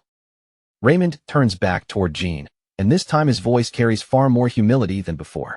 He seems ready to ask for something personal, while Jean simply raises an eyebrow and waits to hear what the knight wants. Raymond carefully suggests that if the wolf still has no real name, Jean should call it Rex. His expression is hopeful and heavy with grief, as if giving the creature that name would let him honor his fallen friend in some small way. He admits that calling a creature regarded as sacred by his order a mere mutt feels more than a little inappropriate. To Raymond, giving the wolf a proper name would at least return some dignity to the beast in the eyes of his faith. Raymond explains that Rex was a man of unwavering resolve, someone who dedicated himself completely to purifying the demonic realm. He hopes that same fierce will can somehow live on through the red wolf. In Raymond's mind, the memory of Rex's final moments rises painfully again. He sees his fallen friend's hand still locked around his sword even as he collapsed, a sight that clearly cuts deep into the silver-haired knight's heart. With his eyes closed and both hands clasped over the hilt of his sword, Raymond pleads for the wolf to carry Rex's legacy forward. The request sounds less like a simple naming and more like a desperate prayer for meaning after loss. Jean falls silent for a moment and looks down at the ground, taking in the weight behind Raymond's request. Passing a dead knight's legacy onto a wolf is a strange idea, but even Jean can tell it matters deeply to him. Then Jean glances over at the red wolf, which is staring back at him with those glowing blue eyes. He asks the creature directly whether it is actually fine with taking on the name Rex. The wolf gives a firm, deliberate nod, its expression turning strangely serious. Somehow, it seems to understand the meaning behind the name and accepts the weight that comes with it. Jean turns back to Raymond and agrees to call the wolf Rex from now on. If giving it that name can help the knight find even a little peace, then Jean has no reason to refuse. Relief spreads across Raymond's face, softening the grief that had been weighing him down. A small grateful smile appears as he thanks Jean sincerely for accepting his request. The quiet moment does not last long. The sound of approaching footsteps reaches the cliffside, and both Jean and Raymond turn their attention toward the newcomer arriving at the funeral site. An old man walks into view with a wooden staff in hand, moving slowly but with undeniable presence. Jean and Raymond both turn toward him at once, their expressions sharpening with surprise and caution. Raymond is instantly stunned, and the word elder slips from his mouth in a stutter as recognition hits him. The old man is not alone either, with another man in similar gray and orange robes following close behind. Jean studies the old man carefully, sensing an overwhelming aura of authority wrapped around his frail-looking body. He realizes right away that this is not some wandering traveler who happened to pass by the cliffs. The man is Elder Bo of the Third Pioneer City, a blindfolded elder dressed in orange monk-like robes with large wooden prayer beads hanging around him. In this region, he is known as one of the highest authorities anyone could encounter. The blind old man in monk robes approaches the camp while leaning on his wooden cane. The mercenaries recognize him almost immediately, and their voices drop into tense whispers the moment they realize who has arrived. Kim Woo-jin watches Elder Bo from beneath his hood, noticing how the entire atmosphere shifts the instant the man appears. He silently wonders just how much power and influence this elder holds over everyone here. This is Elder Bo from the Third Pioneer City, one of the most powerful and influential figures in the area. Despite his age and calm appearance, he carries himself with an aura that makes everyone around him instinctively straighten up. Behind him, a line of disciples follows in disciplined silence. Their footsteps strike the dirt path in a steady rhythm, making their arrival feel even more formal and imposing. The mercenaries quickly move out of the way, parting before him as if none of them dare block his path. Some even lower their heads respectfully while the distinguished guest passes through their ranks. Raymond steps forward and gives Elder Bo a deep, formal bow, greeting him with clear respect. From the tension in Raymond's posture, it is obvious he never expected someone of this rank to come here personally. Elder Bo acknowledges Raymond with a small nod, then offers a brief apology for arriving during the mourning of the fallen knight Rex. His words are polite, but there is a sharp purpose behind his visit. He quickly moves to the reason he came. Elder Bo is here to investigate the deaths of the Golden Bug sons, Derek and Cedric, and he clearly has no intention of treating the matter lightly. Raymond's expression tightens as surprise flashes across his face. He suddenly understands that, even after everything they survived, the investigation into this incident is nowhere near finished. The elder asks whether Raymond truly believes the mercenaries' account of how their clients died. His tone makes it clear he is considering the possibility that something far more sinister may have been involved. Jean immediately realizes that they are all still serious suspects in the elder's eyes. It makes sense. After all, the clients died while the mercenaries were transporting a mountain of gold, which would be a perfect motive for betrayal. Raymond asks whether the evidence he already provided was not enough to satisfy the authorities. But the old monk's expression remains unreadable, and he does not seem convinced in the slightest. Bo turns his blindfolded gaze toward the group, and even without visible eyes, it feels as if he is looking straight through them. His senses seem to be catching details that an ordinary person would never notice. He points out that the most important question still has not been answered. How did two perfectly healthy men suddenly transform into abominations without warning? Then the elder's attention lands directly on Jean, and the air around them turns heavier. He claims he can smell the unmistakable stench of a dark priest all over the boy. Bo steps closer, looming over Jean with calm pressure as he asks what he thinks about the matter. The way he speaks makes it sound less like a question and more like a verdict waiting to be confirmed. Jean is genuinely shaken for a moment. This old man not only knows who he is, but his intuition is striking far too close to secrets Jean would rather keep buried. Still, Jean refuses to back down and meets the elder's gaze head-on. He asks plainly whether Bo is openly accusing him of being one of those heretical priests. The elder does not flinch or blink behind the blindfold. His calm expression stays perfectly still, as though he is simply waiting for Jean to provide an answer that will satisfy him. Before long, they arrive at the Vritra Arena in the third Pioneer City, a massive stone battleground built for strength tests and settling disputes. The place feels heavy with the history of countless warriors who have fought there. The arena stretches wide and imposing around them, surrounded by high stone walls that make escape feel impossible. Its battle-worn floor looks strong enough to withstand the attacks of powerful warriors without breaking apart. Bo leads Jean into the very center of the ring while speaking in a calm, lecturing tone. He explains that true talent usually reveals itself early, long before a warrior suddenly steps into the spotlight. To Bo, it is suspicious that someone as strong as Jean could simply appear one day without a known history, teacher, family background, or any record to explain where his power came from. And as if that mystery were not enough, Jean just happened to be present during an extremely rare and catastrophic abomination outbreak. The timing is far too convenient for the elder to ignore. Elder Bo asks Jean whether he does not find his own story a little too neat to be believed. His words are calm, but they carry the sting of someone who thinks any sensible person would doubt him. Jean realizes he has been under far closer observation than he first thought. In this world, being powerful without a background is not an advantage. It is the same as walking around with a target painted on your back. Of course, he cannot tell them the truth and explain that he is an outsider from another world. With no way to reveal his real origins, Jean keeps that part buried and says nothing. Instead, he changes the focus and asks what any of this has to do with dragging him into a mandatory spar. From his point of view, being forced to fight an old man in the middle of an arena is a strange way to prove anything. Raymond immediately tries to step in, his voice rising with concern as he argues that Jean has only just survived a brutal battle. In his eyes, forcing him into a duel right now is unreasonable when his body should barely be holding together. But Elder Bo only lets out a low chuckle, as if Raymond's protest barely reaches him at all. His attention remains fixed on Jean, and the old man's calm stare makes it clear he has no intention of backing down. Then Bo's tone sharpens, cutting through the arena like a warning. He asks whether they truly intend to refuse an official investigation carried out by a high-ranking elder, making the pressure behind his authority impossible to ignore. Raymond falls silent, stunned by just how stubborn the elder is being. He quickly realizes that no amount of reasonable explanation is going to move this man once he has already made up his mind. Jean finds himself trapped in an ugly situation. If he wins too easily, everyone might see him as a dangerous dark priest, but if he loses, there is a very real chance this old man could end up killing him. And on top of all that, the idea of fighting an old man already feels like trouble from the start. No matter how Jean looks at it, this duel is turning into a massive headache before it has even properly begun. Bo seems to sense that hesitation right away.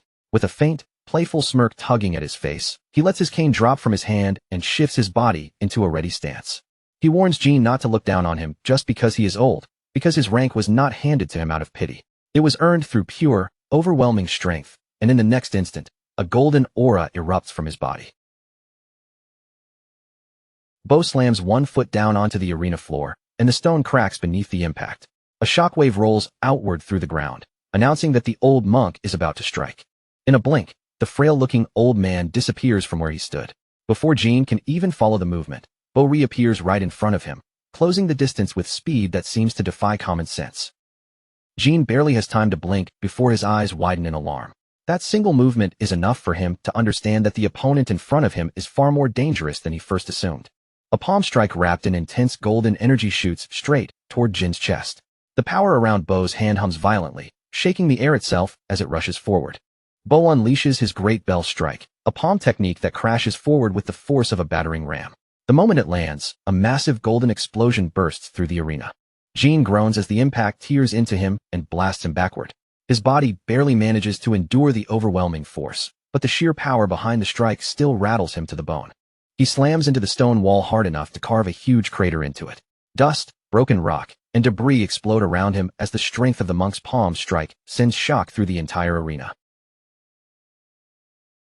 Raymond shouts Jin's name, his face turning pale with worry. He hurriedly explains that the Vritra monks are elite martial artists, warriors feared for their terrifying combat skills and relentless physical power. Jin hangs slumped against the wall, looking for a moment as if that one hit has completely broken him. Raymond adds that even among those powerful monks, Elder Bo stands on an entirely different level. Bo simply laughs at Raymond's warning, teasing him for sounding a little too protective of his friend. Then, without giving Jin even a second to recover, the elder immediately launches into his next move. The old man becomes a blur of golden motion, moving so fast that his figure seems to appear in several places at once. As he attacks, he taunts Raymond for always taking the newcomer's side. Jin lifts his head, blood trickling from the corner of his mouth. His eyes struggle to keep up with Bo's movement, and by the time he tracks him again, the elder has already appeared directly above him. Another storm of blows comes crashing down on Jin, each strike landing with the crushing weight of a sledgehammer. The stone floor breaks beneath the force as the old man's relentless assault continues. Then Bo suddenly pulls back, and a curious look crosses his face. Something about the way Jin is enduring the hits feels strange to him, almost as if the damage is not taking hold the way it should. Jin slowly pushes himself back to his feet and wipes the blood from his face. As he steadies himself, he realizes Bo struck the very same area where the abomination had injured him earlier. But something about his body feels wrong, or maybe, strangely enough, very right. Jin looks down at himself with pure confusion, trying to understand why the pain is not what it should be. His torso is completely smooth, with no trace of the deep, jagged wounds left from the fight against the abomination. Injuries that should have kept him bedridden for weeks have somehow vanished without a mark. He remembers the sensation of that monster's core dissolving down his throat. That thing did far more than satisfy his hunger. It changed something inside his body. Even the fresh bruises and cuts from Bo's attacks begin closing before his eyes. It is almost like Jin's body is rejecting the damage, patching itself together in real time. Jin reaches a chilling conclusion. By eating that monster's core, he has gained the same supernatural regeneration that made the abomination so difficult to kill. A sharp, dangerous grin spreads across Jin's face as the realization settles in. He is not just fighting like a hunter anymore, whether he likes it or not. Part of him is starting to resemble a monster. He lunges forward, and his sword crashes against Bo's palm in a burst of sparks. Now that he knows he will not go down easily, Jin begins to enjoy the thrill of the fight, instead of simply trying to survive it. Bo looks genuinely impressed, nodding as he observes Jin's renewed energy. For someone who was supposed to be exhausted, the boy is moving with astonishing vigor, and the old man can feel his own fighting spirit rising. He stares at Jin with a wide, toothy grin, openly admitting that he would gladly keep this spar going for several more hours if he had the chance. The excitement in his face makes him look far less like a frail elder and more like a battle-hungry warrior. But Bo quickly catches himself before that hunger for combat takes over completely. He lands one more solid strike, forcing Jin backward and creating enough distance to reset the pace of the duel. Then he announces that Jin's physical strength has been confirmed. Now that the rumors about his body have proven true, it is time to move on to the real test. Bo raises one hand to his forehead and activates his mind's eye. A golden symbol begins to glow across his orange blindfold, releasing a heavy spiritual pressure into the arena. Jin suddenly freezes as a massive glowing eye symbol forms in the air before him. He can feel an invisible force pressing against his mind, trying to peel back the layers of his consciousness. The elder explains that he gave up his physical sight in order to open this third eye. In exchange, he gained a spiritual vision capable of seeing beyond the body and reaching into the soul itself. The golden light grows brighter and sharper, focusing entirely on Jin. Bo prepares to look past the boy's flesh and mana, straight into the hidden world inside his mind. What Bo wants is the truth. He intends to see for himself whether this boy is truly a dark priest hiding in plain sight, or something far stranger than that. Bo's consciousness plunges into Jin's mind, but instead of a normal inner world, he finds himself surrounded by a pitch-black abyss. Darkness drips around him like thick ink, swallowing every trace of light. From that darkness, a gigantic mantis-like beast rises into view, its shape terrifying and unnatural. Its eyes glow with a predatory light, watching Bo like prey that has wandered too far into its territory. Then, all at once, a massive cluster of red, lidless eyes opens in the dark. Every eye turns toward the intruder, staring at him with raw, unfiltered malice.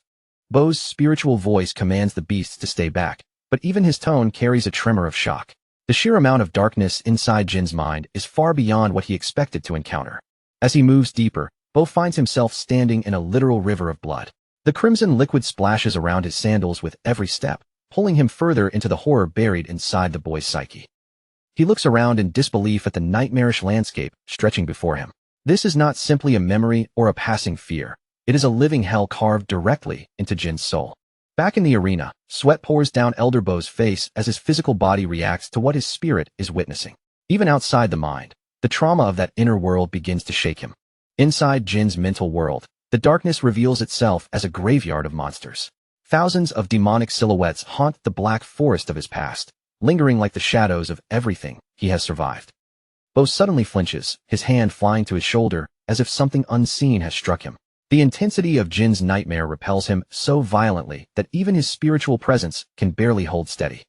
Jin walks over with concern in his eyes and asks whether the old man is all right. He notices that Bo's overwhelming mana, which had filled the arena just moments ago, has completely flickered out. The elder gasps for air, his face drained pale from what he has just witnessed. Looking at Jin with shaken disbelief, he tells him that his mental world is not merely unpleasant, it is terrifying beyond words. But by this point, Elder Bo has already gotten the answer he needed. Jin's inner world never collapsed into that foul corruption, and that alone proves one thing clearly. Jin is not a dark priest. Then, in a move no one expects, the high-ranking elder suddenly lowers his head. He brings his hands together with surprising humility, showing Jin a gesture of respect that completely overturns the murderous pressure from moments ago. Elder Bo sincerely apologizes to Jin, asking the young man to forgive the suspicion and extreme rudeness of an old man. He explains that confirming Jin's true nature was something he had no choice but to do, especially because the mission he needs help with is far too important to treat lightly. Off to the side, Raymond silently watches everything unfold, while the arena's enormous stone doors groan open. Beyond the doorway, Cindy appears in the light, and Bo finally reveals that he has a quest meant for Jin. Jin can only stare at Elder Bo in complete confusion.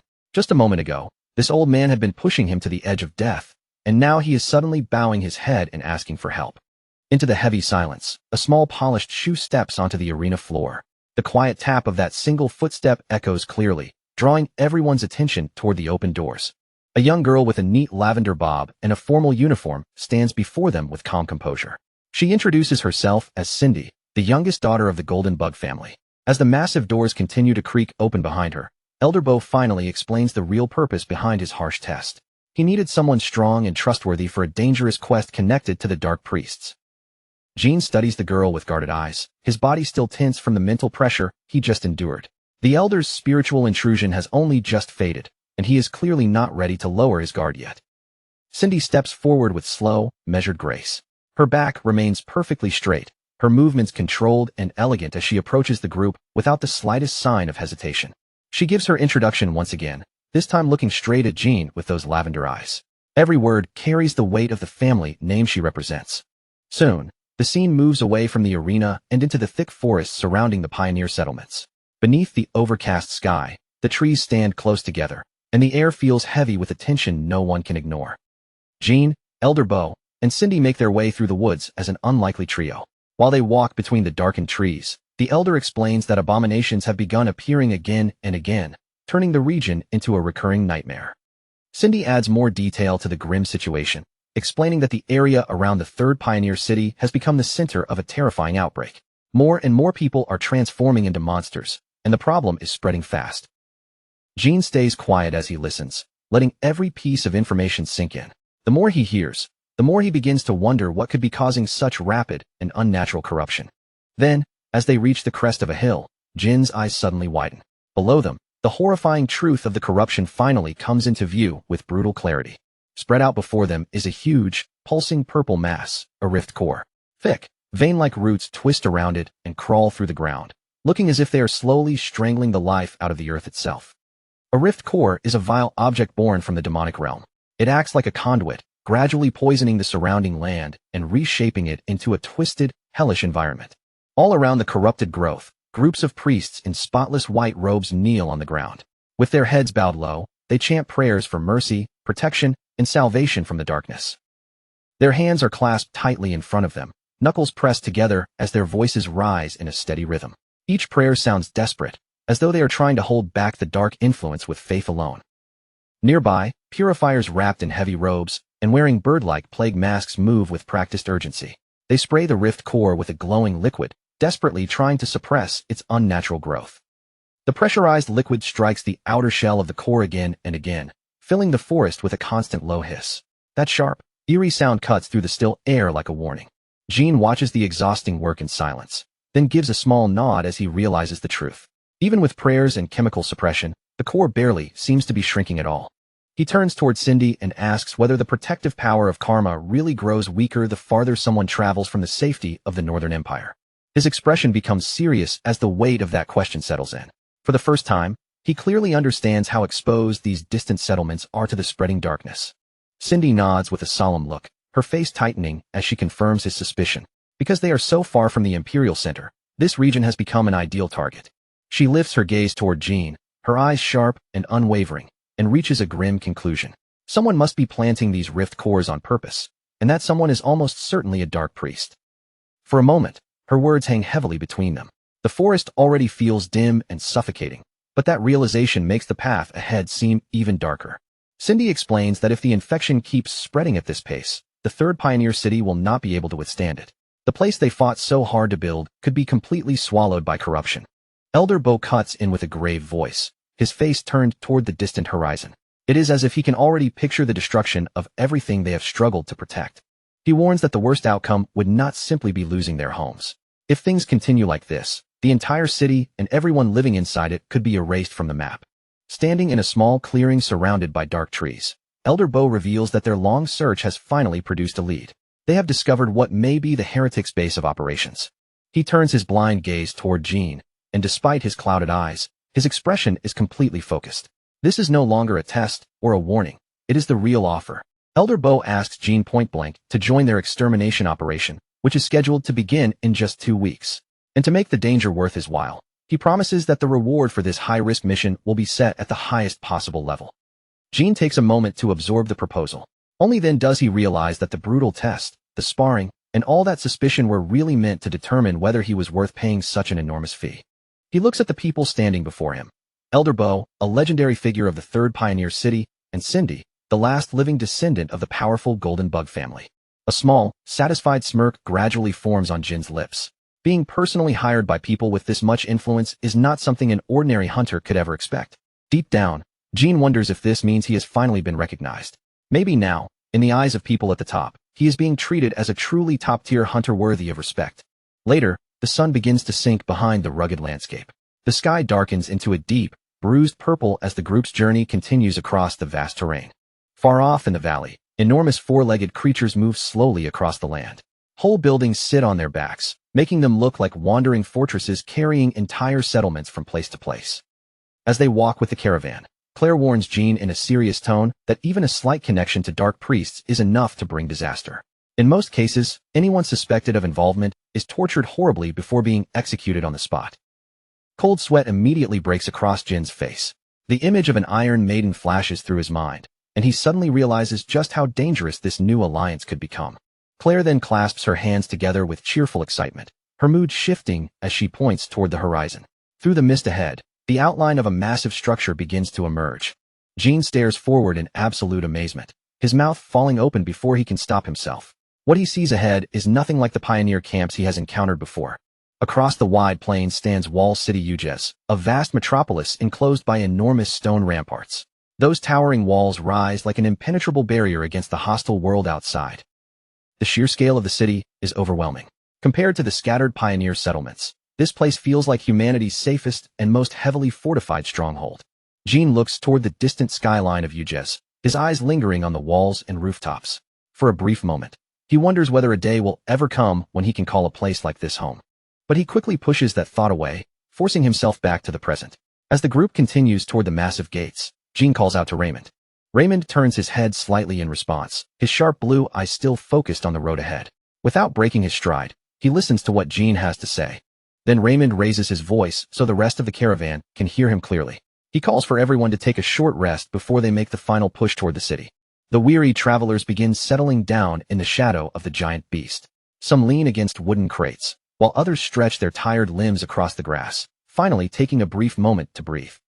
The red-haired mercenary freezes for a second, clearly caught off guard when Jean says he has no intention of staying with them, and that his next destination is back toward the third pioneer city. That surprised look slowly fades from his face, replaced by something quieter and heavier, as he admits that people splitting up is just part of mercenary work, even if saying goodbye never really feels easy. Jean then turns his eyes back to the others, calmly asking what they plan to do from here, now that the job they had all taken on together has finally come to an end. The red-haired warrior immediately raises a thumb with a grin, saying his plan is simple: drink all night, keep drinking after that, and drag his companion along for the whole ridiculous celebration. Jean lets out a faint, almost amused smile, as if he expected nothing less from them, before shifting his attention toward Claire and asking what she intends to do next. Claire lowers her gaze with a small, modest smile, then admits that before anything else, she needs to find another job so she can keep supporting herself.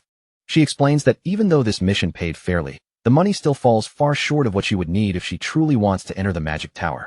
The moment Jean hears that name, his eyes sharpen slightly, and he looks at her with fresh interest, clearly recognizing the weight behind such a prestigious place. Claire keeps her expression humble, almost embarrassed, as she confesses that her own magic is still only barely beyond the level of a beginner. Even so, there is a quiet strength in her voice as she admits that she wants to learn more, to reach higher-class magic, and to gain the kind of knowledge and power she can't obtain where she is now. As Claire speaks, the image of a magnificent library seems to unfold before them, sunlight spilling through towering windows onto endless shelves, the very kind of place she dreams of studying inside one day. Jean watches her in silence, taking in the sincerity in her face, and he can't help thinking that someone willing to work so hard simply for the sake of learning is genuinely worthy of respect. For a moment, he says nothing at all, his expression settling into an unreadable calm while some quiet decision turns over in his mind. Claire tilts her head, confused by the sudden pause, just as Jean reaches into his worn travel bag and begins searching for something inside. A moment later, Jean draws out a decorated pouch and holds it toward her, the bag giving off a heavy, unmistakable jingle from everything packed inside. The pouch droops under its own weight, bright gold coins visible at the opening, and Jean offers it to Claire as support for the education she wants to pursue at the magic tower. Claire jerks back in shock, both hands lifting in a flustered refusal, her eyes wide as she struggles to understand how Jean could casually offer her something so enormous. But Jean does not back down, calmly explaining that this gold is not some simple act of charity, but his way of repaying the debt he feels he owes her for the help she gave him. Behind them, the red-haired mercenary and his companion stare in complete disbelief, their eyes wide and mouths hanging open as they watch that much wealth being handed away like it is nothing. Claire looks down at the bag in front of her, beads of sweat forming on her forehead as the reality of it begins to hit, and the sheer fortune being offered leaves her mind almost unable to keep up. Jean pushes the sack of gold into her hands before she can properly argue, making it clear through his actions that this is more than a simple thank you. It is enough to finally open the door to the magic tower for her.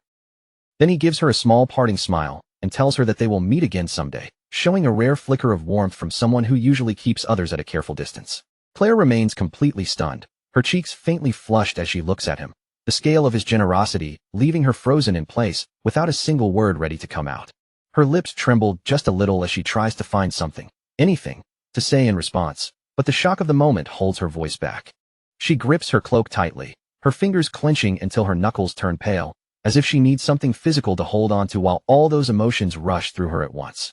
Beneath the gentle light filtering through the trees, Jean turns away and begins walking off, leaving Claire behind with the heavy bag in her arms and an entirely new future resting in her hands. Claire's stunned expression slowly changes into something firm and determined, and in the quiet of her heart, she promises herself that no matter what it takes, she will find a way to repay this favor. Jean keeps his eyes facing forward, already pulling his thoughts back to the lonely road he has chosen and the dangerous challenges waiting somewhere ahead. Without making the farewell too drawn out, he tosses a casual goodbye over his shoulder to the mercenaries, keeping his departure clean and almost effortless. Raymond and Claire stand there watching him leave, the red-haired mercenary crossing his arms while Claire still holds the heavy bag of gold tightly against her chest. With one final respectful nod, the hunter officially separates from the group that had been his temporary home over the past few days.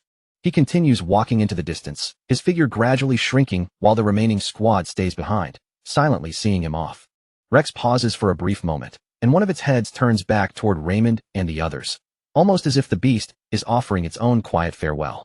Raymond watches the creature with a thoughtful look, silently acknowledging the unusual bond that has formed between Jean and the powerful beast traveling at his side. A faint smile appears on the knight's face as he watches them go, as though he understands that the two of them are headed towards something far greater than this small camp. As the sun sinks toward the horizon, Jean and Rex keep moving together, heading in the direction of the third pioneer city to prepare for the war that is drawing closer.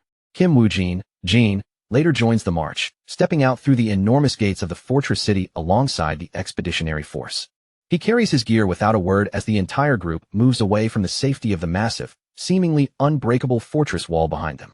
Far above them on the ramparts, Cindy stands beside Elder Bo, watching the departing troops with a cold and calculating gaze.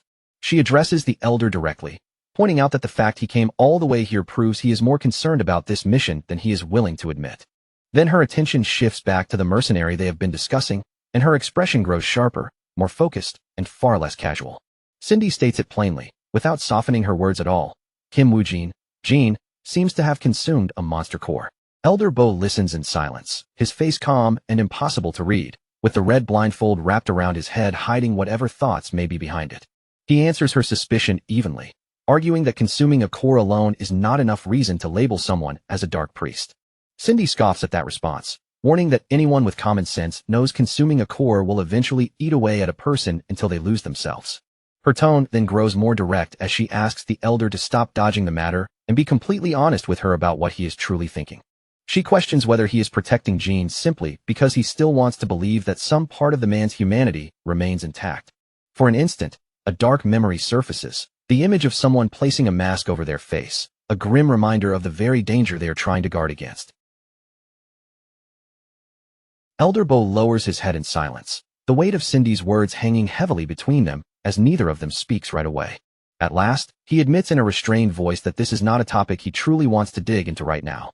Cindy's lips curl into a cold, cutting smile as she leans over the stone railing, letting out an irritated tesque that makes her annoyance perfectly clear. She says she will keep the matter hidden for the time being, but her warning is sharp. If Jean makes even one wrong move, she will brand him as a dark priest without hesitation.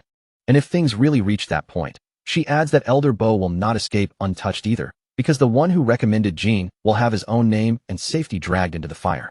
After saying everything she came to say, Cindy turns away from the railing and walks off, leaving Elder Bo standing alone on the high ramparts. Elder Bo remains calm and unmoved, as if her threat barely reaches him, firmly believing that the disastrous future she warned about will never come to pass.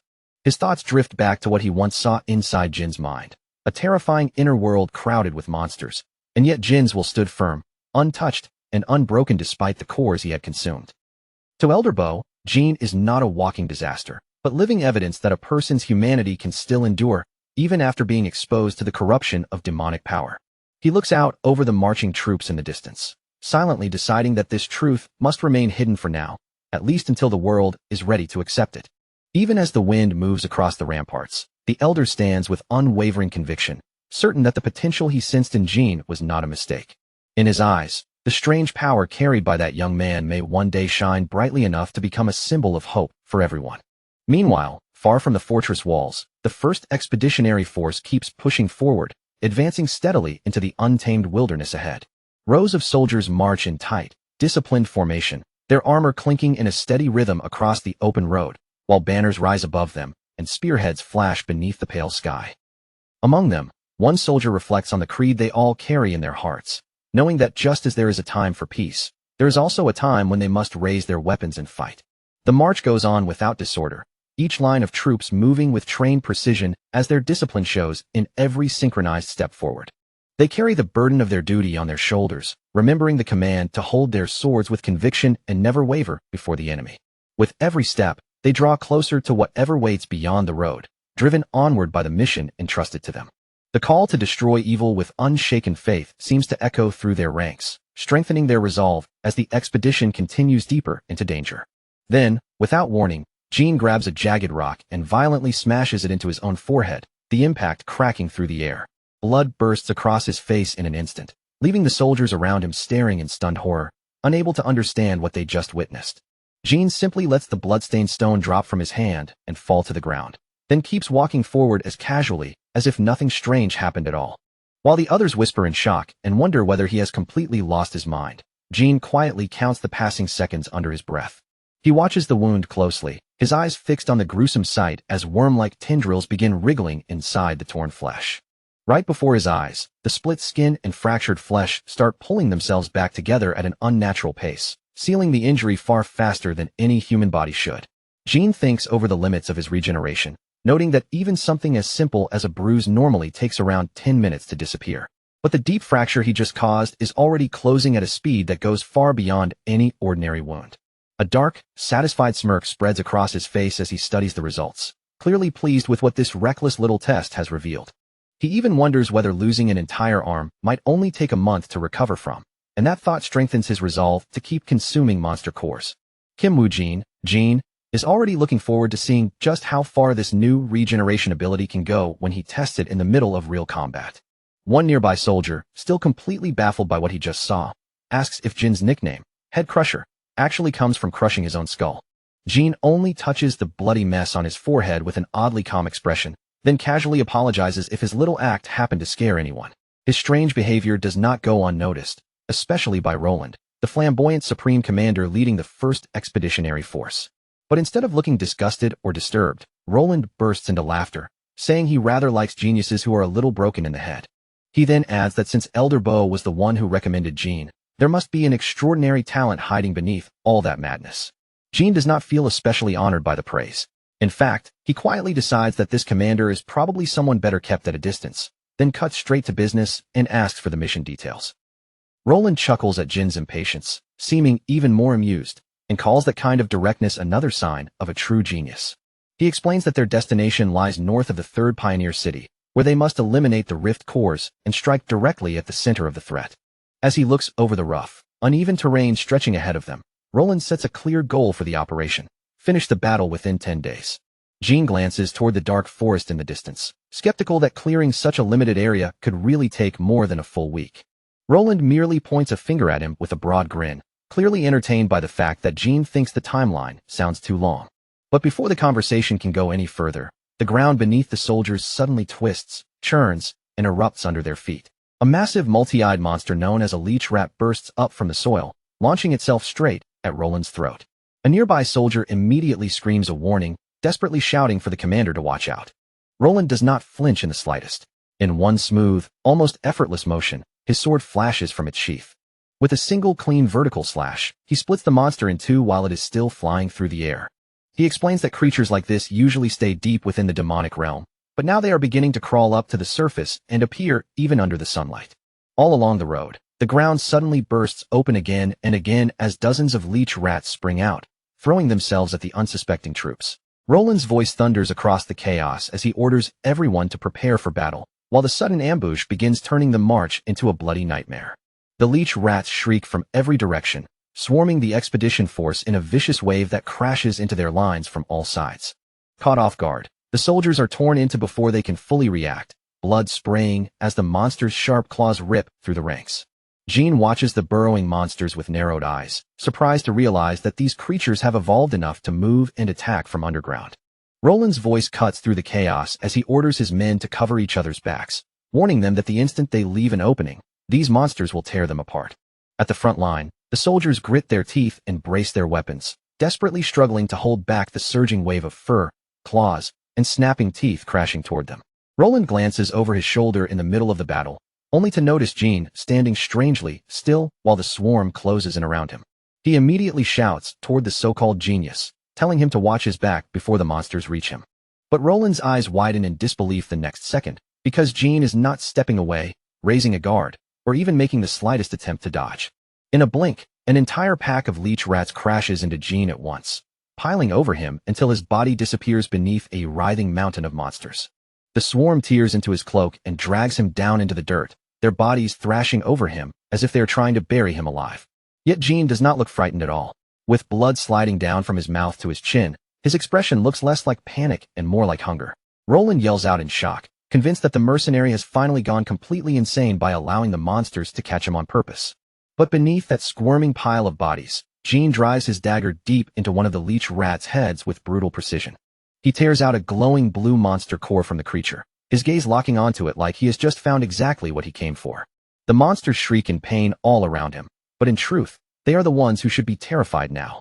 Because to Jean, these creatures are not merely enemies trying to kill him. They are a fresh buffet of power, waiting to be devoured. He wonders whether consuming the whole swarm might let him inherit the leech rat's ability to burrow through the ground. For a brief moment, the battlefield around him seems to fade from his attention, and all Jean sees in those monsters is fuel for his next evolution. He snatches up another glowing core, the cold blue light shining against his blood-stained face and reflecting sharply in his eyes. Then, with a sickening crunch, he starts forcing the cores into his mouth right there in the middle of the battle. Jean knows the odds are painfully low, but if he wants to inherit a monster's power, consuming its core is the only path available to him. Kim Woo-Jean, Jean, thinks back to the secret that allowed him to survive 12 long years inside the demonic realm, eating monster cores to steal the unique skills hidden within them. He wipes fresh blood away from his face, never taking his eyes off the pulsing blue core resting in his palm. After devouring around 40 leech rats, his body feels uncomfortably stuffed, yet his frustration only grows because their digging ability still has not appeared. Before he can continue, the pile of monster corpses suddenly bursts apart in a flash of blue light, as someone rushes in to rescue him. A holy knight reaches down toward the blood-covered mercenary in a panic, hurriedly checking whether Jean is still alive and in one piece. Jean instantly slips back into a professional attitude, telling the knight to maintain formation, while inwardly mourning the meal that was just interrupted. With this many eyes around him, secretly eating monster cores is going to be almost impossible. The knight pulls him back toward safety, completely unaware that Jean had not been suffering under the swarm at all, but enjoying the chance to feed.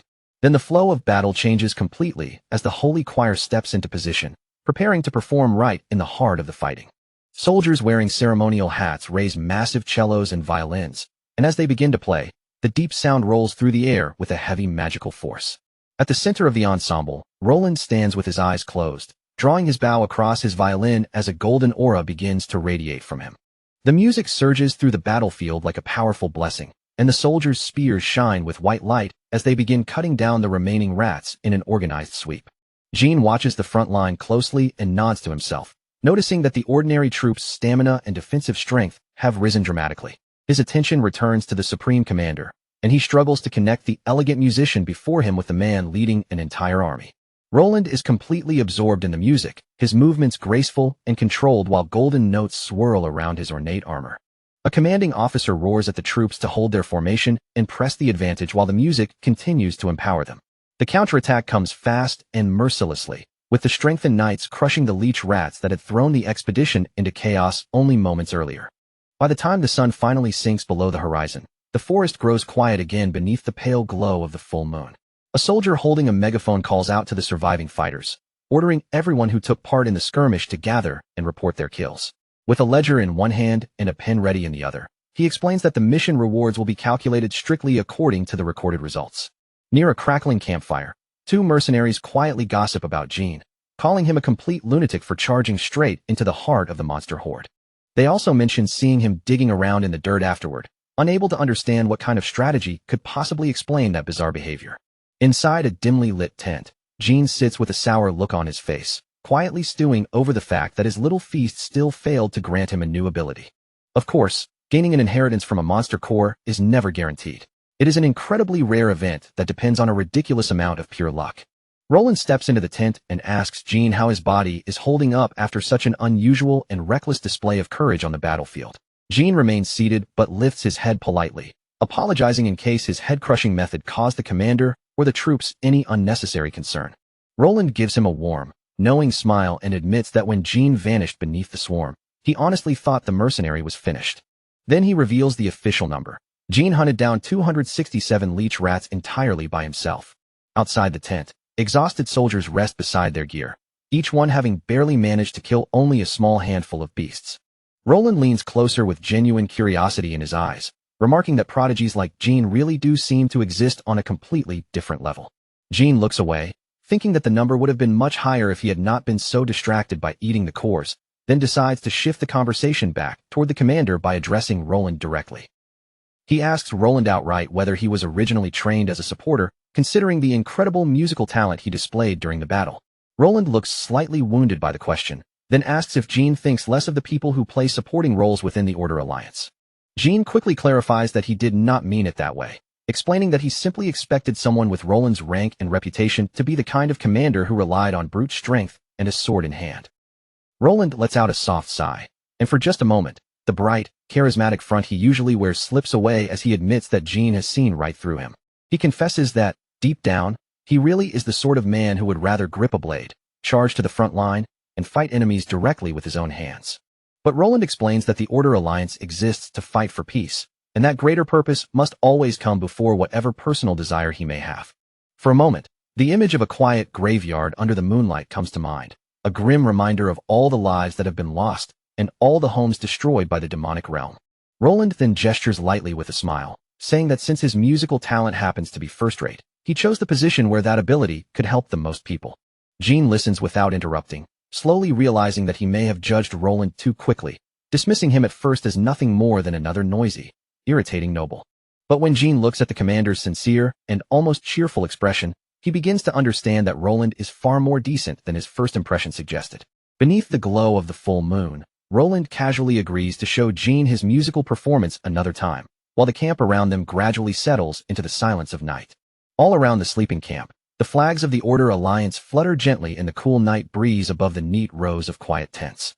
1 week later, the expeditionary force has already pushed far into the dangerous, overgrown territory connected to the demonic realm. Their march has continued as a string of victories, with the troops destroying multiple rift cores and fighting off all kinds of monsters, including fierce packs of kobolds.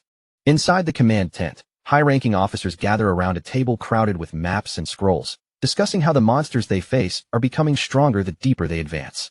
A helmeted holy knight delivers his report to the commanders, noting that despite the increasing danger, the soldiers' morale is actually higher than it was when the journey began.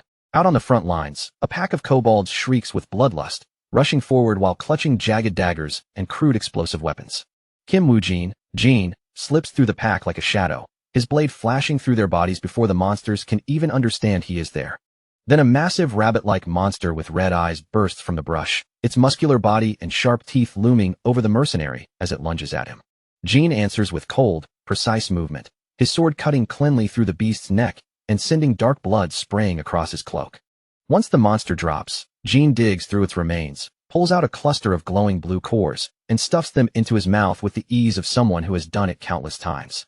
He chews with visible irritation, realizing that this one is another useless dud, and that no new skill has awakened from eating it. Meanwhile, back in the safety of the command tent, one of Roland's subordinates reports that the mercenary is clearing out every monster by himself the moment they show their faces.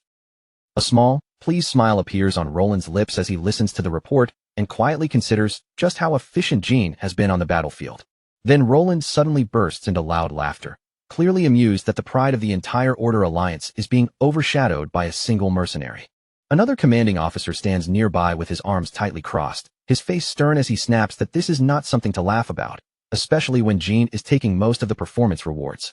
Roland brushes off the old knight's complaint with a confident smirk, pointing out that Jin's work has kept their casualties almost non-existent. Then his gaze sharpens as he notes that stronger monsters appearing means they are getting close to the final destination. As the wind begins to rise outside the camp, Roland gives the order for everyone to rest while they still have the chance. The path eventually leads to Pillar Canyon, a desolate pass where jagged rock walls rise high on both sides like broken teeth. High above the canyon floor, four figures stand on top of ancient stone pillars, watching the surrounding terrain from their elevated perches. One of them, a man wearing a heavy iron mask with a single eye, wonders aloud if the Order Alliance is finally approaching. He stands at the very edge of his pillar, his blue cape snapping hard in the wind as he questions how the army managed to discover this hidden place. Beside him, a woman with long red hair and a veil trimmed in gold calmly points out that their rift cores were bound to attract attention sooner or later. She closes her eyes with quiet confidence, certain that their youngest sibling already expected the enemy to respond this way when she made her move. A small smile appears on her lips as she thinks about her sister, convinced that someone as important as their chosen youngest could never be incompetent. Below them, on a lower stone pillar, a man in a wide-brimmed hat and a white ruffled shirt gazes out toward the distant horizon. He crouches down casually and tells the others not to worry, saying that in his experience, the side defending a position like this always holds the advantage. A sharp, Smug grin spreads across his face as he admits the enemy reacted a little faster than expected, though not fast enough to change anything.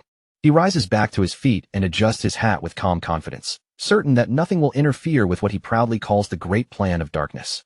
Far below, the expedition continues forward, with Commander Roland, his vivid red-orange hair and ornate gold armor standing out clearly, leading the march while Kim Woo-jin, Jean, follows close behind.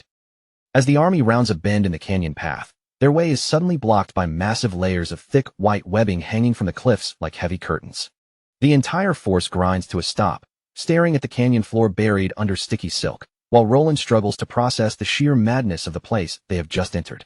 Then, from the shadows between the rocks and webbing, dozens of red-eyed predators begin crawling into view, revealing that the expedition has walked straight into the heart of a massive spider nest. Roland looks down over the ledge and asks if this is really the correct location, and the priest standing beside him confirms that the demonic realm's corrupt energy is unusually concentrated here. Roland admits he has never heard of a place like this before, his playful expression fading as he studies the terrain with growing seriousness. Below them stretches a huge, jagged canyon packed with layer upon layer of thick white webbing, a strange and unsettling sight that drops deep into the earth. In the dark spaces of the ravine, giant spiders crawl through the silk with quick, predatory movements, their bodies blending into the shadows between the webs. Kim Woo-jin steps up beside Roland and gives a small nod, saying that something about this entire layout feels wrong from the start. He explains that while holding the high ground is normally a powerful tactical advantage, digging such a deep hole for a hideout makes no sense for ordinary creatures. Roland suggests that perhaps they built it that way to avoid being exposed, but Kim Woo-jin immediately rejects the idea, pointing out that a tunnel would have worked far better for that purpose. The young hunter keeps staring down into the valley, his expression sharpening as he becomes convinced that the canyon's design serves a far more deliberate reason. Then he gives Roland the blunt warning. This whole place looks less like a nest and more like one enormous trap. Roland turns toward him in disbelief, his eyes widening as the weight of Jin's words finally begins to sink in. All of a sudden, a thunderous crash explodes from behind them, so loud that the sound rolls through the canyon and makes the ground beneath their boots tremble. Before anyone can properly react, massive white beasts burst out from the treeline in a blur of fur and muscle, charging straight into the expedition's startled ranks. A whole pack of those giant creatures floods the cliffside at once, swarming the soldiers from the rear and catching the entire force completely unprepared. The attackers are Bigfoots, towering monsters known for overwhelming strength, mixed with salmosas, venomous snakes whose tough scales are hard enough to turn aside ordinary weapons. One of the Bigfoots plants its feet, pulls back a huge fist covered in thick white fur, and prepares to smash everything in front of it. The punch lands with brutal force, striking a soldier so hard that his body is launched like a ragdoll toward the edge of the pit. The beast's raw strength is terrifying, powerful enough that one single strike cracks and shatters the rocky lip of the cliff. Without even pausing, it seizes another helpless knight in its massive grip and throws him straight into the dark depths of the canyon. The men scream as they fall, their bodies dropping into the abyss until the shadows and thick fog below swallow them from sight. As they plunge downward, the falling soldiers desperately reach for the thick strands of webbing stretched across the canyon, trying to stop themselves from disappearing into the pit. One man manages to catch hold of a web and feels a brief rush of relief, only for that hope to collapse when he realizes the sticky silk has trapped him completely. A giant spider slowly looms over its freshly caught prey, its many red eyes glowing in the darkness as it closes in to finish the kill. Back on the cliff, Roland tries to rally his scattered troops, shouting for them to deal with the Bigfoots before the entire force gets shoved off the edge. Seeing how quickly they are being pushed back, Roland realizes they are losing ground fast and orders the Holy Choir to begin casting their buffs immediately. Kim Woo-jin watches the slaughter unfold with a predatory smirk, his eyes shining a sharp, intense red as the chaos spreads around him. One of the Bigfoots lifts its enormous leg and brings its heel crashing down in a thunderous stomp, crushing the ground beneath it. Then, in the middle of the battlefield, the leader finally appears, the strongest Bigfoot of the pack, with a giant snake fused directly into one of its arms. Kim Woo-jin does not hesitate for even a second. He launches himself off the cliff and begins a dangerous descent straight into the heart of the pit. A nearby soldier stares in complete disbelief, unable to understand why the young hunter would willingly dive into a hole crawling with monsters. Roland shouts after him in shock, calling out as he watches Kim Woo-jin's figure vanish into the darkness of the ravine below. Kim Woo-jin's attention is fixed entirely on the massive symbiotic beast, and more specifically, on the salmosa wrapped around its powerful limb. He knows he has found the strongest monster in the pack, and that means the best core should be waiting inside that creature. The strongest Bigfoot roars up at him as the hunter drops toward it, ready to protect its territory from the intruder falling from above. Kim Woo-jin slams one hand against the vertical rock face, using the impact to control his descent without losing any of his momentum. Then he starts running down the sheer cliffside at high speed, blade already drawn as he accelerates straight toward his target. His boots dig hard into the jagged stone with every step, kicking loose gravel into the air as he charges downward along the wall. Even with the wind whipping past him and the canyon dropping beneath his feet, his face stays perfectly calm and cold throughout the vertical duel. The giant ape swings at him with a huge arm, but Kim Woo-jin uses the surrounding rock and open space to move through the vertical battlefield with ease. He closes the distance in a flash, his sword cutting a bright white arc through the gloom as he prepares to strike the beast head-on. The monster bares its teeth, clearly sensing that this human is no ordinary prey and possesses frightening strength in close combat. The Salmosa fused to the Bigfoot's arm suddenly lunges forward, spraying a stream of deadly venom across the battlefield, but Jin knocks it all aside with one clean slash. Kim Woo-jin only grins at the attack, looking ready to face every advantage the fused creature tries to throw at him. Kim Woo-jin stares down at his prey, a dark and hungry grin spreading across his face as he prepares to claim the harvest. To him, this symbiotic monster is not just dangerous, it is a rare source of power he truly wants. The vertical battlefield turns into a blur as the hunter descends, spinning through the air while his blade trails silver light against the dark, jagged canyon walls. The giant ape and the snake attack him at the same time, their movements wild and desperate, but Kim Woo-jin stays light and controlled with every step. He uses both the sheer cliff face and the thick layers of webbing as footholds, pivoting off them smoothly to slip out of the monster's reach. He notices that although the two monsters have fused together, they cannot properly coordinate their combined strength. A fusion like this should normally be terrifying, but here, it is just two clashing instincts trapped in one body. Kim Woo-jin understands that when two monsters combine, their power should not merely add together, it should multiply. So he keeps his distance, patiently waiting for the perfect opening in their broken teamwork. Every creature has a weakness, and for symbiotic monsters, that weakness is the conflict between two separate minds. Kim Woo-jin watches closely as the Bigfoot's arm twitches, with the snake trying to pull it in another direction. Facing two sets of teeth and claws at once is not easy, but Kim Woo-jin can tell the monsters are struggling even more, because the Salmosa and the Bigfoot are both fighting for control of the same body.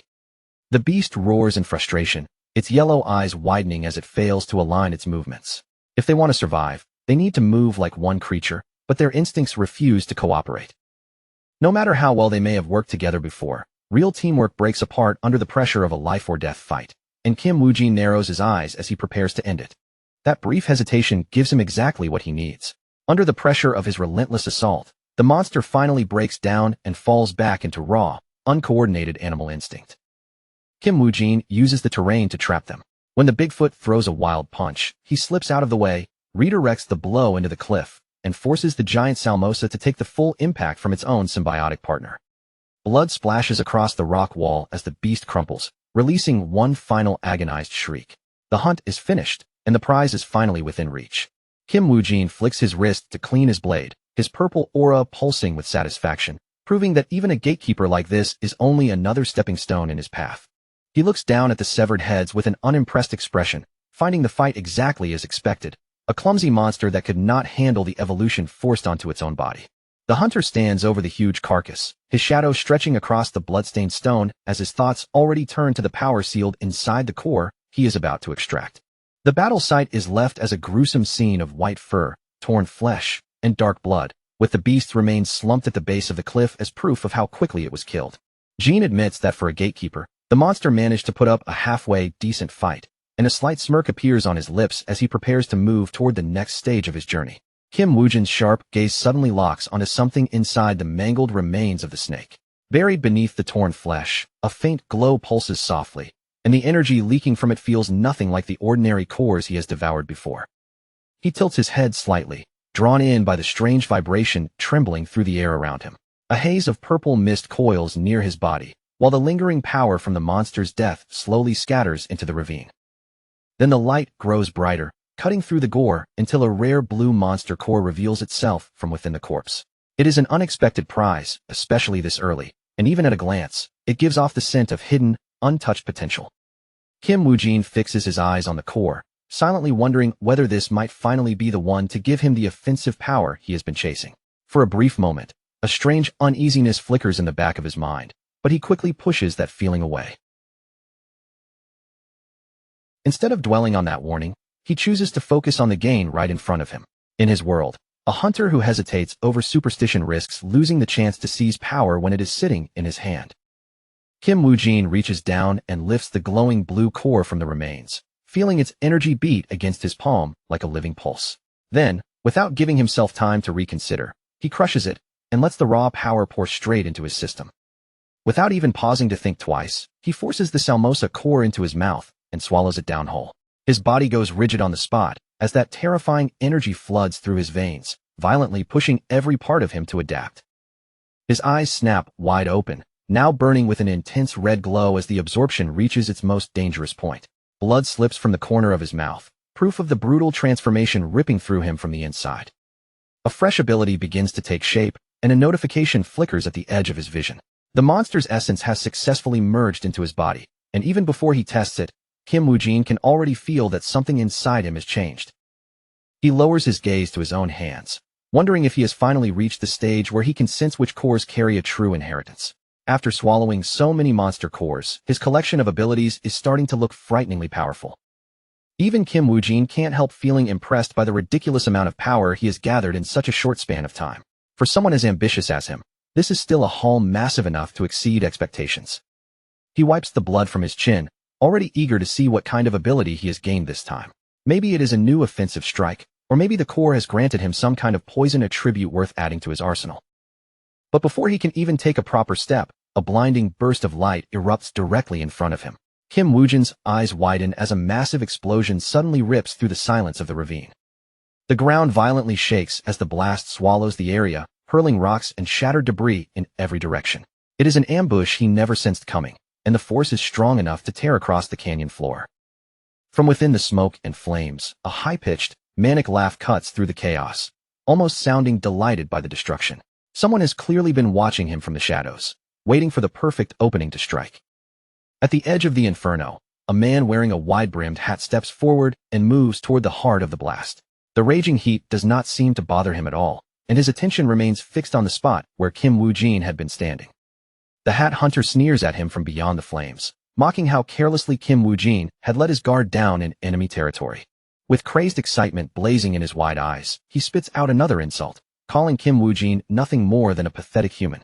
Kim Woo-jin grimaces as waves of heat press against him from every side. His body is battered and scorched, but he is nowhere near finished, even if this is far from the kind of encounter he expected. The hat hunter peers through the flames and gives a small nod when he realizes his target is still on his feet. Rather than being impressed, he looks almost disappointed, muttering as if the explosion had failed because it did not end Kim Woo-jin instantly. Inside the roaring wall of fire, Kim Woo-jin notices his skin changing, hardening into a cracked and unfamiliar texture. He had been hoping the blue core would give him poison, but instead, it seems to have awakened something far more defensive. A layer of gray, stone-like armor now spreads across his body, absorbing the worst of the explosion that should have torn him apart. He stares down at his hands and realizes that, even though this was not what he wanted, it is the exact reason he is still alive. The hat hunter remains at a distance, watching the flames flicker around the newly armored hunter. His grin stretches wider as he reassesses Kim Woo-jin, clearly entertained now that the situation has become more interesting. Kim Woo-jin stands upright in the middle of the fire, gray scales covering his skin as they glow faintly from the lingering heat. Bit by bit, he starts to understand the real value hidden inside the stone skin he just inherited. He admits to himself that it may not be the offensive upgrade he was hoping for, but it is definitely a useful tool to keep. Now his thoughts shift toward just how much punishment this armor can actually endure. The notification confirms that this new ability deserves further testing. Kim Woo-jin has survived the opening strike, but the hat hunter is not finished toying with him, and the real battle is only starting to unfold. A massive wall of fire surges upward, transforming the floor of the ravine into something like a burning hellscape. Even with the attack coming so suddenly, Kim Woo-jin's concentration does not waver. Kim Woo-jin tightens his grip around the hilt of his blade, his hands now wrapped in the rough gray scales of his stone skin. As the heat closes in, his body prepares to counter the ambush before the flames can swallow him. With one powerful swing, he cuts through the smoke, driving the force of his blade forward and pushing back the flames pressing toward him. The impact rolls outward like a shockwave, making the surrounding cliffs tremble. Through the thick haze, Kim Woo-jin glares straight at his opponent, his expression turning cold and firm. He understands now that this was only the opening move, and the real test has just begun. The Hat Hunter stares at him in disbelief, eyes stretched wide as the truth sinks in. His first attack failed, and somehow this human had blocked not just one, but two of his most lethal strikes. The enemy begins connecting the pieces, suspecting that the prey in front of him is that same insane bastard rumored to consume monster cores. As he watches Kim Woo-jin leap through the air with predatory grace, his suspicion only grows stronger. Dark energy begins to coil around the Hat Hunter as he decides there is no point in holding back anymore. He bends forward, and the shape of his body starts to twist into something unnatural. 6 long, spindly spider legs suddenly burst from the Hat Hunter's back, ripping through his clothing as they unfold. He spreads his arms wide, completely surrendering himself to the monstrous inheritance inside him. In the next instant, the two hunters collide in a blur, Kim Woo-jin's blade crashing against a hardened chitinous leg with sparks bursting between them. The sheer power of their clash vibrates through the ground beneath their feet. The force knocks them apart, and both leap backward to open space between them again. The ground separating them is now scorched, cracked, and shattered from that brief but brutal exchange. Kim Woo-jin narrows his eyes at the grotesque transformation, immediately recognizing the mark of a spider monster's core. That tells him everything he needs to know. His opponent has also been devouring the essence of beasts. The Hat Hunter breaks into laughter, his voice twisted with joy at finally finding an opponent worth his excitement. He says he has been waiting for this encounter, thrilled that Kim Woo-jin appeared right before his eyes. He mocks the irony of it all while his spider legs twitch restlessly behind him. In his warped mind, this is no ordinary hunt anymore. It feels like a reunion he has been waiting for far too long. The enemy's red eye burns with manic intensity as his excitement slips deeper into madness. He is so thrilled by the thought of killing Kim Woo-jin that he claims he could almost cry from joy. Then, without warning, dozens of smaller spiders begin dropping from the cavern ceiling, crawling down the rocky walls and closing in around Kim Woo-jin. The Hat Hunter has not come alone. He has brought an entire swarm with him. Kim Woo-jin lifts his gaze and quickly realizes just how large this ambush really is as more creatures spill out from the darkness. From every side, the space around him begins to shrink. The spiders attack in coordination, spitting streams of fire alongside corrosive green venom. In seconds, the air around Kim Woo-jin turns into a lethal storm of burning heat and acid. Kim Woo-jin spins his sword in a sharp defensive arc, knocking away the incoming projectiles while searching for any opening to escape the kill zone. His movements are quick and precise, but the sheer number of attacks keeps piling on. He grits his teeth as the flames lick across his stone skin, pushing his new defense closer to its limit. Even beneath the protective gray scales, the scorching heat is still intense enough for him to feel. A huge explosion of orange and yellow fire erupts from the center of the ravine, sending a towering column of smoke into the sky. The blast is so massive that its force can be seen from miles away. High above the ravine, Roland stands with his violin in hand, his eyes widening as he sees smoke rising from the abyss below. The destruction is far too large to be dismissed as a simple monster hunt. Roland calls out Kim Woo-jin's name, worry tightening across his face as he stares down into the chaos. From where he stands, he can only imagine what kind of brutal fight is unfolding below. As the smoke and fire slowly begin to clear, Kim Woo-jin is revealed crouching in a defensive stance at the center of the ravine. Both hands grip his sword across his chest, while roaring rings of flame curl around his smoke-covered body. The Hat Hunter watches him with morbid fascination, clearly impressed that anyone could survive a hit that direct. As he studies Kim Woo-jin through the remaining flames, he begins to wonder whether calling him human is even accurate anymore. The Hat Hunter can tell at a glance that Kim Woo-jin has stepped beyond a boundary most hunters never even come close to touching. After devouring monster essence over and over again, Kim Woo-jin is no longer something that can be called normal. Deep cracks spread across the stone scales covering Kim Woo-jin's arms, and little by little, broken chunks of that armor crumble away. Beneath the damaged layer, raw and singed flesh is exposed, making it clear that his defensive ability is starting to fail under the pressure. Kim Woo-jin quickly reads the battlefield and realizes just how dangerous that attack really was. Mixing gas with fire was a brilliant tactical move, and even his stone skin might not be able to protect him if another blast lands the same way. He understands now that the man in front of him is no ordinary enemy, but a high-ranking dark priest who knows exactly how to target an opponent's elemental weaknesses. This battle is no longer just about who can hit harder. Blood runs from the corner of Kim Woo-jin's mouth, but his eyes remain cold, sharp, and deadly. He silently admits that he judged his opponent too lightly, and that mistake has already cost him. The Hat Hunter suddenly launches himself forward at terrifying speed, his spider legs digging into the rocky ground and propelling him in a crooked, jerking rush. Kim Woojin barely gets a moment to respond before the attack is already on him. They collide once again, and the harsh sound of steel slamming against hardened chitin rings through the canyon. With those extra limbs, the Hat Hunter attacks from several directions at the same time, forcing Kim Woojin to guard every angle.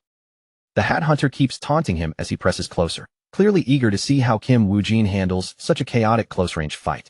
He is enjoying every second of the struggle, driving Kim Woojin closer and closer to his physical limit. He comes crashing down from above, using his full weight and momentum to force Kim Woojin into a defensive crouch.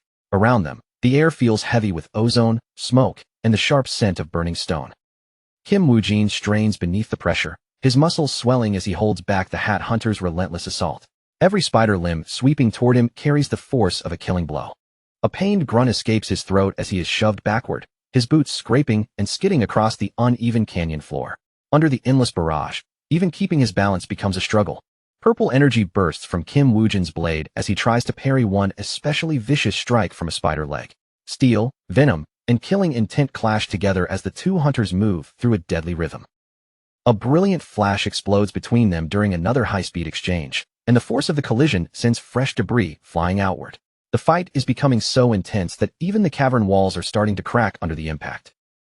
Kim Woojin sucks in air in rough, desperate breaths, his face smeared with soot and fresh blood. He realizes that his enemy is not just overpowering him, but slowly and methodically cornering him with far superior tactics. Then the smaller spiders unleash another volley, spitting flames and acid together until the attacks merge into one massive blast. This time, the explosion closes in directly on Kim Woojin, leaving him with nowhere safe to run. Kim Woojin lowers his stance and crosses his arms over his body, trying to shield his vital organs as the explosion crashes over him. Heat, pressure, and impact bury him all at once like a storm made to crush him. While enduring the damage, he desperately tries to think of a way out. Should he take out the surrounding spiders first, or throw everything he has at the Dark Priest? Either way, he knows his body cannot keep absorbing this much punishment for long. His organs feel like they are being torn apart from the inside, and his stone skin is finally reaching its absolute limit. If he cannot shift the flow of the battle immediately, this ravine will become the place where he dies. The Hat Hunter bursts through the smoke, his red eye glowing with a predator's excitement. Laughing wildly, he closes in on his wounded prey, ready to deliver what he believes will be the finishing blow. Kim Woojin braces himself and raises his stone-covered arms in front of his face. With no room to dodge and no better option left, all he can do is prepare to endure the impact head-on. A massive spider leg sweeps across the battlefield in a blur, moving so fast that its path is almost impossible to follow with the naked eye. The sharpened tip aims straight for Kim Woojin's throat, closing in with terrifying precision. The attack lands with sickening force, driving deep into Kim Woojin's shoulders and back. Blood splatters across the rocky floor as the monstrous limbs pin him in place and tear through his broken defenses. His heavy sword slips from his grip and clatters onto the ground, landing just out of reach of his trembling hands. Kim Woojin is left battered, bleeding, and exposed, with his defense finally shattered. The Hat Hunter lets out a sharp, mocking cry of victory as he stands over the fallen Kim Woojin. He savors the sight beneath him, his face twisting into a grotesque grin. His laughter spills uncontrollably through the ravine while his spider legs keep Kim Woojin trapped in place. The Hat Hunter is utterly delighted, as if this painful turn of events is exactly what he had been waiting for. Looking down at his captive, the Hat Hunter's expression slowly shifts from mockery to genuine curiosity. At last, he begins to understand why the others had left Kim Woojin alone for so long. He acknowledges Kim Woojin's skill and talent, admitting that killing someone with so much potential would almost be a waste. In the fallen hunter, he sees a strange reflection of the power he himself carries. Kim Woojin coughs up blood, his head drooping as he fights to stay conscious. On his knees beneath the man in the wide-brimmed hat, he is completely at his enemy's mercy. The Hat Hunter then decides to offer him something different, and his voice becomes strangely calm, almost persuasive. He looks down at Kim Woojin, who has collapsed in the dirt with his strength nearly drained. He invites Kim Woojin to join the Dark Priests, promising that his life will be spared if he uses his special powers for their cause. Framed by the fire behind him, the Hat Hunter towers over him like a shadow. Kim Woojin slowly lifts his head, his gaze exhausted and clouded by pain, yet still sharp enough to listen. His body may be spent, but his mind continues working through the trap being placed in front of him. The Hat Hunter leans closer, his glowing eyes carrying a disturbing kind of warmth. He tells Kim Woo-jin that he must already understand what it means to be special after gaining so many rare skills from monster cores. With his spider legs spreading around him, he claims that ordinary humans could never understand or accept someone like Kim Woo-jin. To them, that kind of power would only be something to fear, reject, and forbid. He warns that the very people Kim Woo-jin protects will eventually turn against him. In the Hat Hunter's words, they will label him a dark priest, hunt him down, and try to erase him from the human world. A memory flashes through Kim Woo-jin's mind, bringing back his time with the Order Alliance and the hunters who stood beside him, including Roland. But the Hat Hunter twists that bond, calling it nothing more than a lucky accident that will not last. He insists that once they witness the true nature of Kim Woo-jin's power, they will stop seeing him as one of their own. Using Kim Woo-jin's past against him, he keeps pushing the idea that humans will never truly accept him. Then the Hat Hunter reaches a hand toward him, offering a partnership built on the strange path they both share. He urges Kim Woo-jin to take that hand and join him instead of dying here. He promises that if they work together, they can grow even stronger and enjoy a level of power ordinary men could only dream about. The Hat Hunter smiles with confidence, convinced that Kim Woo-jin will not be able to resist such an offer. Kim Woo-jin sinks against the charred earth, his breaths coming out rough and uneven while the fires from the ambush continue burning around him. His stone skin has been pushed through brutal punishment, and the strain is written across his entire body. He spits a mouthful of blood onto the ground, cursing his battered condition through clenched teeth. Even so, a dangerous spark still flickers in his eyes, refusing to die out. Even with his back against the wall, Kim Woo-jin still finds the strength to mock the man standing over him. He looks up and asks why a clown like him needs to run his mouth so much. The Hat Hunter's face instantly twists with rage at the insult. His patience snaps, and he decides it is time to teach this arrogant brat one final and painful lesson. Kim Woo-jin closes his eyes, sounding almost disappointed that the fight has forced him into using his last resort. He really did not want to rely on this power, but the Hat Hunter has left him with no other choice. Then his eyes snap open again, transformed into sharp, glowing slits that no longer look human. The crackling flames around him suddenly shrink and die down, as if the heat itself has been smothered. In the depths of the abyss, the temperature drops, and a heavy silence settles over everything. A sudden gust of wind cuts through the pit, sweeping past the rocks with the scent of blood and ozone. That eerie calm disappears in an instant, and the real storm begins to gather. The Hat Hunter freezes for a moment, his arrogant expression giving way to confusion. He can feel something enormous shifting in the mana around them, something far beyond what he expected. Black and red energy erupts violently from Kim Woo-jin, shooting upward like a pillar and shattering the stone beneath him. The shockwave tears through the abyss with raw power that refuses to be controlled. The Hat Hunter stumbles back, raising his arms to shield his face from the overwhelming pressure and heat. He cannot believe that so much energy is pouring out of Kim Woo-jin all at once. His eyes bulge with terror as the truth finally hits him. This is not just a simple burst of strength. Kim Woo-jin has fallen into a full-blown core rampage. At the heart of the raging storm, Kim Woo-jin's body begins to twist and change in a way that no longer looks human. The gray scales from his stone skin sink deeper into his muscles, fusing with his flesh until they become a permanent, monstrous layer of armor. He fixes a cold glare on the Hat Hunter and tells him to stop wasting breath and say something that actually makes sense. That offer to join the Dark Priests had never even been worth considering. The eruption of energy expands across the entire abyss, swallowing the wide cavern view and making everything around it seem insignificant. Against that towering pillar of power, the Hat Hunter's spider-like body looks almost tiny.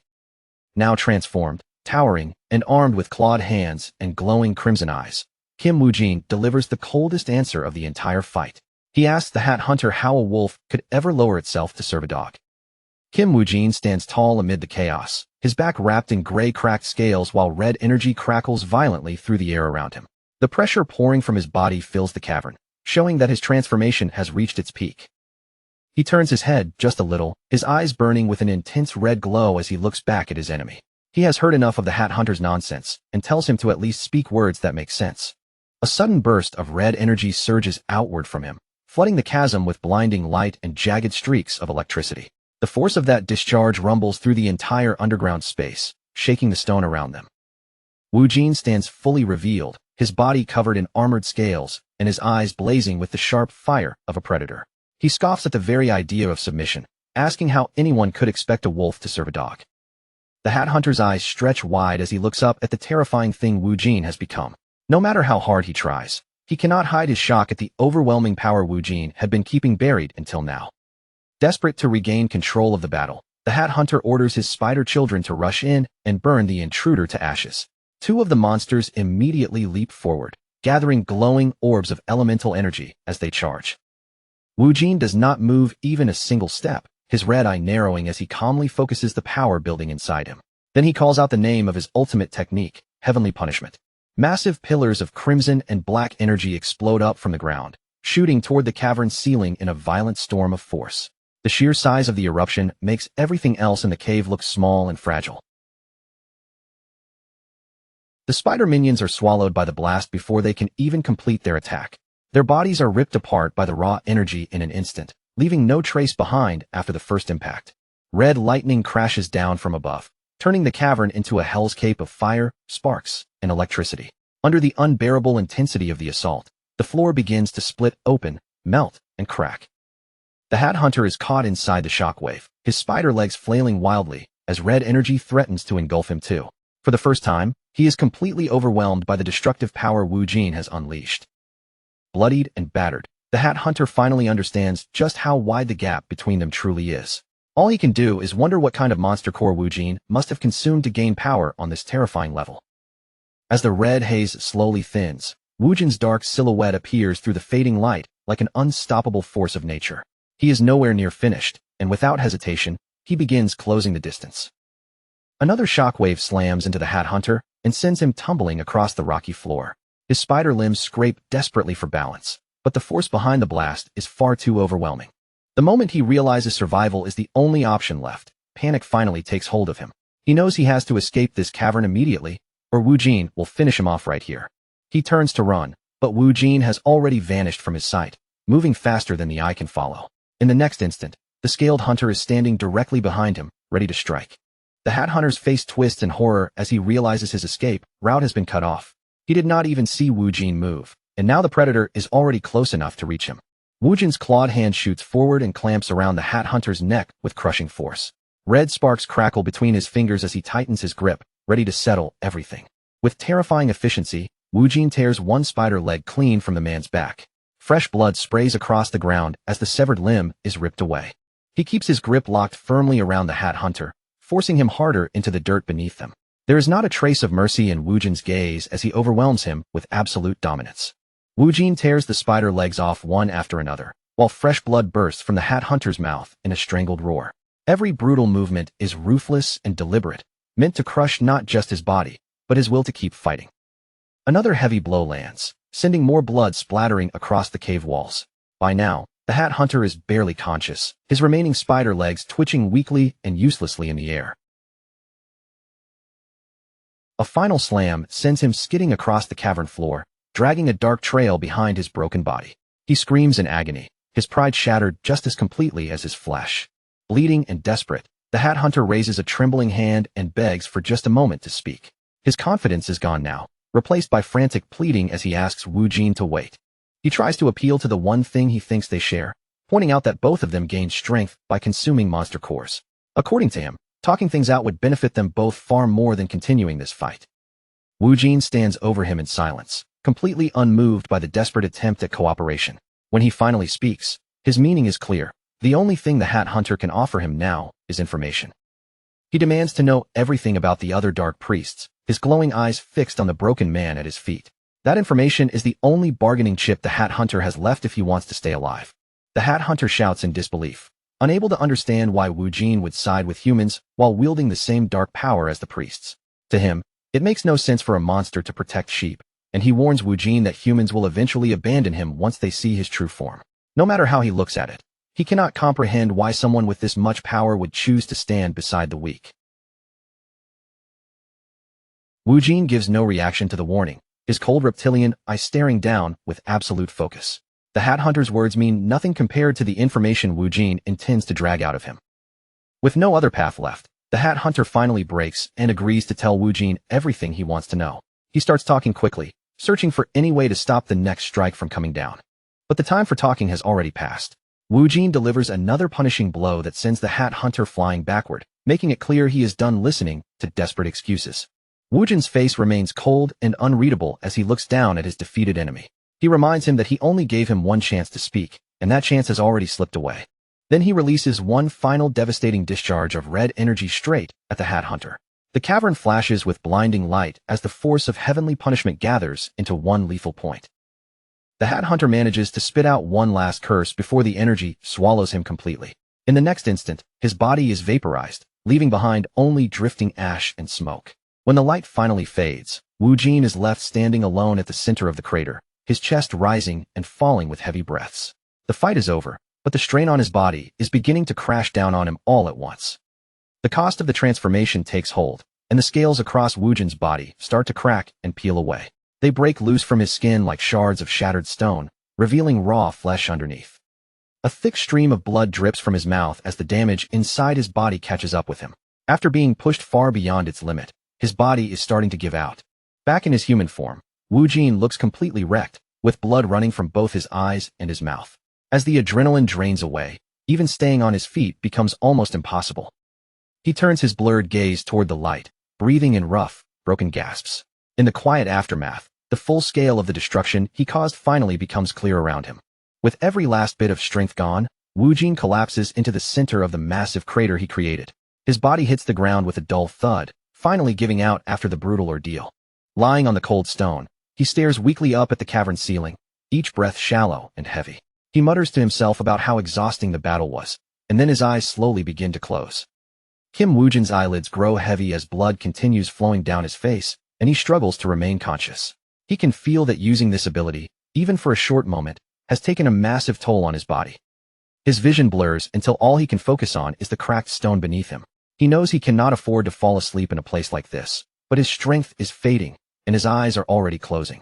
Roland and a knight arrive at the edge of the pit, leaning forward as they peer into the darkness below. When they spot a motionless figure lying at the bottom, they immediately get ready to descend. Roland stares down with concern written across his face, his mouth opening as he calls out to the man below. There is relief in his expression too, as if he is grateful they found him before it was too late. Roland and the knights gather around Wu Jin's battered body on the crater floor. Seeing how badly injured he is, Roland urgently orders his men to bring over a stretcher so they can move him safely. Roland leans over Wu Jin, his face tight with worry as beads of sweat gather along his forehead. In a lowered voice, he whispers Wu Jin's name, searching his friend's battered body for even the smallest sign that he is still alive.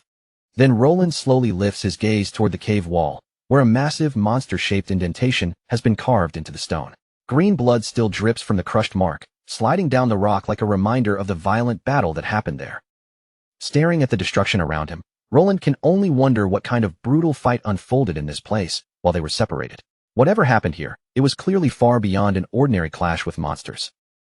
The view then shifts to the third pioneer city, a vast fortress city protected by towering stone walls and sharp-pointed spires.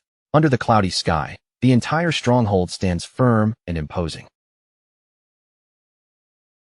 Inside one of its rooms, bright sunlight pours through a large window and spreads across a quiet, well-furnished bedroom. At the center sits a single bed, and beneath the covers, a figure lies still in deep sleep. Kim Woo-jin rests under the blankets, and as the morning light touches his face, his eyelids slowly begin to flutter open. He looks worn down and drained, but at the very least, the immediate danger is finally behind him. With slow, careful movements, he forces himself upright until he is sitting on the bed, his figure framed by the bright window behind him. A quiet groan slips from his lips as every part of his injured body protests. Wu Jin lowers his eyes to his bandaged torso and scarred hands, taking in the marks left behind by that desperate fight. Seeing the damage across his body, he can hardly believe he managed to survive such an ordeal.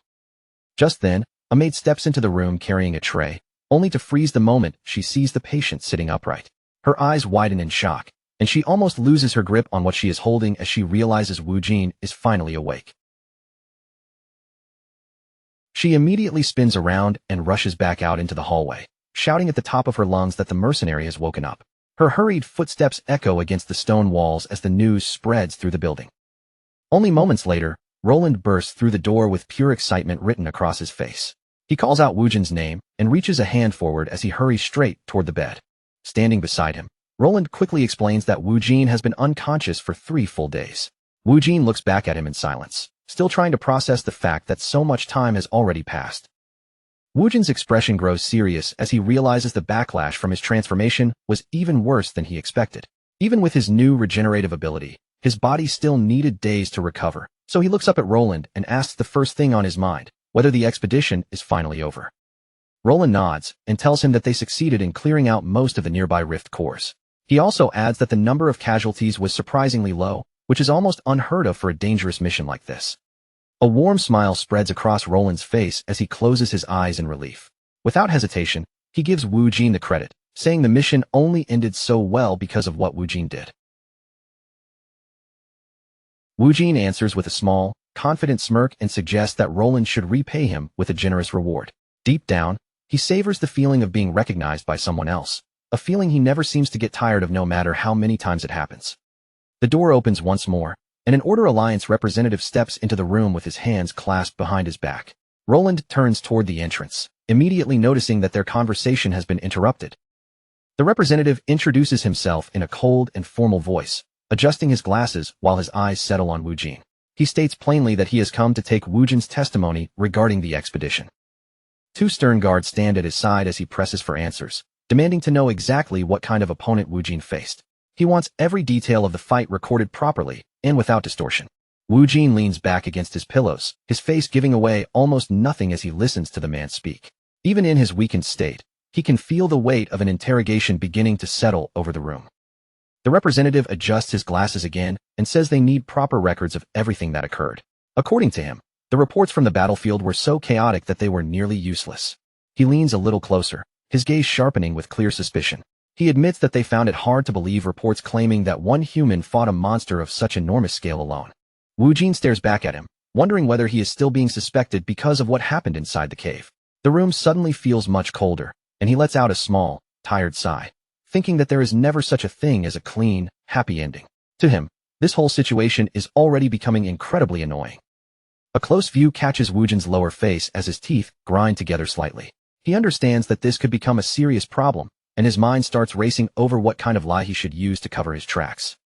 Before the pressure can build any further, another man suddenly appears at the doorway, making the representative turn back in shock. The newcomer is an old man wearing a blindfold marked with a bizarre smiling face.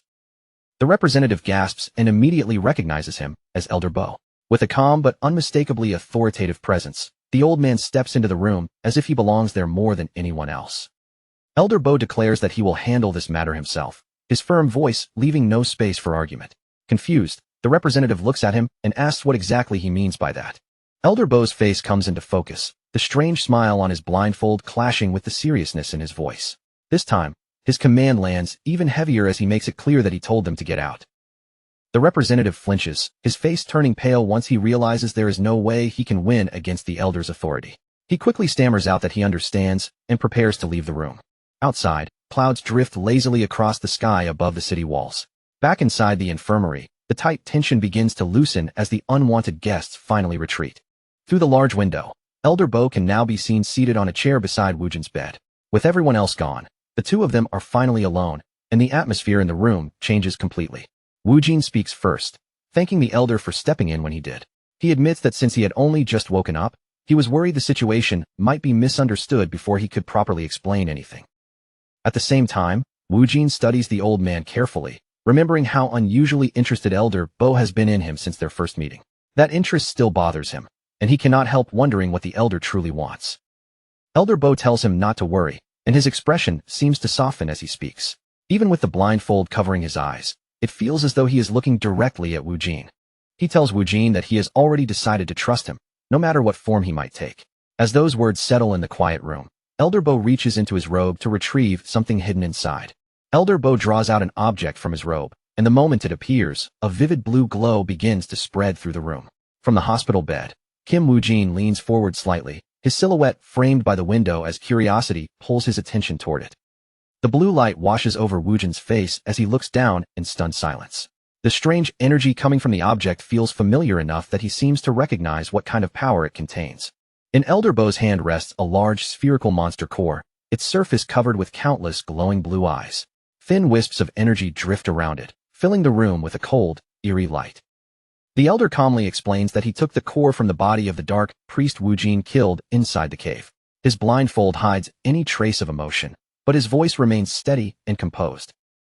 An extreme close view of Wu Jin's blue eye captures the core's many eyes reflected clearly within his iris. For a moment, he is speechless, realizing Elder Bo has just placed a powerful and dangerous secret directly in his hands. Wu Jin accepts the core with both hands, staring down at it with intense focus as the blue light glows between his fingers. Elder Bo tells him that he secretly slipped it away because he had a feeling Wu Jin might want it for some reason. The elder gently places the glowing core into Jin's open hand, the light spilling across his palm as he says that, for some strange reason, he had a feeling Jin would want to keep it. As Jin sits there getting his hair cut, dark strands slide down from his head and shoulders, scattering lightly around him with each clean snip of the blade. Jin pulls the glove snug around his hand, tightening it until the fit settles firmly against his fingers and wrist.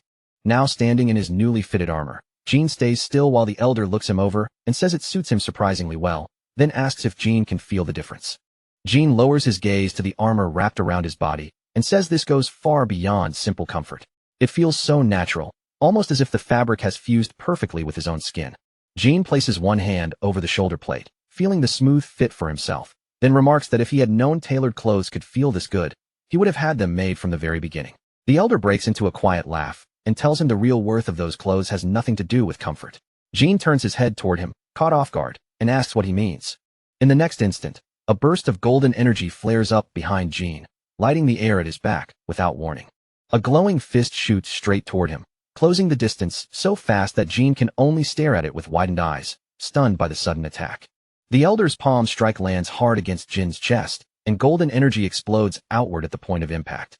Jin's body jolts as a strained cough escapes him, his eyes still wide in disbelief. Jin's mind immediately races as he wonders if this old man really just hit someone who had only recently woken up after being in a coma for 3 whole days. His eye narrows with confusion, and for a brief moment, Jin freezes, expecting pain that never really comes. He looks down at himself and mutters that he can barely feel a thing, while the elder calmly explains that the armor is a relic. The armor glows with a soft blue light, revealing its true nature as a relic, an incredibly rare and costly item infused with magical power. Leaning lightly on his staff, the elder explains that although the armor weighs only a little more than beast hide, its defensive strength can rival that of solid plate armor. Jin rests his hand against the armor again, still processing what he has just heard, and asks if relics like this are not extremely expensive. The elder answers that they are hard to obtain even for someone with mountains of gold. Just then, Cindy steps into the room and reveals that this relic is actually part of Jin's mission reward, bringing the total value to 2,400 gold coins.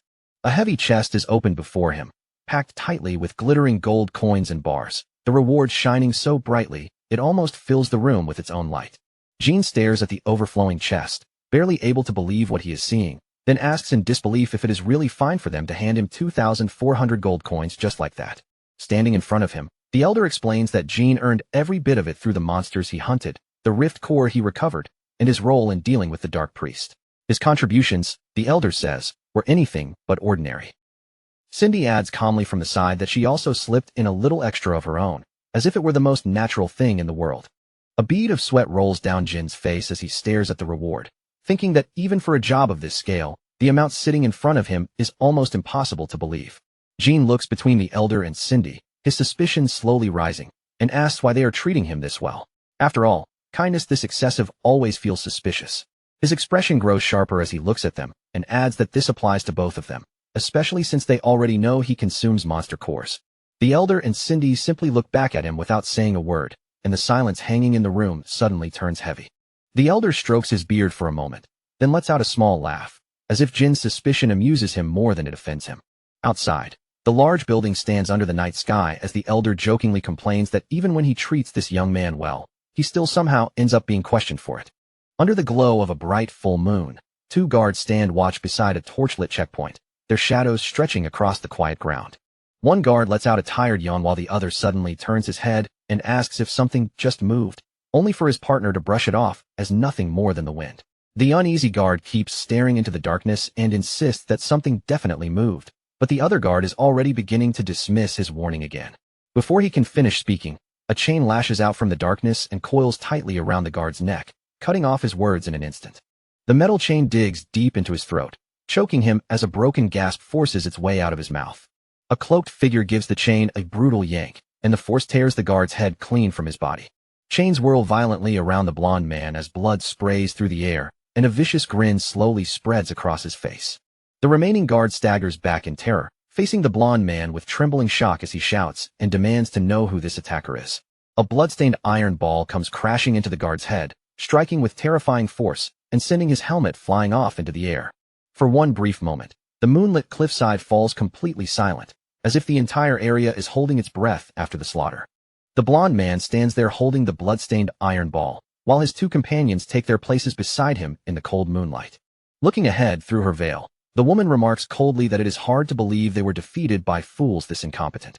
The battered face of the dark priest comes to mind as she refers to him as their youngest, Enoch. Standing over the broken rubble, the veiled woman delivers her judgment without the slightest warmth, saying Enoch was complete trash. The blond man glances back at her and says there must have been enemies stronger than some low-level knight guarding the place.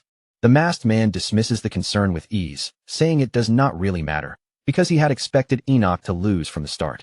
The three figures gather beneath the cliff as the masked man explains that Enoch's defeat was exactly as far as their plan needed to go. Blue energy begins circling around the masked man's head as he presses one hand against the rock wall and says they should start moving as well. A glowing blue symbol appears on the stone beneath his hand, shining with concentrated magical power. From that symbol, lines of blue runes begin spreading across the cliffside, crawling over the rock like living light. The masked man stands before the massive glowing formation while more blue runes stretch across the wall in every direction. The shining runes continue expanding over the cliff, filling the entire area with an eerie blue radiance. The masked man raises one hand before the glowing formation and declares that the time has come to begin their plan to wipe out every human. Inside a dark chamber, rows of restrained people lie trapped on cold stone slabs, their desperate screams echoing through the room. Among the scattered medical tools and neatly arranged supplies, a small bottle stands out immediately, filled with a strange blue liquid that glows softly from within. The view then shifts into the night, where a large building shines brightly beneath the dark sky, its windows glowing like lanterns against the quiet city. Through the tall window, the elder's calm voice continues, and he finally begins to explain what he truly meant by those words. Around the table, the atmosphere grows more serious as the elder faces Jean and tells him that although he cannot scold him for what happened, there is still one favor he wants to ask. With his eyes fixed firmly on Jean, the elder asks him to turn that terrifying strength of his towards something greater and use his power for the sake of humanity. Sitting at the table with a teacup in hand, Jean quietly thinks back to the fear he once carried, believing that if anyone ever learned he had eaten monster cores, he would be dragged away and tortured. But instead of condemning him or treating him like a monster, they had done the opposite, asking him to use that very power to protect humanity. A faint smile slowly rises on Jin's face, and in that moment, he realizes that after everything he had feared, the only thing he can feel now is gratitude. Turning his attention back to the elder, Jean asks whether anyone else has found out about his secret, and the answer he receives is simple: only the two of them know. Jean listens without interrupting as Cindy explains that most people probably would not have accepted the truth so calmly, and after a brief pause, he quietly agrees with her. Leaning forward in his chair, Jin's expression sharpens, and he asks them directly what exactly they need him to do in order to help. The elder places a glowing blue core onto the table, letting its light spread across the surface, and then reveals that this core once belonged to the dark priest. Standing over the table, the elder explains that when someone consumes a monster core, there is a small chance they may inherit fragments of that monster's memories, though the odds are usually extremely low. He then adds that the situation changes if the core comes from a monster that was originally human, because in that case, the chance of receiving those memories becomes much higher. Jean immediately thinks back to the memories he once saw from Golden Bug Sans, and the reason behind that strange experience finally becomes clear to him. Holding the core in his hand, Jean looks at them and asks if they are telling him to eat it, so he can search for information about the dark priest. Standing beside Cindy, the elder does not pressure him, instead leaving the final choice entirely in Jin's hands. The blue core rests in Jin's palm, glowing against his skin, and he thinks that not only has he found people he can speak to openly, but he has also received the monster core he missed before. Purple energy begins curling around him as Jean breaks into a grin, saying there is no other choice but to eat the monster core, all for the greater good, of course. The moment Jean bites into the blue core, a towering spire suddenly fills the sky in his mind, and a desperate voice cries out that he wants to be chosen too, refusing to keep living this miserable life as a failure. On a balcony, a man drops to his knees, his body trembling as he shouts that he wants real power, the kind of overwhelming strength that can crush everything before him. A frightened man stares upward, frozen in place, as a calm and chilling voice responds from above, asking him if that is truly what he desires. A woman holds up a glowing blue vial, its light reflecting in her hand, and with an unsettling calmness, she tells him to prove it. Jin's eye narrows sharply as he takes in the memory unfolding before him, trying to grasp every detail hidden inside the vision. The elder and Cindy look down at Jean with concern, watching his condition closely as they ask whether he is all right. Now seated on the bed, Jean steadies himself and says he managed to learn something, causing the others to react in surprise. Sweat trails down Jin's face as he lifts his gaze and reveals that what he discovered was the Dark Priest's next plan.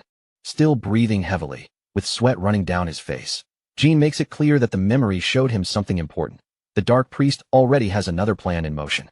Under a cloudy sky, a grand mansion rises in the distance, its imposing walls standing silent as if waiting for the coming storm. As Jean walks along the stone path with the elder and Cindy, the elder asks whether he is completely certain, and Jean answers without hesitation, firmly saying yes. Leading the group forward, Jean insists that he is sure, then explains that the battle they witnessed was nothing more than a smokescreen, while the Dark Priests moved ahead with a different plan. With a sealed letter in hand, Jean reveals that their real target is a long-standing tradition held after an expedition ends, and as he speaks, the image of armored soldiers flashes through his mind. The elder and Cindy fall into tense silence as Jean warns them that the Dark Priests intend to raid the Archbishop's banquet and wipe out the high-ranking officials gathered there. A massive horned shadow with glowing eyes appears over the mansion like a nightmare, its enormous hand stretching down toward the building below. Still walking with the others, Elder Bo points out that if the target is the banquet, then its security should already be extremely tight, and he questions whether the enemy truly has enough military strength to break through. Jean replies that he could not see the full scale of their forces, but as he mentions a man wearing an iron mask, the memory of that figure appears behind the elder. In Jin's memory, the masked woman appears behind Cindy, and Jean adds that the woman connected to Golden Bug Sun's deaths was there too, with both of those fighters giving off a dangerously powerful presence. Bo strokes his chin in silence, his brows tightening slightly as he considers the enemy's plan to strike the banquet. Looking ahead with a grave expression, Cindy says that in her opinion, this danger is far too great for them to handle alone, and she suggests informing the Order Alliance while canceling the banquet immediately. Jean and the others stop where they stand, but Bo rejects the idea at once, his voice firm as he declares that they cannot do that. Elder Bo explains that if they report the matter, Jin's ability to consume monster cores may be exposed, and in the worst case, they themselves could be accused of being Dark Priests.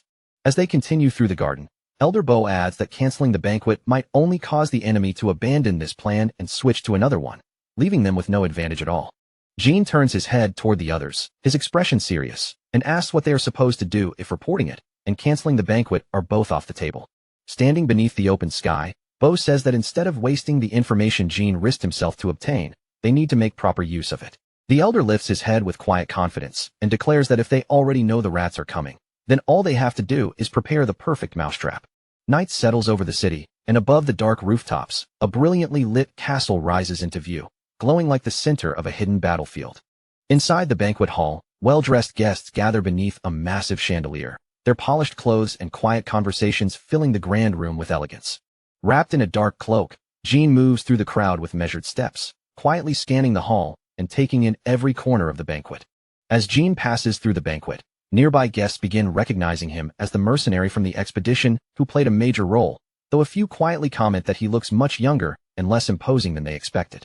Behind a fan, two women gossip in low voices, repeating the rumor that Jean turns into a beast the moment a battle begins, while another woman teasingly jokes about going over and approaching him herself. Hearing a voice call out from behind him, Jean slows for a moment and turns his head, his eyes narrowing slightly with a puzzled look as he searches for the person who just called his name. Before Jean can even ask what is going on, Roland strides right up to him and throws one arm around his shoulders like they are old friends reunited after a war. With a wide, excited grin, he greets Jean as the great star of the expedition, then teases him for finally appearing only after the fighting had already come to an end. Still hanging comfortably off Jin's shoulders, Roland bursts into an easy laugh and admits that for a while there, he honestly thought Jean had gone and gotten himself killed somewhere on the battlefield. Jean stays tucked under Roland's arm, but a faint smirk slips across his face. He glances at Roland and asks whether he was actually worried about him, then lightly apologizes, saying things had gotten so chaotic that he could not show up any sooner. Roland does not bother hiding it.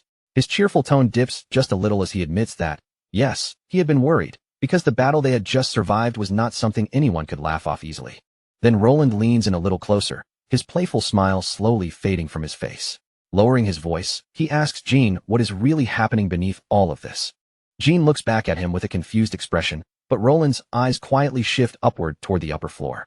In a casual tone, he remarks that their so-called genius seems to have picked up a tail. High above them, A blond man stands on the balcony with a glass of red wine in hand, watching the hall with calm, measuring eyes. Roland follows Jin's attention and quietly identifies the man as an inquisitor. Jin turns his gaze toward the balcony as well, looking up at the man who has been observing him. With a dry edge in his voice, he comments that the inquisitor must be working very hard if simply being too strong is enough to make him suspicious. Standing beside Jin, Roland gives a loose, apologetic gesture and says he is sorry on behalf of those Order Alliance members who did not even bother taking part in the expedition. Then Roland flashes Jin another grin, trying to lighten the mood again, and tells him not to let all the suspicion surrounding him get under his skin too much. Jin keeps his gaze steady and listens in silence as Roland reminds him that one thing has not changed. Jin fought for the sake of many people. Hearing that, Jin answers calmly that he truly appreciates those words. Just then, a deep, heavy rumble rolls through the banquet hall doors, cutting through the noise of the celebration. The guests immediately turn toward the entrance, their conversations dying down as a voice announces that the Archbishop has arrived. From the top of the grand staircase, a robed clergyman begins to descend with slow, composed steps, while an attendant follows respectfully behind him. The man making his entrance is none other than Archbishop Conrad. With a pleasant smile directed toward the gathered guests, Conrad receives their greetings as Archbishop, then warmly asks whether everyone is enjoying the banquet. Still wearing that gentle, welcoming smile, Conrad tells the hall that this gathering was prepared for all of them, and he sincerely hopes everyone can relax and enjoy themselves. Jin stands quietly beside the elder, saying nothing for the moment as his eyes move across the banquet hall, carefully taking in the people, the layout, and the shifting atmosphere around him. The elder turns his head slightly, and the relaxed look on his face grows more serious. His gaze sharpens as he watches the banquet with quiet caution. Jin senses that the mood in the hall has reached its highest point. With the celebration at its peak, he quietly decides that it is time to prepare for the enemies he has been expecting. Outside, beneath the cold glow of the moonlit sky, several hooded figures stand on a hillside, looking down at the brightly lit mansion in the distance. Wrapped in dark cloaks, the dark priests begin moving as one, their figures slipping through the night as they advance toward their target. Back inside the banquet hall, a knight suddenly rushes toward Archbishop Conrad, his armor clanking as he hurries forward and shouts that something has gone wrong.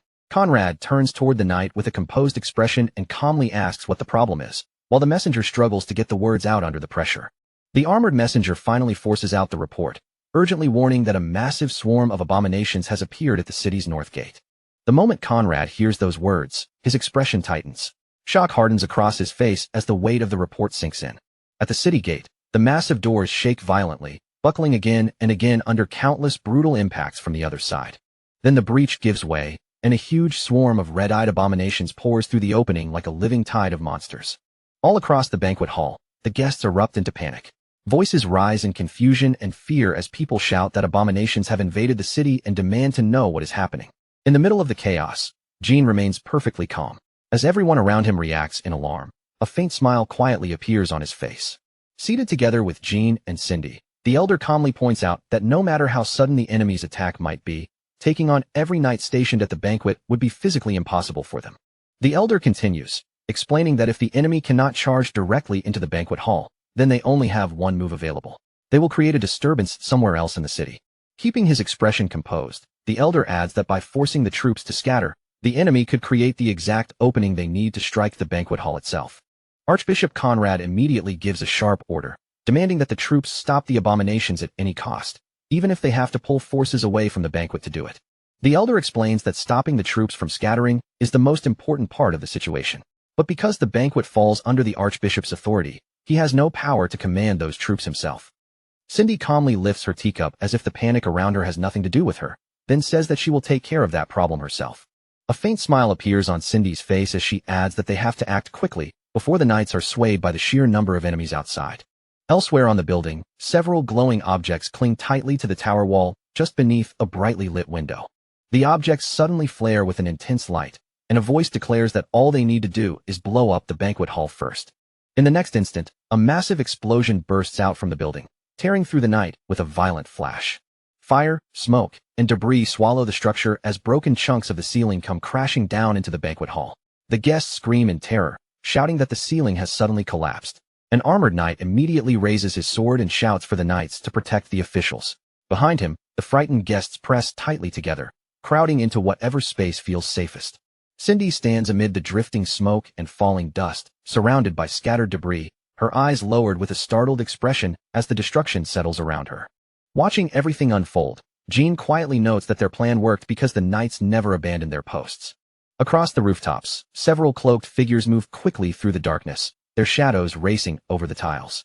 In the distance, the banquet hall erupts in the glow of a bright explosion.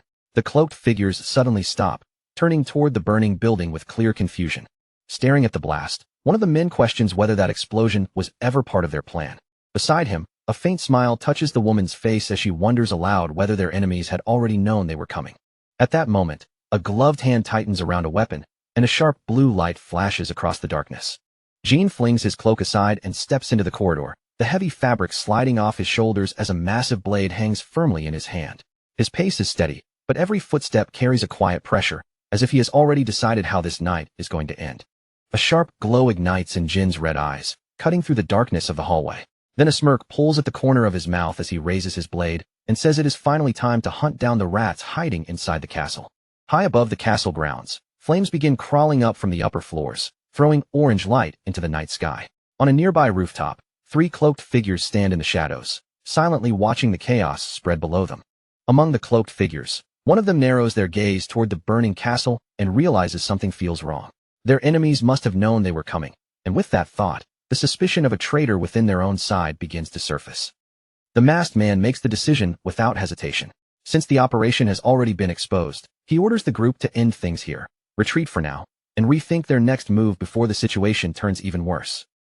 The blonde man snaps in frustration, his voice rising with irritation. After finally getting excited and ready to fight, everything is already being cut short, and to him, that makes the whole situation unbearably annoying. But just as he complains, the blonde man's expression suddenly stiffens. His eyes sharpen, his body tenses, and in that instant, he realizes something dangerous is closing in on them. A blade comes slicing toward him without warning, but the blonde man reacts fast. He whips up his chain and catches the incoming strike, the metal links straining as they block the attack just before it reaches him. A dark figure cuts through the night, leaping from one building to another with frightening speed. For a moment, only the silhouette is visible against the burning castle light as it rushes toward the rooftop. Jean launches himself toward the rooftop, blade in hand, closing the distance in a single powerful leap. He comes straight for the blonde man, making it clear that their escape route has already been cut off. With a heavy landing, Jean drops onto the rooftop before the dark priests, his presence immediately changing the air around them. He stands between them and freedom, his blade ready as the night wind pulls at his clothes. Jean stands there with complete confidence, his gaze fixed on the cloaked enemies in front of him. Then he calmly tells them that getting inside may have been easy, but getting back out will not be so simple. The woman's eyes lock onto Jean, and recognition flashes across her face. She remembers him from the Golden Bug Sons incident, but before she can finish processing it, her eyes widen as another realization hits her. Shock rushes into her voice as she blurts out the question. Was Jean the one behind it all? Was he the reason their plan had been exposed before they could even carry it out? Before anyone can answer, a brilliant swirl of golden energy streaks across the night sky. Its light carves through the darkness above the rooftops, forcing every eye to turn toward it at once. Wrapped in a spiraling golden aura, Elder Bo descends with overwhelming force. His strike drives directly into the dark priest, the impact flashing with power as the golden energy twists around him like a storm. Elder Bo remains calm even after the strike, his voice steady as he faces the enemy before him. With a familiar weight in his words, he says it has been a long time, Vikram. Vikram stares forward, frozen in place for a brief moment. His usual composure falters, and the only word he manages to force out is a broken, stunned recognition. As Elder Bo and Jean stand side by side on the rooftop, Vikram's shock becomes impossible to hide. He finally realizes exactly who has appeared before him, and the name of Elder Bo seems to strike deeper than any attack. The rest of the cloaked group shifts their focus immediately. Their attention leaves the burning castle and settles fully on Jean and Elder Bo, as the rooftop grows even heavier with tension.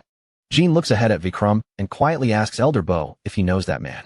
Elder Bo does not deny it, only answering that the two of them are tied together by a connection far too unpleasant to forget.